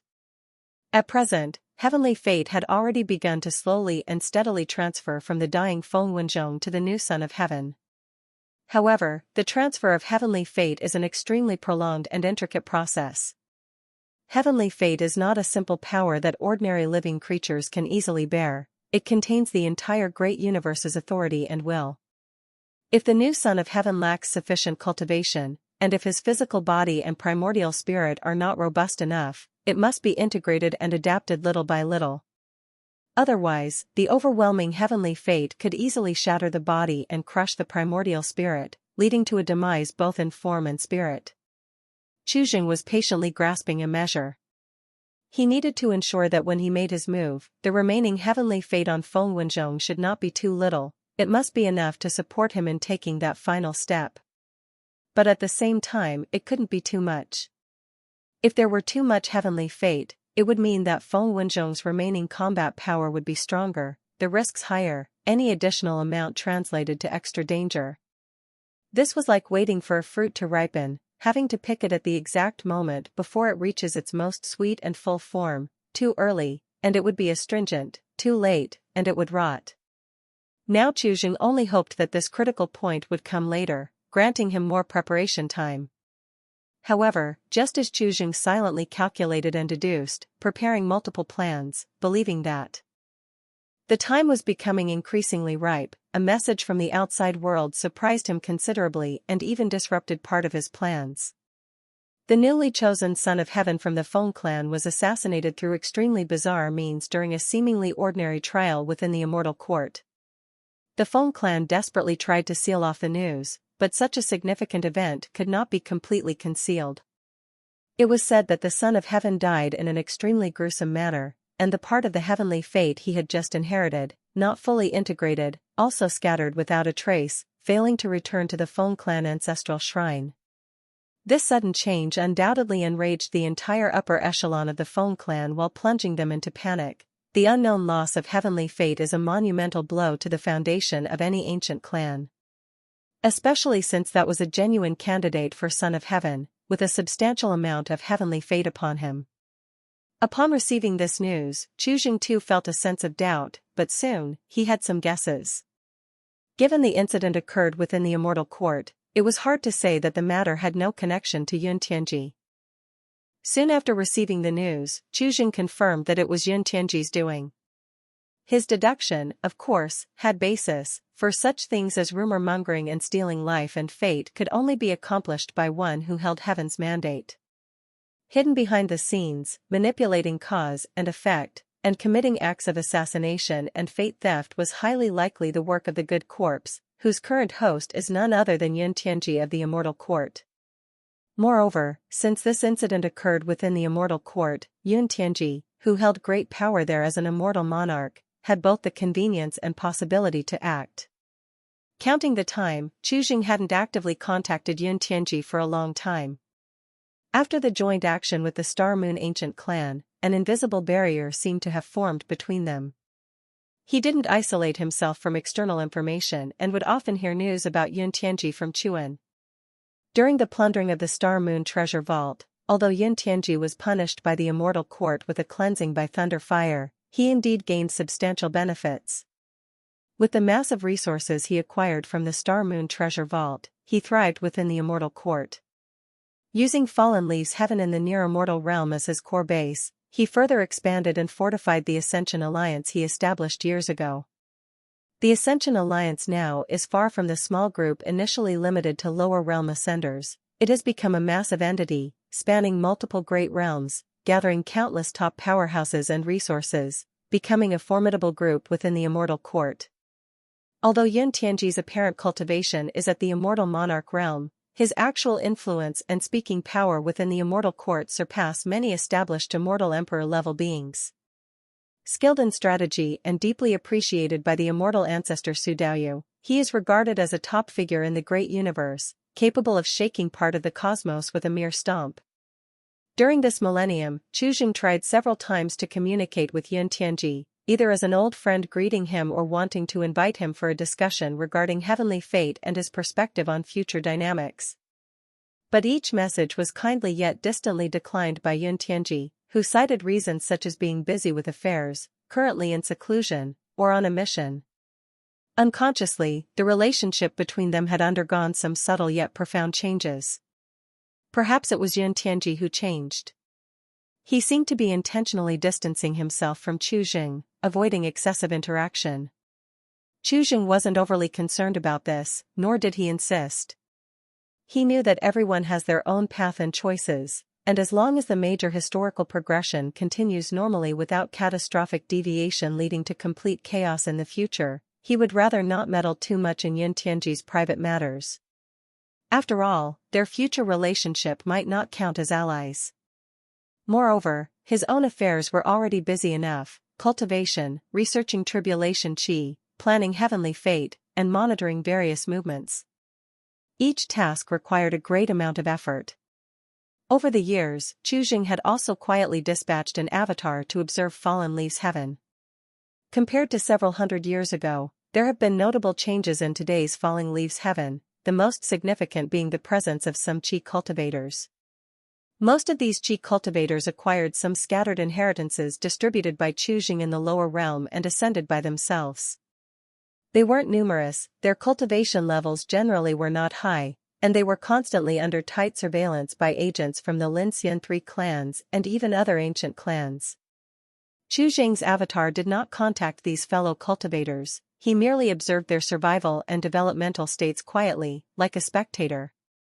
Those practicing qi refining technique in this realm were not numerous, with few numbers and living in hardship. Some bold or ambitious qi cultivators previously sought to establish sects, recruit disciples widely, and promote the qi refining path. But the final result often led to mysterious deaths from various calamities, demonic possession, vendettas, or accidents during secret realm exploration. As if an invisible hand was manipulating behind the scenes. After summarizing from the bloody lessons of predecessors, these low cultivation, weak qi cultivators gradually recognized the dreadful existence of cause and effect. They found that the causal link between qi cultivators was strong. Recklessly accepting a large number of disciples could bring the disciples' own karmic ties upon themselves, and the aggregation often attracted catastrophic disasters. Therefore, most qi cultivators today are lone wolves, acting very low-key, and at most cautiously accepting one or two disciples with good nature and root bone, personally teaching them as if passing on secrets from father to son. Their connections are also very loose, like scattered sand, making it difficult to form a collective strength. However, to Xing's surprise, divine altars dedicated to Taoist Venerable Xingqiu have sprung up like bamboo shoots after a rain in falling leaves heaven and surrounding great realms. Most of these altars are built by qi cultivators or living creatures who had received favors from qi cultivators. Some living creatures simply admire the name of Xingqiu and establish shrines, though the incense isn't particularly prosperous. The divine statues within these altars all have blurred faces, as if covered by a mist. Some sought Xingqiu's portraits by any means, hoping to have a skilled craftsman sculpt the clear features, but despite all efforts, the visage wouldn't manifest on the divine statue, eventually resulting in a blurry depiction. This is because, after stepping into the space-time domain, Xing had begun to intentionally or unintentionally conceal his existence, cutting off most unnecessary causal connections around him, with his true form now protected by the space-time law. Unless he willingly manifests, ordinary living creatures find it fundamentally difficult to capture his true form, and may even suffer backlash.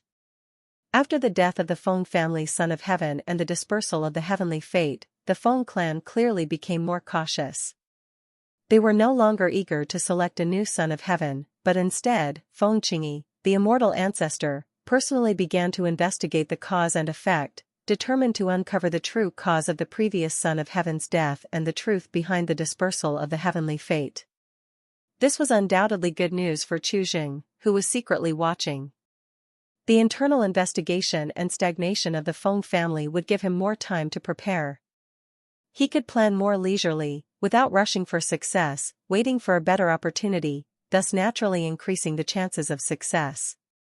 In the entire vast universe over the past millennia, the situation has become increasingly tumultuous with undercurrents. The suspicion and friction between the various great forces have deepened, with small-scale conflicts occurring from time to time. But strangely, no one has dared to initiate a full-scale dispute, constrained by invisible pressure, and the ancestral realms have not made any moves. Xing remained as always, spending most of his time deep within the martial pavilion, not leaving his seclusion, and dedicating most of his efforts to controlling and undergoing tribulations with the incarnations of the vast universe. As more and more incarnations were deployed and the scope of activities widened, the name Xingqiu gradually spread throughout the chaotic vast universe. He appeared in various guises and with different styles, but all had one thing in common: they seemed unkillable, indestructible.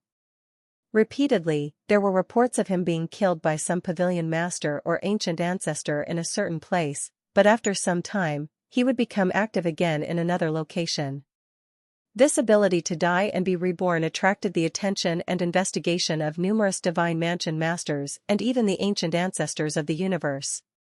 Among them, a number of Chu Zheng's incarnations were indeed captured by powerful ancient ancestors of the universe, but these ancient ancestors quickly discovered that what they captured seemed to be mere puppets with power but lacking a true core soul. Moreover, across the boundary wall between two realms, it was impossible to connect these incarnations back to his main body in the great universe. The final result was, of course, mostly inconclusive. After all, in the vast universe, various bizarre cultivation techniques and secret techniques for avatars emerged endlessly. Although Xingqiu was peculiar, these ancient ancestors could not afford the huge cost of a cross-realm chase. Over time, the living creatures of the vast universe even began to get accustomed to and acknowledge the strange, seemingly undead existence of Xingqiu. In the blink of an eye, tens of thousands of years flowed by, like grains of sand in the Star River, silently passing. As time passed, the great universe witnessed ever-changing fortunes, with one generation replacing the next. Now, people gradually no longer frequently mentioned the name of Xingqiu, and even the younger generation of cultivators had slowly forgotten the legend that the name represented. He seemed to have truly become a past legend, completely obliterated in the long river of time. Martial Pavilion Ancestral Land. In a quiet great realm specially designated. This realm is called Jingxiu, a rarely used place for seclusion, desolate as if unchanging for eternity, with a sky of eternal brilliant star sea, where the trajectories of the stars contain the ultimate principles of martial arts. On the ground, mountains and rivers are naturally formed by some kind of divine jade spirit crystal, flowing with heaven and earth primordial chi akin to jade dew. Ancient stone halls and caves are scattered throughout, many sealed for unknown ages. Chu Zheng was in seclusion within one of these ordinary stone halls. At this moment, he was mobilizing his accumulated, magnificent foundation of tens of thousands of years to strike at another critical checkpoint on his cultivation path. Primordial Golden Immortal Realm. The 5 chi in the chest reach perfection, achieving mixed yuan unity and returning to the origin is the Primordial Golden Immortal Realm. Inside the cave dwelling, it was completely filled with the vast sea of chaotic primordial chi and twisted space-time laws. Chu Jing sat cross-legged in the void, his expression solemn. Guided by his will, the space-time essence accumulated over tens of thousands of years surged into his internal organs, like rivers returning to the sea. Nourished and impacted by the space-time essence, the 5-colored Dao seals imprinted on his organs instantly inflated several times like balloons being blown up. Countless intricate and profound patterns emerged on the surface of the Dao seals, seemingly naturally generating innate Dao patterns. These patterns were incredibly complex, akin to the most primal imprints when the universe first opened, containing the ultimate mysteries of space-time. Majestic and vast enough to burst a star river, the chaotic primordial chi roared out as it transformed through the Dao seals, like a cosmic flood breaching a dam, washing over Chu Zheng's limbs and 100 meridians. In this process, his physical body's strength began to soar at a terrifying rate. Underneath his skin, a chaotic-hued immortal radiance faintly shimmered, and his bones emitted a sonorous sound like divine golds forging and grinding against each other. Every heartbeat resonated like the pounding of an ancient divine drum, causing the surrounding void to hum. At this moment, he was like an eternal reef standing firm in the river of space-time, his physical body seemingly undergoing the tempering and refinement of countless eons, depositing incomparably vast essence. This was precisely the greatest difference between the chi refining technique and other Taoist orthodoxy. It had no weaknesses, and as one's cultivation advanced, the physical body, mana, and divine soul were all enhanced simultaneously. The physical body's strength absolutely did not fall short of those martial cultivators in the same realm who rigorously refined their physiques. Soon, the 5-colored Dao seals on his organs swelled to their current limit, with the Dao patterns shining brightly, blindingly so. Then, under Chu Zheng's powerful compression, they began to compress inward to the extreme. Every compression is accompanied by the forceful tearing of the surrounding space-time laws, emitting a terrifying sharp howl during the devouring, with fine black cracks constantly appearing in the space within the grotto, indicating the unbearable strain on the space-time structure. Under the dual effects of this violent Yuan Qi scouring and Dao Seal compression, Chu Zheng's physical body is continually torn, reassembled, and tempered. Every tear pains the divine soul, every reassembly is accompanied by a small leap in the level of life, deep within his cells, as if tiny chaotic star nebulae are rotating and cycling through creation and destruction. His blood and chi further expand madly, surging like a violent ocean wave, emitting deafening roars.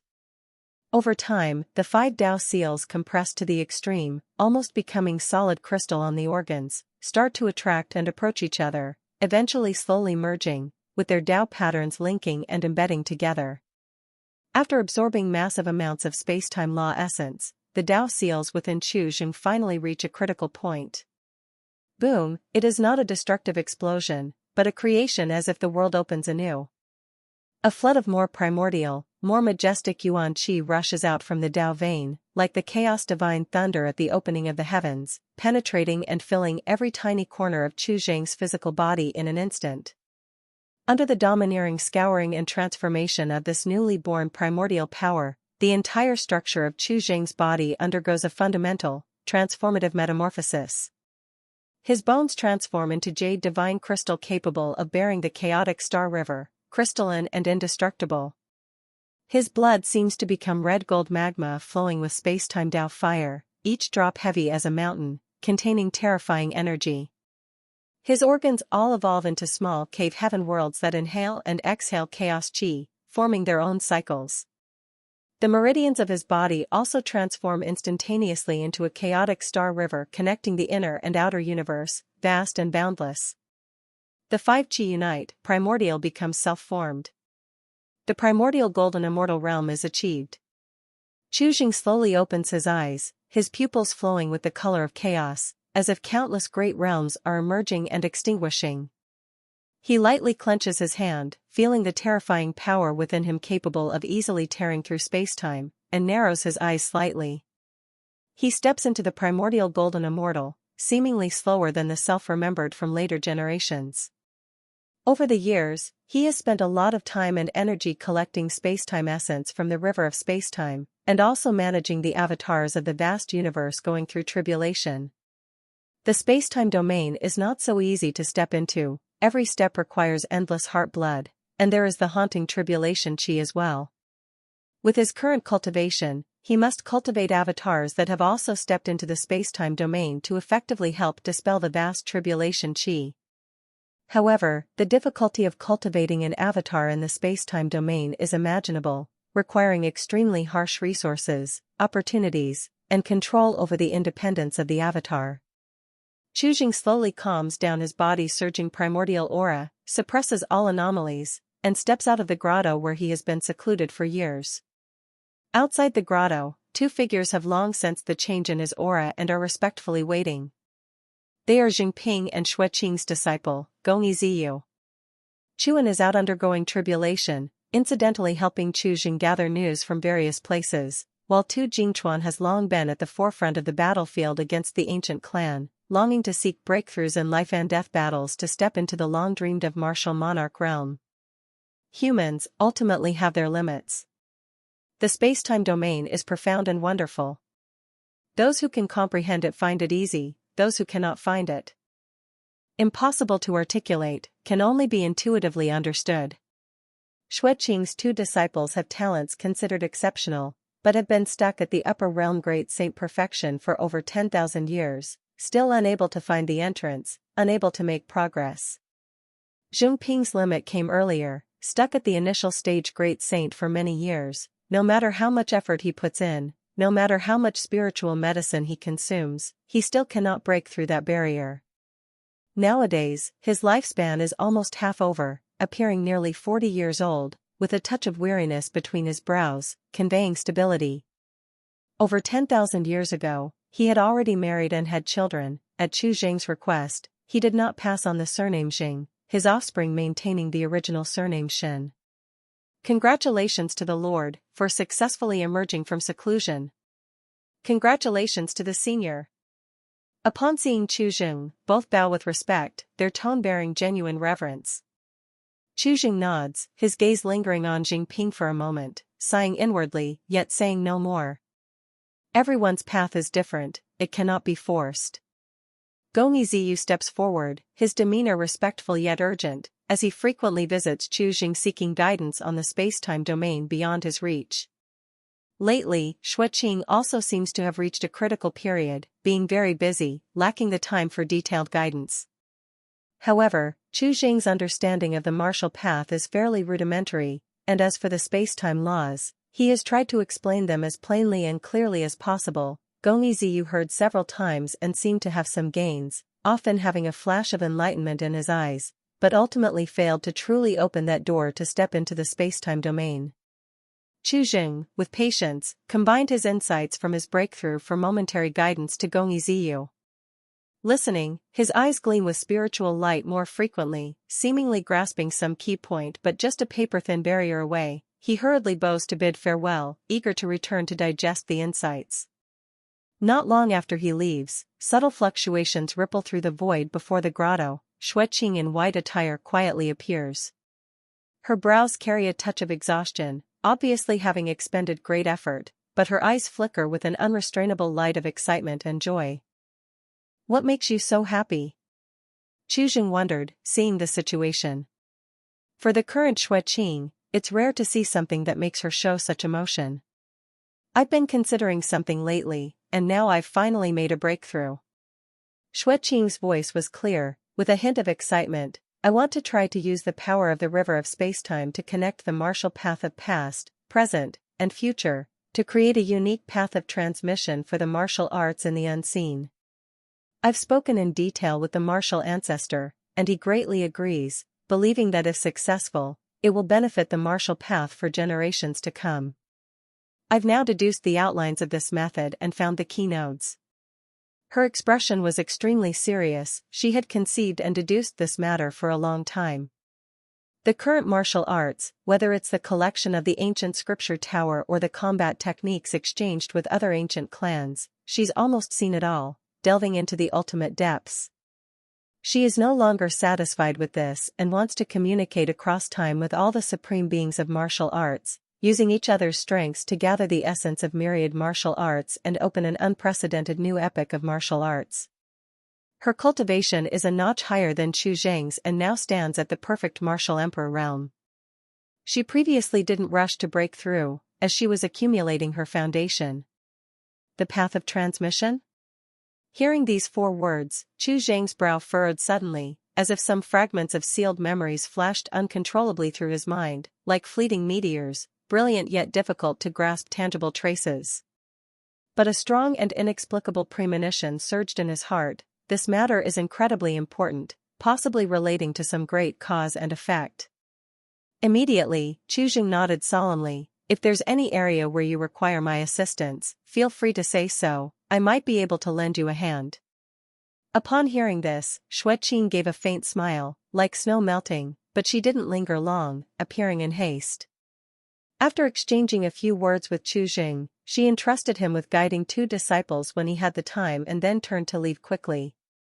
She needs to prepare to enter seclusion, to charge into that ultimate ancestral realm, and during this seclusion, she will merge her divine sense into the river of spacetime, attempting to construct that path of transmission, which is the most critical step, allowing no failure. Once it begins, she will be completely isolated from the outside world, akin to a closed death seclusion. Chu Jing took a deep breath, looking in the direction where Xueqing had disappeared, his gaze deep. Shortly, his form gradually became faint, as if merging into the void, quietly slipping out of the martial pavilion ancestral land. He concealed his whereabouts along the way, crossing the endless star domain, once again arriving at the outskirts of the Feng clan's territory, beginning to patiently observe the internal flow of its heavenly fate. Even though he was in seclusion to break through to the primordial golden immortal realm, he never relaxed his surveillance on the Feng clan through his avatar left outside. More than 1,000 years ago, he had already keenly noticed that the heavenly fate within the Feng clan, stalled due to the Son of Heaven's fall, was once again undergoing a slow yet stable flow. There is only one explanation for this: Feng Wenzhong's injuries have likely reached their limit, and he may vanish at any moment, so the Feng clan had no choice but to secretly select a new Son of Heaven and urgently transfer the heavenly fate, lest it completely dissipates into the heavens and earth with Feng Wenzhong's fall. 1,000 years have passed, and in the absence of further incidents with the Son of Heaven, a significant portion of the heavenly fate must have been transferred. This time, for the new Son of Heaven, the Feng clan evidently took ample protection, almost guarding every step. According to Chu Jing's observation, every time the heavenly fate transfer ceremony was conducted outside, immortal ancestor Feng Qingyi would personally attend to protect, and the vigilance was at its peak. However, Chu Jing's target is not that so-called Son of Heaven. His gaze remains fixed on that Feng clan ancestral tomb, which has been silent for countless years, and the ancient entity barely surviving within, Feng Wenzhong. Chu Jing has immense patience, concealing his aura in that void star sea outside the Feng clan ancestral tomb, waiting quietly for close to a century. The Feng clan ancestral tomb is not situated on top of the stars, but located within a peculiar star sea, shrouded by a special formation, independent of the great universe. This star sea is vast and boundless, with an arrangement of stars that suggests a mysterious formation, each star emitting an ancient and time-worn aura. In the depths of the star sea stands an indescribably magnificent giant door, seemingly carved from a singular void god stone, with reliefs and achievements of the Feng clan's past supreme beings engraved all over the door, emitting a majestic aura of suppression through the ages, marking the entrance to the Feng clan ancestral tomb. Finally, the opportunity Chu Jing had been waiting for arrived. He clearly sensed a powerful ancestral realm aura coming from afar. It was indeed Feng Qingyi, personally escorting the closely protected new Son of Heaven, traversing layers of space to reach the star sea outside the ancestral tomb. The two did not enter the ancestral tomb but stopped on a gigantic cyan star at the core area of the star sea, exuding strong life energy. This large star had evidently been meticulously remodeled, with countless complex spacetime talismanic patterns inscribed on its surface, forming a massive altar. These patterns not only gather the power of the stars but also effectively prevent the leakage of the heavenly fate aura, ensuring the safety and concealment of the transfer process. Soon, the ritual of transferring the heavenly fate began. Feng Qingyi guarded beside the new Son of Heaven, the two of them sat cross-legged in the center of the altar. Feng Qingyi formed seals with his hands, invoking the bloodline power from deep within the ancestral tomb. A heavenly fate light pillar, colored cyan and white and composed of countless runes, shot out from the depths of the ancestral tomb, traversing the void to precisely land on the altar, enveloping the new Son of Heaven.